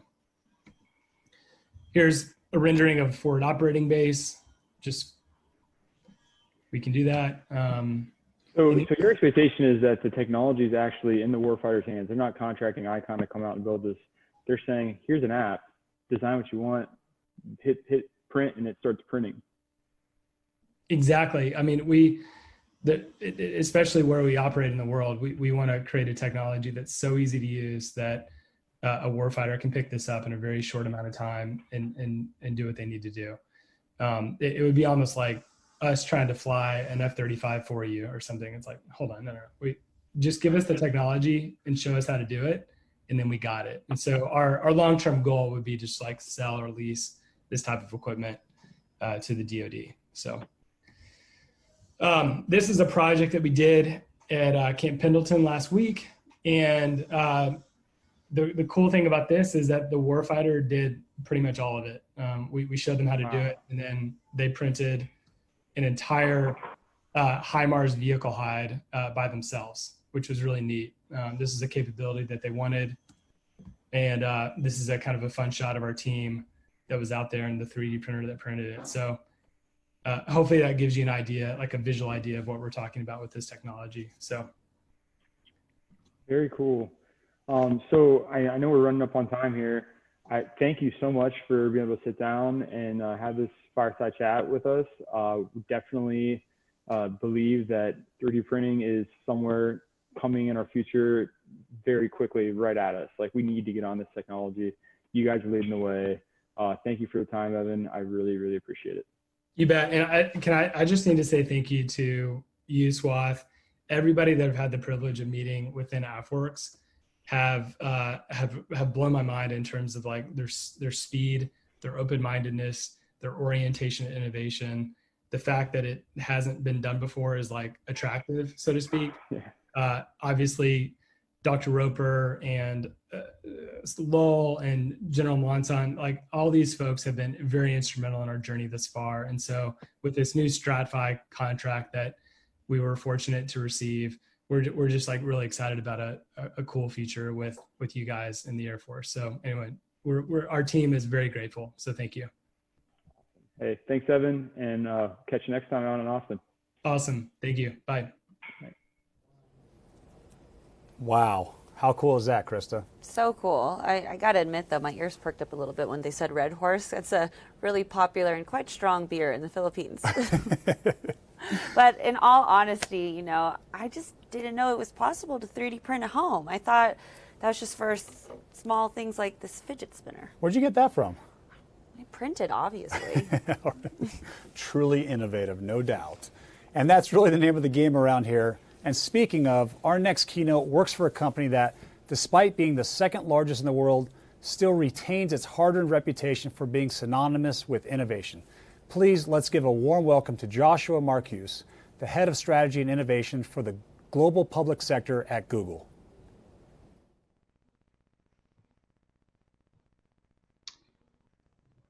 I am so honored to have this opportunity to speak at Fusion. I feel like it's the Super Bowl of innovation for DoD, so it's really a privilege for me to be here. And I would say it's particularly notable for me because I've been invited to speak about additive manufacturing, which is a subject that I know next to nothing about. However, I do know a thing or two about what it takes to do new things in the Department of Defense. And I know a little bit about the people who do new things in the Department of Defense from my time standing up and running the Defense Innovation Board with Dr. Eric Schmidt. So what I wanted to talk to you about today is additive manufacturing in the context of this question of how do we embrace the new, the innovative, the disruptive? And that, I think, is an important question that we have to tackle if we're really going to get the full value of what AFWERX has to offer, not only the Air Force, but the whole department and the wider world of national security. Before I do that, I just want to emphasize I'm not speaking for Google, I'm not speaking for DoD, I'm just speaking from the heart about my experience tackling some of these challenging inertial forces that sometimes prevent us from adopting the new things that we've been hearing about in this great conversation about Base of the Future. So what I want to do is really tell you a story of one of these new things and one of the people that tried to bring something new into the Air Force. And he's listening, he's here, had a great time getting to know him and his team. His name is Senior Master Sergeant Robert Tingle. So he's a young airman, and he wanted to do something new. He wanted to create a 3D printed part to solve the problems he found in his daily work with the Air Force. He is an aircraft electrician. He does battery maintenance for C-17s of the 446th Airlift Wing at JBLM in Seattle, a base I got to visit a couple of times. And his team is responsible for maintaining batteries that are in C-17s to keep them in the air if anything goes wrong. And these are big boxes, almost like small pallets, if you will, cases that each contain dozens of batteries. Each of these batteries weighs a few pounds and costs $1,000. And like all batteries, you know, they get hot and they swell. And so when they need to do maintenance on the batteries inside these larger cases, it's really difficult to remove them. And in fact, it's so difficult that airmen actually have gotten injured trying to wrench these things out of place. They've gotten burned with battery acid. They've gotten hit in the face with a battery. I mean, this is a problem, but he is enterprising, and he figured out a pretty simple and easier way to solve this problem. And so using CAD, he figured out a way to design a extraction tool that essentially solves this problem. Now, he was able to create a version of this battery extractor tool in just 2 weeks using aluminum and vinyl, and they milled it, they created it, they tested it out, it proved that it works. They had no problems with their batteries and no safety issues after that. And since these batteries cost $1,000, presumably this thing paid for itself in no time at all. They're saving between $100,000 and $200,000 just at their base.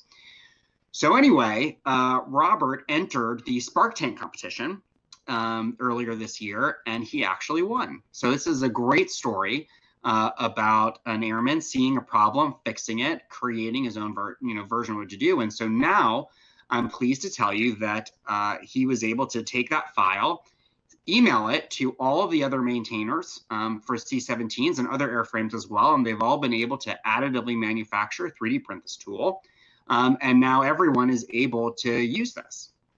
And I'm sure everyone who knows the Air Force knows that that is a fantasy story. That is not a real story. It was actually true up until the point that I said that he was able to 3D print that file. In reality, what happened is he won the Spark 10 competition, and there are no 3D printers in the Air Force.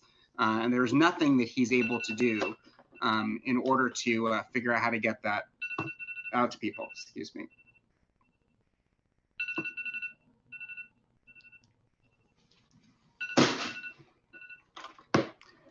Sorry about that. It's like everyone's worst nightmare when they're giving a talk at home. So we got to the point where he was able to create this tool, but he's not able to share it. And the reason that he's not able to share it is because the Air Force has not embraced additive manufacturing. Even though he has all of the parts that you would think to make this a success story, we got to the very brink of the edge of really achieving this success, and then we just can't quite get over at the finish line. So let's review what we're talking about here for the broader question. We're not talking about a 3D printed aileron part. We're not talking about a safety critical system. We are not talking about something that is manufactured by a major industry where there is political opposition to the Air Force wanting to print their own parts. We are not talking about a situation where the chain of command has not supported Robert. In fact, he has a photograph of him with General Goldfein and a photograph with Will Roper, and his local commander loves him and loves the story. So he has the whole chain of command of the Air Force supporting him. And it's not that money is a barrier, because these things are really inexpensive and they save money. So this is the best possible case of when we might be able to adopt an additive manufactured tool. And yet we just can't get there. Why is that? Well, so, I talked to him about this, and it turns out that it's a color of money problem. That's almost a cliche. It doesn't really matter what the specifics are. If it weren't a color of money problem, it could have been some other kind of problem. But what we do know is that what we have here is this case of innovating but not adopting. And this really became one of the axiomatic principles that guided a lot of the thinking of the Defense Innovation Board. And they said that DoD does not have an innovation problem. It has an innovation adoption problem. And the proof that DoD doesn't have an innovation problem is Robert Tingle. The proof is AFWERX. The proof is fusion. DoD is actually great at innovation. We have a decades-long history of innovating. Where we are struggling more and more is adoption. And adoption is not a technological problem. It is an organizational and cultural problem. And what I want to expose and explore with you is what is the source and the cause of this, and what can we actually do about it? And we have to do this because the stakes are very high.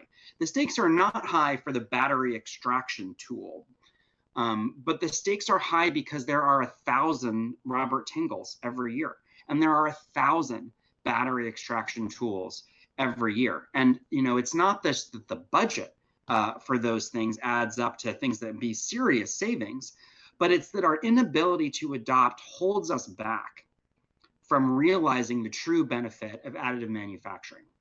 And the significance of additive manufacturing as one of many different potential technologies and emerging technologies we need to be producing is that it is the thing that connects the software revolution to the reality of the physics-based world in which the Air Force operates.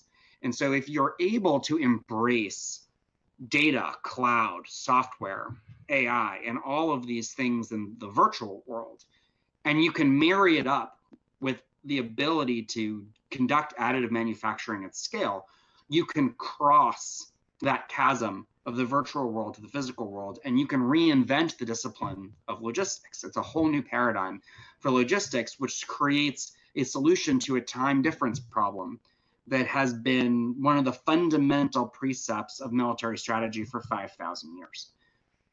It's not that we believe we're going to be able to 3D print aircraft tomorrow, but it is the reality of the evolution of innovation, which is to say the metaphor of understanding that everything that we innovate is in fact the descendant of something else that we've created at some time in the past. It's the genealogy of innovation. And so in the same way that human beings were descended from organisms in a primordial soup, we know that the future of the ability to one day additively manufacture an aircraft will be the descendant of the original idea of being able to simply additively manufacture a battery extraction tool.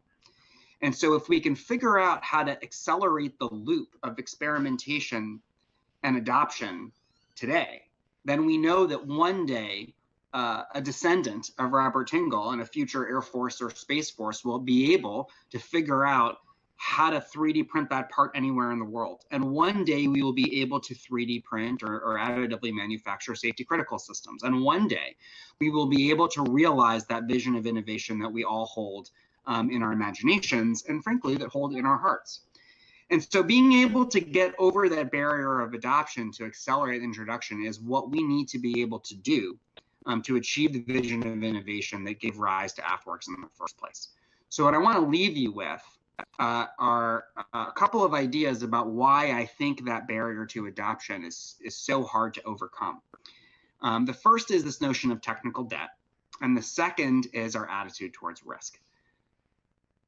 We have a hardware-based view of how we acquire the stuff we need to do our mission. We need to adopt a software-based view.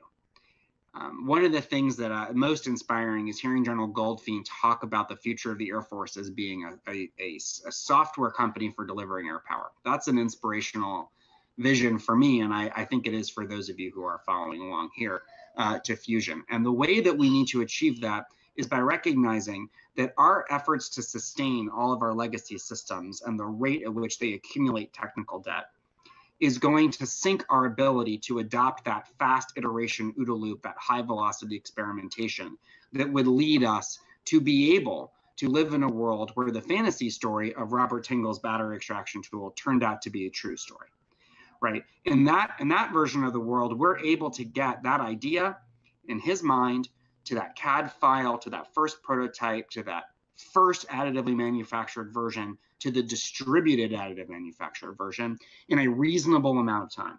And we cannot get there because we cannot build our software-defined future when we are spending most of our time and energy and manpower and resources sustaining the legacy of our hardware-defined past and present. So I gave a talk with the title of Declaring Technical Bankruptcy, because I think it's time for us to declare bankruptcy on that past and figure out a way to turn the page and move on. So I mean that to be a bit iconoclastic, if you will. I'm not to be taken literally, but I'm trying to strike the right tone of appreciating how crucial and how urgent it is that we figure out a way to shed some of this burden and move past it and embrace the new.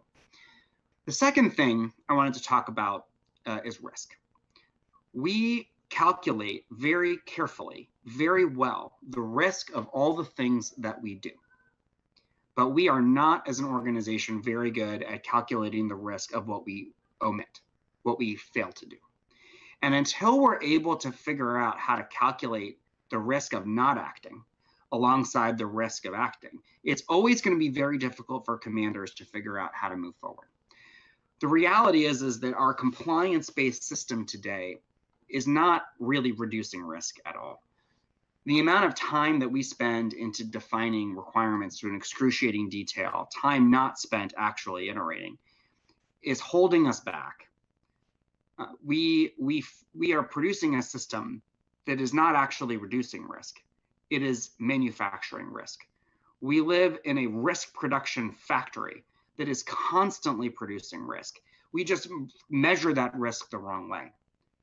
We are looking at how we reduce the risk to those of us that build systems rather than the risk to those that use them. Every day that we spend unable to embrace new innovations and new technologies like additive manufacturing, like Robert's battery extractor, is increasing the risk to the warfighters, increasing the risk to the operators. In effect, it's increasing the risk to citizens. And so what we consider to be risk reduction is actually just risk multiplication. And so what I want to leave you with is this idea that if we figure out how to calculate the risk of not acting and ask ourselves not what would happen if I did this, but train our leaders to ask themselves, what will happen if I don't? What are the doors and the futures I'm foreclosing if I don't? Consider trying to find a way to embrace this possibility. Then that is the risk that I worry about the most. So I'll leave you with that. Congratulations to all the people participating in this amazing Fusion event. It's inspiring for me to be included. I hope these are a few provocative and interesting ideas that move the conversation forward. Good luck to all of you. Thank you. Thank you, Joshua. We really appreciate hearing from you on the subject matter. You know, I like the point that he made that there isn't an innovation problem, but an adoption one. Definitely left us with some great things to think about there. In the meantime, while my co-host gets ready for his fireside chat, I want to talk about something very near and dear to our hearts over here at AFWERX. In truth, it's one of the reasons that a lot of our core team is all here together right now. You see, there are a lot of reasons for people to innovate. It makes us more secure. It makes our lives easier. But one of the coolest things about humanity is that sometimes we innovate for the sheer fun and joy of it. So to talk about innovating the sport of the future, we are so excited to be joined by the founder and CEO of the Drone Racing League, one of the coolest sports still on TV. But before we get started, we want to make sure that everyone has a chance to see for themselves how awesome this new sport really is. Check it out, the Drone Racing League. Start line green. Start line is green. Goggles down, doors up. Ready to red. Fire your drone, please. This is DRL, the Drone Racing League. Incredible, Greg! Vanover's going for it! Vanover, jet, neck and neck, blade to blade! What an amazing finish! DRL combines live sporting events with custom drone technology to create the sport of the future. In just 4 years, DRL has held 38 global events across 22 cities in 6 countries. Ladies and gentlemen, now let's welcome John Flynn, Colonel.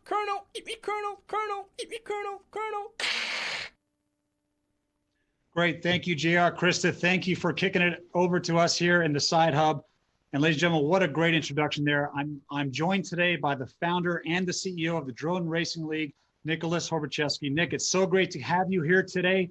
Thank you for joining us. You know, I know it's been an unprecedented year for so many people, for so many businesses, certainly for sports and for technology companies, of which you are both. Your headquarters are located right there in New York City. So first off, how are you doing and how's the team? John, thanks for having me. The team is doing great. It's certainly been an interesting time, but I've been incredibly proud of our team's hustle. We've brought some innovative drone technology to light during all of this. We've had a chance to bring our esport to television for the first time, to bring entertainment to fans who are stuck at home. So in challenging times, the team has really risen to the occasion. Yeah, we've been seeing that. And, you know, many people watching today, there's a chance that that B-roll footage they just saw right there might have been the first time they've seen Drone Racing League in action. And you can see also the fan experiences. You've got a couple thousand people that are showing up here. So it's a really cool, innovative idea. Tell us about how that innovative idea of Drone Racing League came to fruition. Sure. So drone racing itself as a sport actually dates back to about 2010. Some folks down in Australia created the first drones that had a first-person view camera on them, meaning it had a camera on it that broadcast a video feed back to the pilot that showed the pilots the view from the drone. It was like they were sitting in the cockpit of the drone, and they immediately started racing them. By 2014, drone racing had developed into this global underground sport. And that's actually when I encountered it. A couple of videos went viral on YouTube, and I got to see it for the first time in a parking lot behind a Home Depot. It was people with homemade drones, you know, pool noodles set up as gates, just sort of backyard barbecue style. But I thought it was one of the coolest things I'd ever seen. And it filled me with this passion to see how we could bring this sport to a mainstream audience. And that's really been the mission of DRL. And that's what we've been up to for the last 4 years. And you can see in the video, we've gotten to go all over the world, have events with thousands of people, broadcast in dozens of countries, and really take this amazing sport and bring it to the mainstream. Yeah, you've certainly done that. And I think you've done that in a pretty quick amount of time.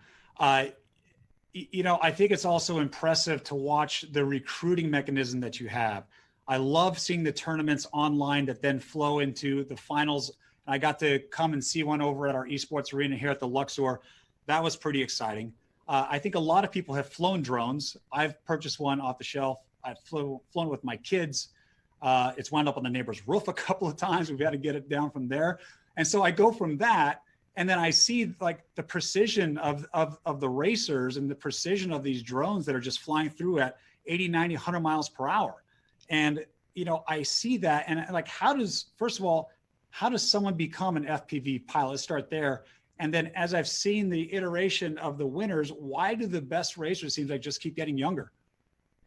Yeah, you said it, John. I mean, these pilots have such incredible skill. So people should really understand these FPV racing drones are not like the camera drones you might fly around your neighborhood.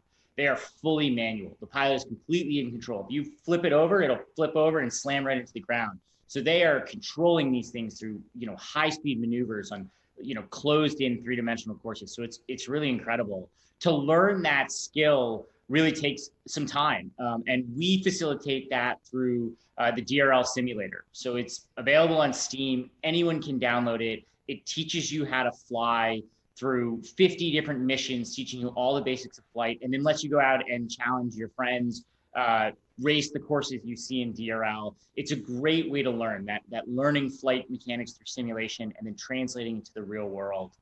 In terms of the pilots getting younger, they're definitely getting younger. We recently lowered the age to participate in DRL to 16 because that's the minimum age limit the FAA set for your Part 107. So it's opening up this world of piloting to an even younger group. And we've set up as many ways as we can to get people into the sport. We're actually doing a series right now in partnership with the U.S. Air Force. It's called Flight School. We have former world champion Nurk doing a weekly series where he helps fans learn about flying, improve their skill. You can tune in on Saturdays on Instagram, Twitter, YouTube, everywhere. Check it out. And Nurk's going to teach you everything from how to fly a drone to how to program it to how to set your camera tilt. Yeah, it's pretty incredible. And so my 11-year-old, my 8-year-old, we can go download it together. We can fly the simulator, and I put them in training for the next 4 to 5 years. So when they turn 16, they can come get that license and race for you, right? Exactly. That's exactly right. Never too early to start training for your future pro career as a racer. And trust me, that's what they want to do. So I'm looking forward to bringing that into the Flynn family a little bit more. You know, some of the key themes we've been talking about today, some of the previous briefings, we've been talking about additive manufacturing. We've been talking about 3D printing. We've been talking about agile manufacturing. And you take a look at, and we'll get into this here in a second, you take a look at the entire Drone Racing League experience. You own the entire league from start to finish. Can you share with us how you thought about full ownership? Because it seems like a smart strategic play. And also you standardize the drones year in and year out, so no one could bring in their own drone. Why did you decide to go full league ownership? And then why did you decide to go and standardize all the drones? Definitely. You know, one of the things that surprises people when they learn about DRL is that we are a fully vertically integrated company. So we produce all of our own technology. So the drones, the radio system to control that drone, the timing and scoring system, all of that is developed in-house by DRL's engineering team. We're also our own media company, so we film all of the content from our races and distribute it globally. And we're a sports league and sports event production company. We put on a racing series, we set the rules, we do all of our own events. And we chose to do that early on because we found we needed that to succeed. The technology to do drone racing at a professional level didn't exist when we started this company. And so we had to develop our own technology. No one was sure how you filmed a drone that's the size of a dinner plate going 90 miles an hour through a three-dimensional course and convey that to an audience at home. So we had to develop our own proprietary filming techniques. And then we had to integrate this all together into a live sporting experience. And that ability to be an expert in each of those areas and then integrate it very tightly has really been the secret of our success. People are amazed. They come to our events and they see we bring a fleet of over 600 identical Racer 4 drones. These are drones that go from 0 to 90 in less than a second, and they crash all the time. We standardize them so that every pilot's racing an identical drone. It means when you see a pilot win, it's about pilot skill. It's not about a variance in the drone. That's really important to our fans. They want to see the greatest pilot in the world. And some of the innovations we've had around things like radio system, creating a radio system that allows you to control drones in an indoor space where there are thousands of people in the audience at very high speeds. That work on the core technology of remote robotics has really not only enabled the sport, but is helping to push the boundaries of what it's possible to do with drones, even in the real world. Yeah, and I got to say, it was exciting to see a drone crash. It gave me hope for my future if I ever wanted to race with you. But also, that just adds to the drama of the entire race. And the way that you guys have been able to piece in the personal narratives over time have also been pretty fun to see, because people have their favorite racers now. These racers have their own social media profile, and they get to follow them just like every other major sports league that's out there. So it's been pretty neat to see that evolution happen. Absolutely. I mean, these are professional pilots. This is what they do. They race drones for a living. And it's hard to think of a more exciting thing to be a teenager or someone in your early 20s, take this incredible skill of drone racing, win a pro contract, get to go all over the globe, showcase that skill, win championships in front of thousands of people, broadcast on TV to millions of people, build up your own social media profile. Like it's a pretty exciting journey. It's a modern sports star story of being incredibly adept with technology, very skilled, but also bringing into this whole new futuristic sport. Yeah, it's great to see. And I'll tell you what, we heard our assistant secretary of where Dr. Roper talk yesterday. He talked about deploying a base in a box. And of course, we're always deploying, or forward deploying to forward operating bases. We're deploying to all parts of the world for that matter. And I think about the Drone Racing League, and when I got to see you guys in action here a couple years ago in Las Vegas, it reminded me of a small deployment, because like you mentioned, you're bringing all of your drones out, you're bringing all of the equipment, you got your advanced team that's to go out way ahead of time, because you're having to connect all these RF signals at the same time. And I think through, when I go through a tunnel and I'm on my cell phone and I lose that signal, and then I have to make that call back when I get on the other side. What you guys are trying to do is making sure that hundreds of cell phones going through that tunnel are maintaining that signal in sync. And that sort of preparation takes a ton of time to be able to do. And I don't think everybody has a full appreciation for that. So can you step us through first, like the rigors of the design process for the drones and the 3D printers that you have back at your headquarters in New York, and then talk us through what setting up a course halfway around the world looks like when you think about logistics and the supply chain, because we've been talking about that for the last couple of hours here at AFWERX Fusion. Absolutely. I think there are a lot of parallels. So when you think we're going to show up at an event site, we send a forward team that scouts the site, measures the RF environment, designs the course, thinks about logistically how we're going to bring all this equipment on site.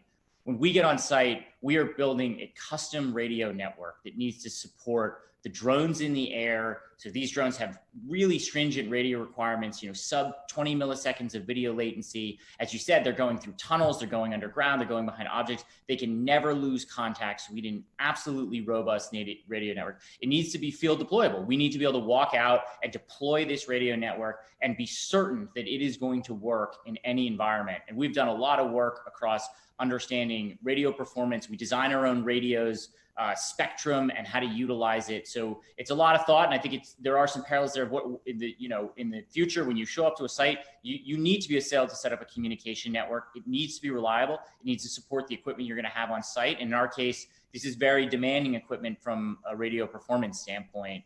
And then we bring in this fleet of drones, hundreds of identical drones. We're racing them so when we do a race, an event is made up of many, many heats. And 6 drones will fly at a time. Each heat is about a minute long.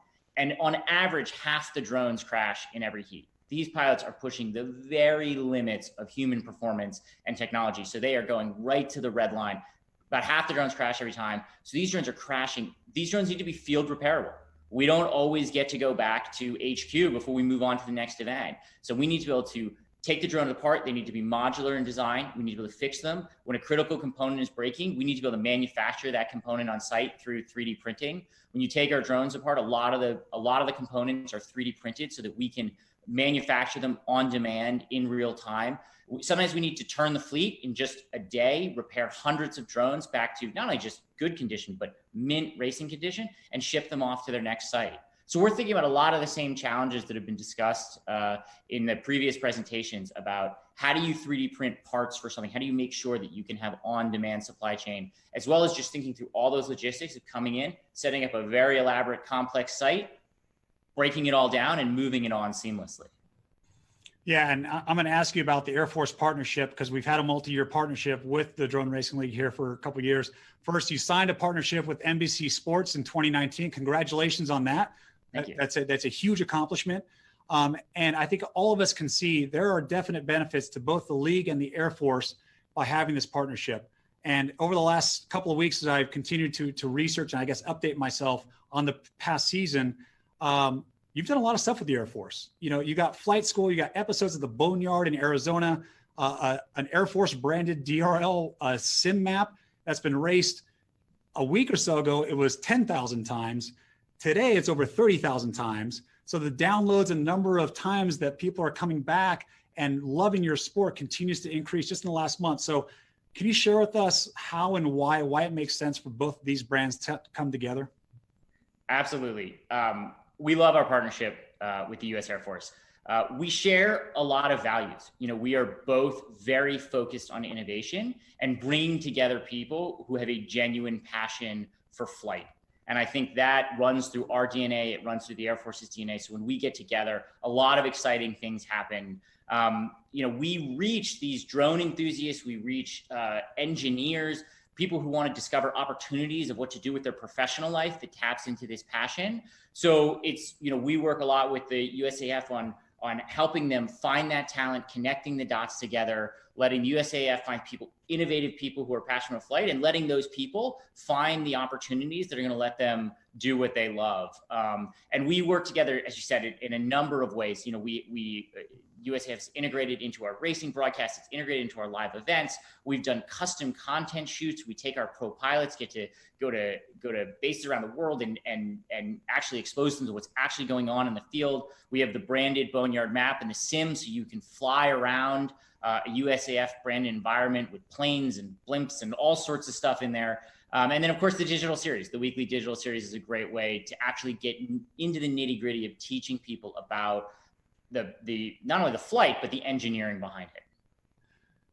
Yeah, and I just think about recruiting, like you've mentioned a couple of times, for the Air Force, and the fact that we have, you know, potential, you know, airmen of the future that are sort of learning aerodynamics and learning technology and learning these things at a very young age. I know what I was like when at the age of 22 and how little I knew about aviation. I could just imagine that if I had that extra 10 years of experience and training, how much better I could have been when I went into the Air Force. Absolutely. So, yeah. It's so great. Yeah. So thank you for that. Last couple of minutes, we've got about 4 minutes left here. I do want to talk about culture of innovation, because we've heard a lot of people say that it starts at the top, and there's a lot of things that you need to be able to do to inspire that. And if I'm not mistaken, you guys, much like AFWERX, you facilitated a little bit of innovation of your own that I think came from your mind and a few others. Can you talk about the AIRR circuit first? And then I want to go into how did you drive this culture of innovation at the league? Sure. So AIRR, or AIR, stood for Artificial Intelligence Robotic Racing. So this is something we did. This dream started years ago. When we first started DRL, we said, wouldn't it be amazing if it was human pilots and then some robotic pilots, some AI mixed in there? If we're going to be the sport of the future, human versus AI should be part of this. And we always had this dream, but there really was not AI capable of piloting a high-speed drone in the way the top human pilots do. So we did a program last year called AIR and the Alpha Pilot Challenge. We partnered with Lockheed Martin. We designed a fully autonomous racing drone. We invited in teams from around the world to create effectively AI pilots, to create a program that could fly that drone. And they went head to head through a series of competitive racing events. It was really exciting, not only the racing itself, but just to see the innovation, the leaps that these teams were making in the speed and performance. Ultimately, a team from the Netherlands, Team MavLab, won $1 million cash prize for designing the fastest racing drone out there. And then we got a chance to put it head to head with Gab 707, who is not only a top DRL pilot, also a physicist, and he raced against it. Gab won, but not by as much as I think Gab thought he would. And we love that, you know, seeing in real time that gap between AI performance and human performance closing. I think one day we will get an AI pilot in the league. Not quite yet. For the moment, the humans have the edge. But it was just so much fun to actually in real time see that level of innovation, that level of technology design. We had a blast last year doing AIR. Yeah, that's incredible to hear. And a lot of these ideas, this isn't something that you just created 5 years ago from the league perspective. It keeps getting better and better and better every year. And that's why it's so important when we talk about leadership, driving this culture of innovation, given the top cover, fail fast, these sorts of concepts is so important. How are you doing that? Tell us some of the things that a lot of our business owners, a lot of our service members, just anybody who's tuning in can draw upon some of the lessons you've learned. I think we have a bit of an advantage here at DRL. You know, a lot of what we're doing is bringing to life things that you've only seen in science fiction movies or video games. And, you know, we get a bar set by CGI movies and say, can we go out and make that real? AI drones flying through courses, drones going 90 miles an hour through three-dimensional courses, really bringing the future to life in a really tangible way. So we're very lucky in that way that we've got these objectives out there that are really relatable, people understand. But then we just need to push ourselves. We never rest on our laurels from a technology standpoint. And whether it's trying to design a racing drone that can defeat a human with an autonomous pilot, we've set the Guinness World Record for the fastest drone on the planet. Or even now what we've done during the current crisis, we stepped back and said, what is it going to take for us to put new sports content on TV? We designed a whole series based on simulator racing that could be done safely over social distancing, but had all the thrilling elements and racing of our full sport. So I think we think about that every day. We're driven by that passion to bring to life things that were only imaginary shortly before, and to never stop. Yeah, and on the philanthropic side, I think what you did, opening up that download, allowing people globally to be able to download and race, I think is pretty incredible. And you had a lot of great feedback on that, I know. So thanks for doing that. And I'm about to get the virtual hook here, so I got two more for you. Yeah. On the inclusion side, you had a great announcement here for your leadership team at the Drone Racing League. I think you set history for a major sports league. You mind sharing that with us or reminding us what that was? Yeah, absolutely. We recently, diversity and inclusion is hugely important to us. I think you got to think about that at two levels. For us, it's the sport and the company. On the sport level, one of my favorite things about drone racing, anybody can do it. It is open to any age, any gender, any ability level. It is a sport that anyone can participate in. And I think it brings people together in a way that is unique. And it's what attracted me to the sport to begin with. It's a sport that went global on its own passion. There was no TV at that time. There was no money behind it was just people loved it, and it brought together people of different backgrounds. So I think the sport really celebrates inclusion. And on the diversity side, as a company, we think about this a lot. We recently announced that we brought in Rachel Jacobson, former head of global partnerships for the NBA, to be the president of DRL. And I'm really proud. The majority of our C-suite is women, and I think that it's one element of diversity that's important. I think people sometimes don't expect it with this sport, but it absolutely is important to us. And I'm proud that we get to celebrate diversity and inclusion both like on the field and in our headquarters in New York. Yeah, I love that, Nicholas. And final question in 20 seconds: personal growth. How do you keep things in balance?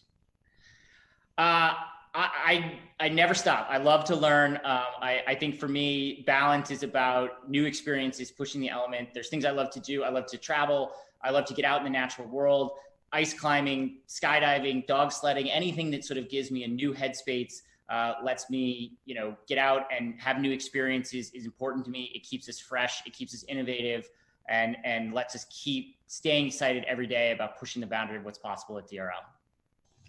Thanks for that, Nicholas. And thank you so much for spending so much time with us today. The CEO and founder of the Drone Racing League, Nicholas Horbachevsky. And I'll tell you what, it was titled The Sport of the Future, but I think it is the sport of the now. Krista, back over to you in the hub. Thank you, John, and thank you, Nicholas. Such an innovative sport, and I love hearing that Nicholas is such an adventurer. While John makes his way back here, we have another poll for you. What is your biggest takeaway from today? The poll is active. You can respond at pollev.com/fusion2020 or text fusion 2020 to 22333. Again, the question is, what is your biggest takeaway from today? We're looking forward to hearing from you. Until then, let's have a quick refueling, defueling break. We'll see you in a bit.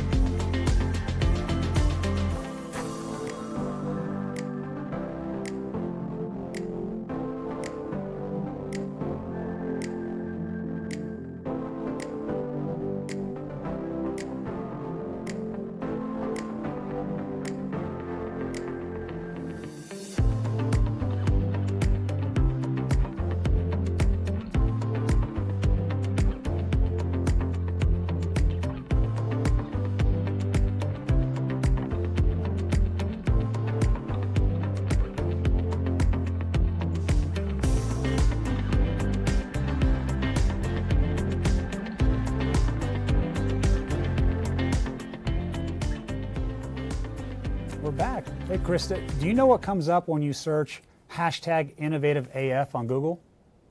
AFWERX. That's right. That's right. Man, I still cannot believe the day that we just had. A lot of great guests today. A lot of great guests. We started off the day with this overall theme of additive and agile manufacturing. We got 3D printing. We had innovation as far as the overall umbrella, and I think we got a lot of that in today from some fantastic business leaders that are out there, some fantastic members of the Air Force and AFWERX and other parts of the Department of Defense. But I'll tell you what, starting off the day with Stephanie and General Wilson and that great award from Fast Company giving AFWERX the number 16 ranking of the top 100 most innovative workplaces in the world is pretty incredible. It's historic. It's unprecedented. It is historic. So we want to say congratulations again to everyone at AFWERX. Thank you for your tireless efforts. We're so happy that you're recognizing this. We are proud of everyone here. And it's just really great to know that we have leaders pushing innovation forward the way that they do. They really do, and it's leaders. We keep talking about the leader at the top, but it's also your mid-level managers, and even for those who are not necessarily in quote-unquote leadership positions, you could still be a leader and a driver of innovation, no matter where you're at in the organization. Absolutely, I think everyone at AFWERX is a leader of innovation. I agree. Well, ladies and gentlemen, that's going to wrap up our regular scheduled programming for today. The trade show floor is open. Please go check out some of the solutions. Exhibitors are standing by and waiting for you to go and chat with them. Then we'll have a happy hour networking session coming up right after that. Stay with us.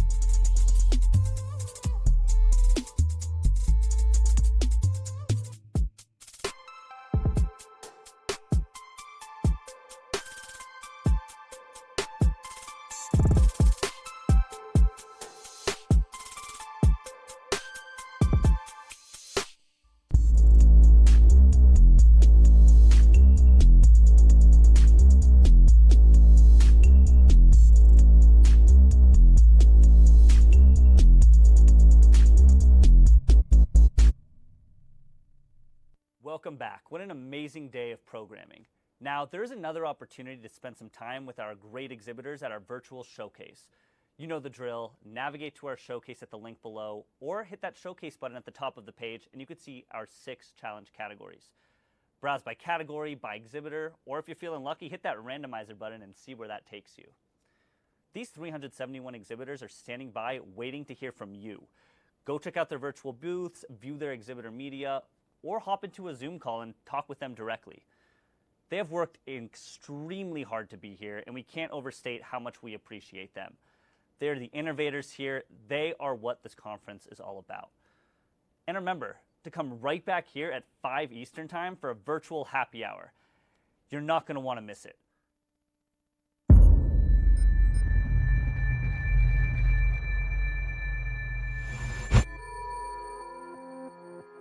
He was a Florida boy. He was eternally grateful for his time in the United States Air Force, stationed in the wilds of Alaska, which exposed him to beautiful mountain landscapes. Were it not for his dislike of the unhappy person he'd become at work, and the happy place that he found in a painting class on base through the USO, Master Sergeant Robert Bust-em-Up Bobby Ross would have never become the Bob Ross that made Happy Little Trees famous.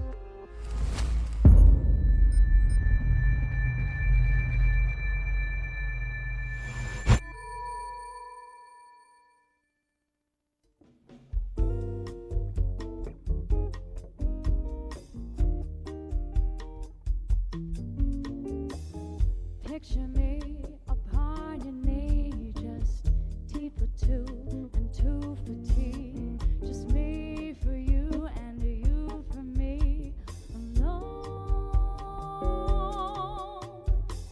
Nobody near us to see us or hear us, no friends or relations on weekend vacations. We walk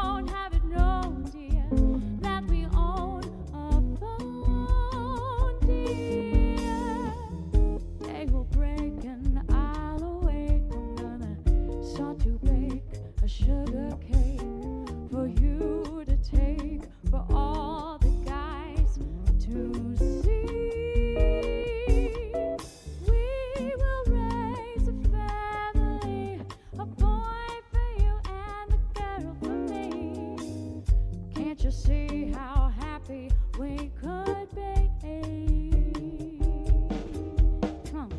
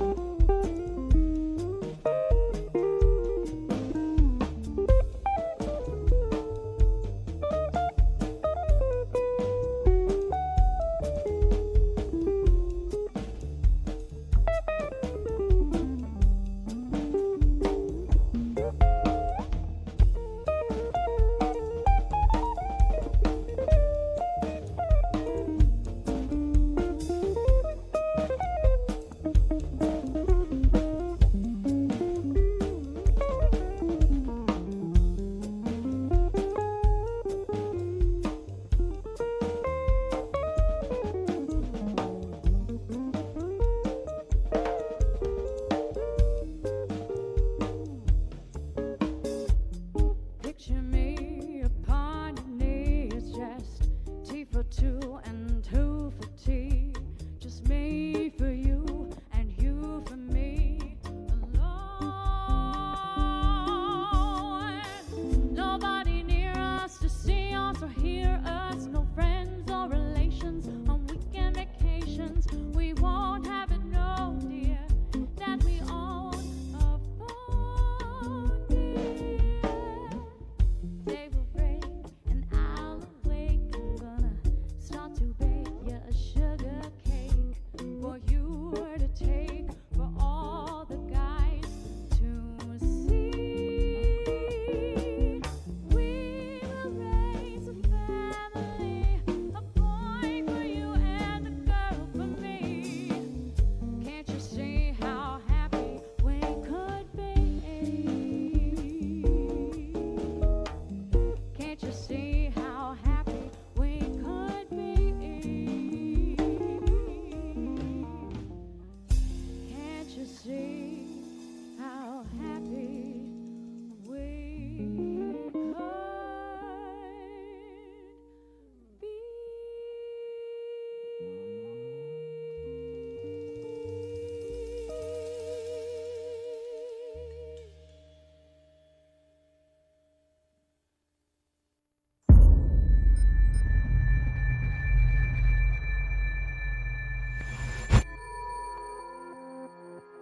Have you ever wondered how much risk the United States Air Force takes when it decides to send its aircraft into battle? The answer is easy: as little as possible. One of the biggest factors beyond fuel and enemy fire? Weather. Meet the Special Operations Weather Team. These meteorological warriors are inserted in advance of strikes for the most realistic terrain and condition reports. The next time that you see an airman in a gray beret, salute him or her. Then ask them, what's the weather going to be like?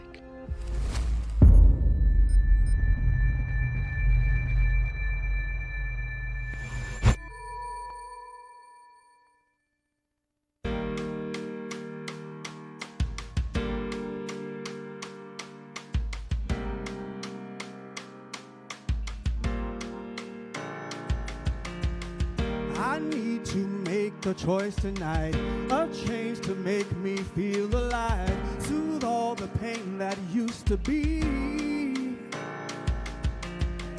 Which path will I finally take, my dream or your old everyday? Can't let this doubt keep haunting me. With a fire so deep, I won't hang my head, admit defeat, 'cause I'm stronger, but the pressure gets to me. Now go ahead and cry if you need to, go ahead and let it out, 'cause I know it'll be alright. And keep it all inside like you want to, go ahead and let it out, 'cause I know it'll work out fine. Hey, I might lose a battle, but I will win the war. I can fall down before I start to soar. I used to give up, but I won't do that anymore. Now go ahead and cry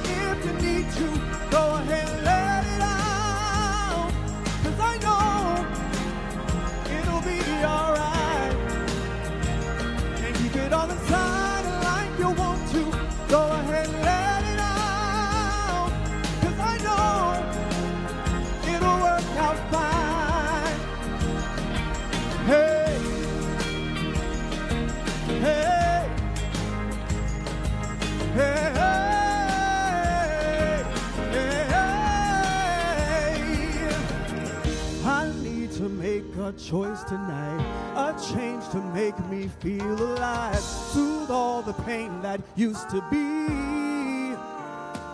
Hey, which path will I finally take?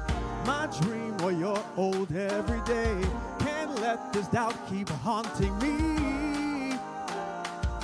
With a fire so deep, I won't hang my head, admit defeat, 'cause I'm stronger, but the pressure gets to me. Now go ahead and cry if you need to. Go ahead and let it out, 'cause I know it'll be alright. Can't keep it on the side like you want to. Go ahead and let it out, 'cause I know it'll work out fine. Now go ahead and cry 'cause you need to. Go ahead and let it out, 'cause I know it'll be alright. Can't keep it on the side like you want to. Go ahead and let it out, 'cause I know it'll work out fine. Hey.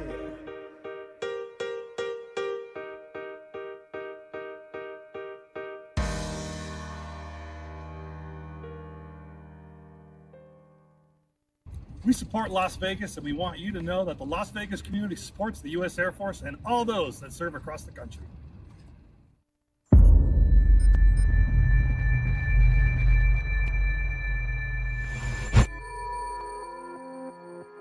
Born in 1952 to proud parents, she had many blessings, chief among them a stable family that provided for her siblings and her. She also had motivation. She was an apt enough student in high school.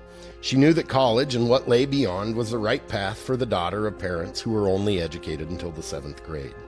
By 1974, she graduated as a nurse from the University of Maryland, but it didn't take her long as a trauma nurse to seek something different. In 1975, she joined the United States Air Force. She was commissioned a second lieutenant and served happily, rising to the rank of captain before departing in 1978. Her next choice? It wasn't expected, but it would have been hard to predict just how shocking her new career would become. She went back to school, this time at the Broadcasting Institute of Maryland while working in a local hospital. Her next choice didn't come easily either. Maybe a more experienced broadcaster would have been insulted. Maybe a lesser person would have fled from the opportunity as it was presented, but not her. She listened to the host from WWDC just up the road in Washington as he interviewed a prostitute on the air. This guy, this nut, this Howard something or another. He was supposed to be the up-and-comer. He needed a personality for the news that could wrangle him when he colored too far outside of the lines. He actually wanted it, a commanding personality in the midst of the mayhem that he was trying to create. How could Robin resist? She wasn't sure where the ride would take her, but it seemed like an interesting opportunity. So she leapt, and in 1981 she became what she would later describe as the best dance partner to her shock jock host, following him wherever he might go, but pulling him back whenever necessary. Captain Robin Ophelia Quivers had absolutely no idea that she was about to become the straight-laced partner to the self-proclaimed king of all media, Howard Stern. She also had no idea that she'd wind up becoming one of the highest-paid women of color in radio and television. Not too bad for a girl whose parents didn't see grade 8.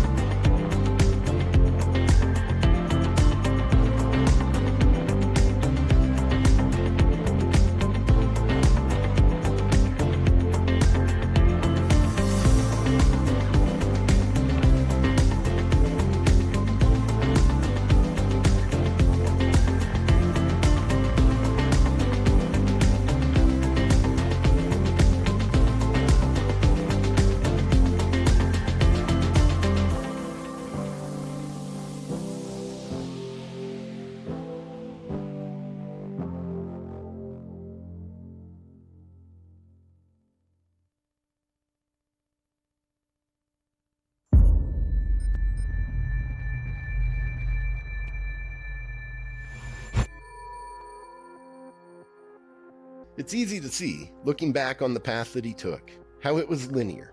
It's just that the line wasn't straight.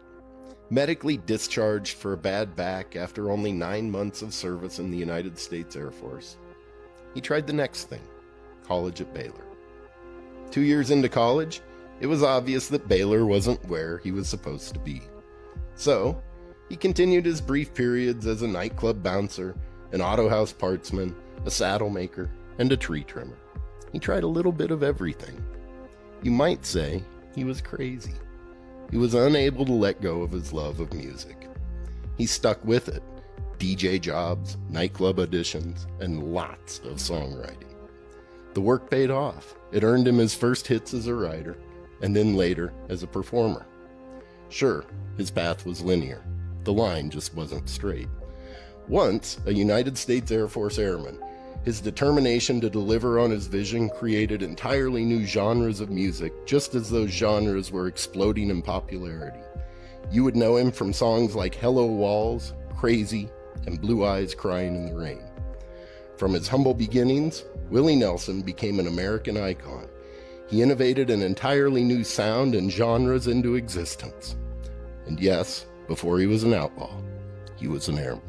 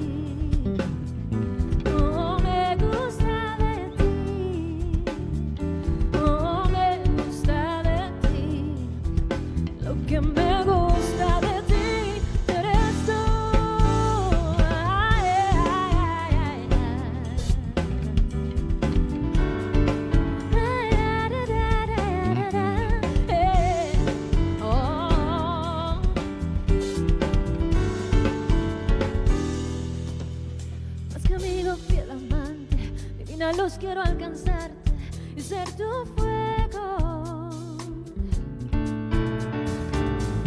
Y eres como un sueño, el más perfecto. Oh, lo que me gusta de ti va más allá de los cielos. Lo que me gusta de ti no se descubre en un beso.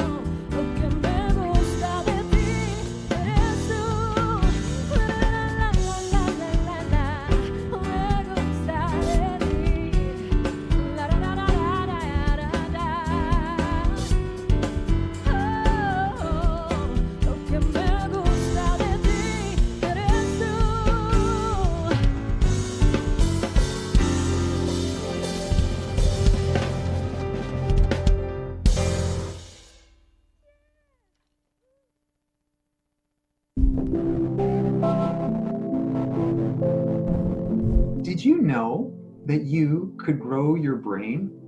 I know, there are a lot of rumors out there that we can only fit so many penguins of knowledge on the ice cube of our brain, but that is simply not true. One of the great studies of our ability to grow your brains comes from researching the training of the London cab drivers. The cabbies, they have to learn this dizzying network of London's 25,000 streets, along with thousands of information items such as tourist destinations. And they have to study this intensively for 3-4 years. Well, researchers tracked a group of the applicants studying the knowledge for approximately 4 years. The researchers also tracked a group of people who did not drive taxis, but were similar in age, education, and intelligence. They collected brain size data from each of the group members as well. Now, at the start of the study, the people had approximately the same sized memory centers within their hippocampus region. However, at the end of the 4-ish years, the taxi cab drivers, those candidates who had all been doing all of that studying, they had larger than average memory centers in their brains. Their intensive training was determined to be distinctly responsible for their brain's growth. So we hope that you are enjoying the fusion experience, and we hope that you use it as a way to expand your mind, not just metaphorically, but physically as well.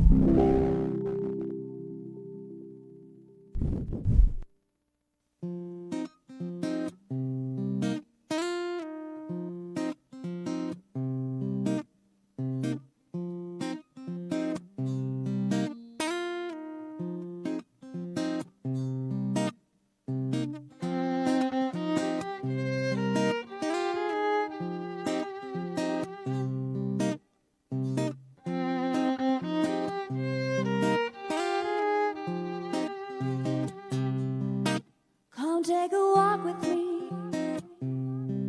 Yeah, there's a really tasty fruit hanging right there on the tree. Here it's a little sweet, a little tangy. I can show you how to see the world through your maker's eyes. Just a little taste of orange is all you need to claim your prize.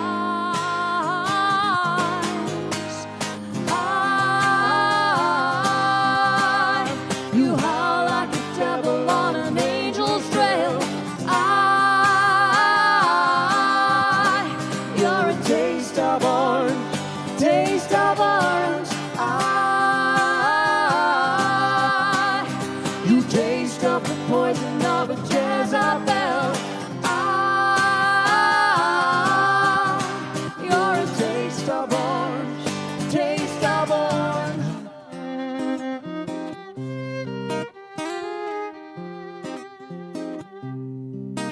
The spring is at your door, yet to me it always feels like autumn, 'cause all your leaves are orange, and yet your fruit is hanging at the bottom. Girl, I love the way you curl my toes and pucker up my lips. Yeah, I love the way your orchard grows every time we kiss.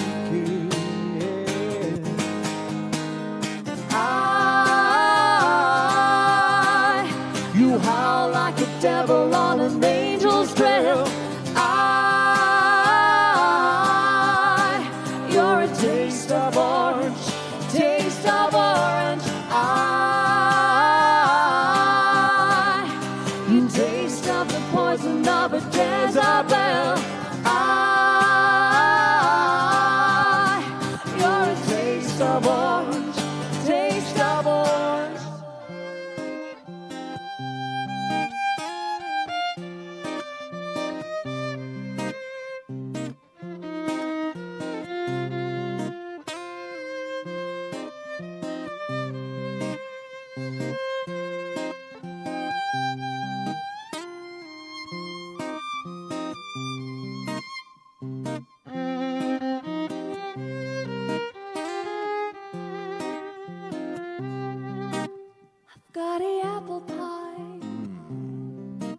There's hardly anything that I like better.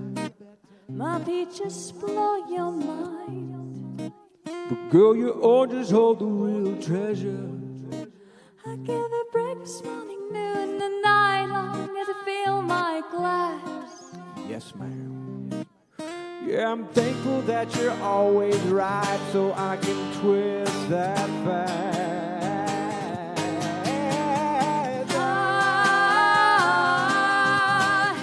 You howl like a devil on an angel's trail.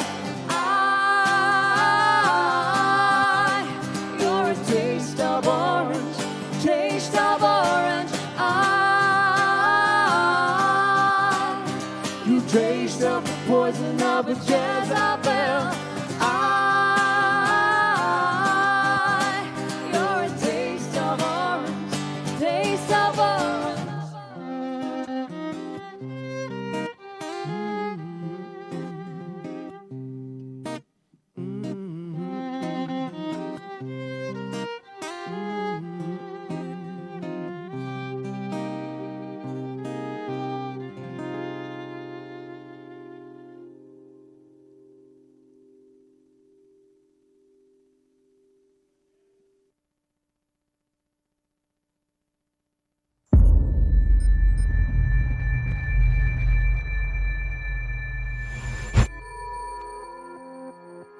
He started out an enlisted private in the United States Army Air Forces in 1941. By the time that he retired in 1975 with over 33 years of active duty service, he was a brigadier general in the United States Air Force. How does a private become a brigadier general? It takes determination. No pain, no gain. But it takes innovation too. 2 days before becoming the fastest human being on Earth, he fell from his horse and broke 2 ribs. Afraid that the injury would disqualify him, he entrusted his wife, Glynis, and his fellow project pilot, Jack Ridley, with his secret. On the day of the flight, unable to close the hatch on his Bell X-1, Ridley helped his fellow pilot create a lever from the broken off end of a broomstick to assist with the task.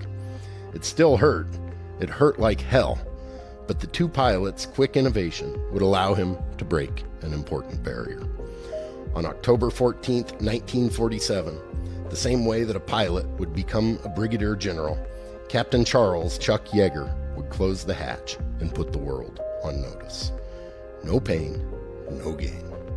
That's how a private becomes a brigadier general. That's how a hatch gets closed with the broken end of a broomstick.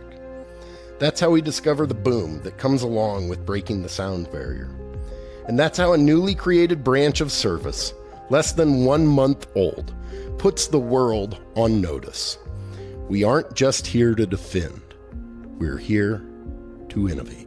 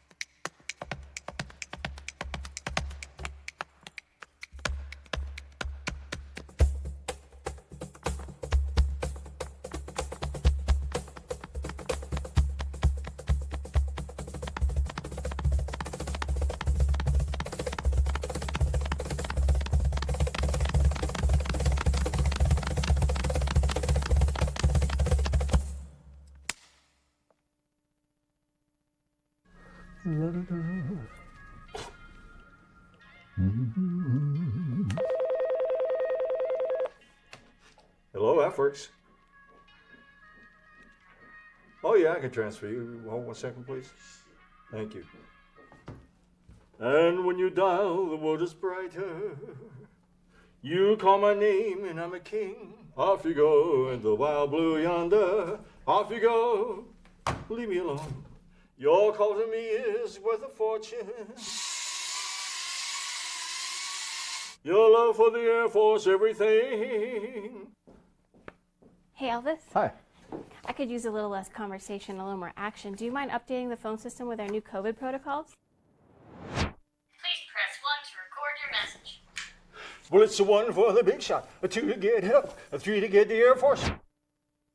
No, not at all. You're the best, Elvis. Oh, well, thank you, but you can call me King, you know. Is that your call sign? No, that's just my informal title. Cool. Thank you. Yeah, I know, they just want me to do something here. I don't even know what this means, man. Welcome back, and now everyone's favorite time of the day. It is, and I'm happy we kept Elvis. Receptionist is here for another day. Time for a little bit. Woo. Bam, bam. First ladies first. Oh, There you thank you. That one is gluten-free too. Oh. Yep. Cheers. Cheers. Yep. Great way to end the day. More than just some high-quality H2O. That's some good stuff right there. Mm-hmm. Okay, so I don't know if most of you realize this. We try to talk about it, or maybe you do. I'm sitting next to a black belt. She has a black belt in Taekwondo, and you happen to be a true nunchuck master. That wasn't just a prop. Like, she is a professional at it. I'm a little rusty, but, you know, get by. More than rusty, I'll tell you what. That's what she's been keeping me in check for the last couple of days. Hopefully you can do it again tomorrow. Do you mind doing a demonstration for us and showing us how this works?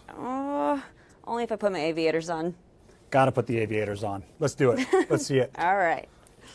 And we are going to get to the showcase here just a little bit, but let's See, do we this. do keep these handy to keep him in check. He's been a very good guy. Deterrence is very effective.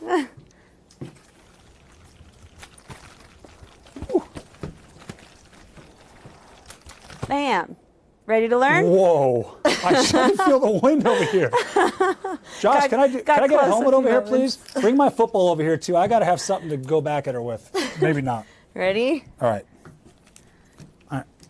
Give her a twirl. Oh, my gosh. You got this. Okay. It's like this? Let's start with... like that? Oh, wait. Well, show me. Let's grab right here. Okay. There you go. All right. And then... Nice and easy. Don't hurt yourself. Too late for that. Nice. All right. What do you think? Let's spread your legs a little bit. I'm looking at the crew here, you guys. I need to get some head nods up and down or back and forth. Let's do this. Okay. Yeah, Just I got twirl to it be careful where I backwards. swing those. Uh-huh. Is Very that good? nice. Yeah? Now, let's bring it back and go forward. Mm-hmm. Yeah. Nice. Now, give him a little crisscross action. Try not to hit you here. All right, we got some things to practice. All right. I love it. That was great. Great job. Thank you very much. Of course. My nunchuck master, Krista, thanks. She's also been a great coach and a fantastic co-host. We're going to learn a little bit more about her tomorrow, too, because she's got a fantastic background that I want everybody to hear about. But that certainly leads into the incredible day that we have programmed for tomorrow. I know. Can you tell us a bit about what we have planned for everybody? I'm going to try to tell you everything, but I know I'm going to miss somebody. But we're going to have Mark Rowland, our innovation actualizer here at the Vegas Hub. He's going to do a fantastic panel because, remember, tomorrow is all about the culture of innovation and also the health and wellness of our airmen and family well-being. That's right. So he's going to do a great panel with that. We've also got some great names, as you've heard before. Brene Brown is going to be doing a leadership introduction for us. Simon Sinek is going to join us for a 30-minute fireside chat tomorrow at the end of the day. We have retired four-star General Darren McDew and Harvey Mason Jr. to join us on a panel about diversity and inclusion and seats at the table. Jesse Owoji, one of two African-American NASCAR drivers, will be doing the introduction for that, and I hear that we might be getting something from Damon John. So we have so much content programmed tomorrow, and like I said, there's a couple of names that I left out there. More for you to look forward to. More for you to look forward to. There was one gentleman that I left out, 52 years, playing for ZZ Top. Billy Gibbs is joining us tomorrow, too. Oh, yes, that's right. Can't wait. Everyone, have a good night. Thank you for tuning in. We'll see you in the happy hour. See you tomorrow.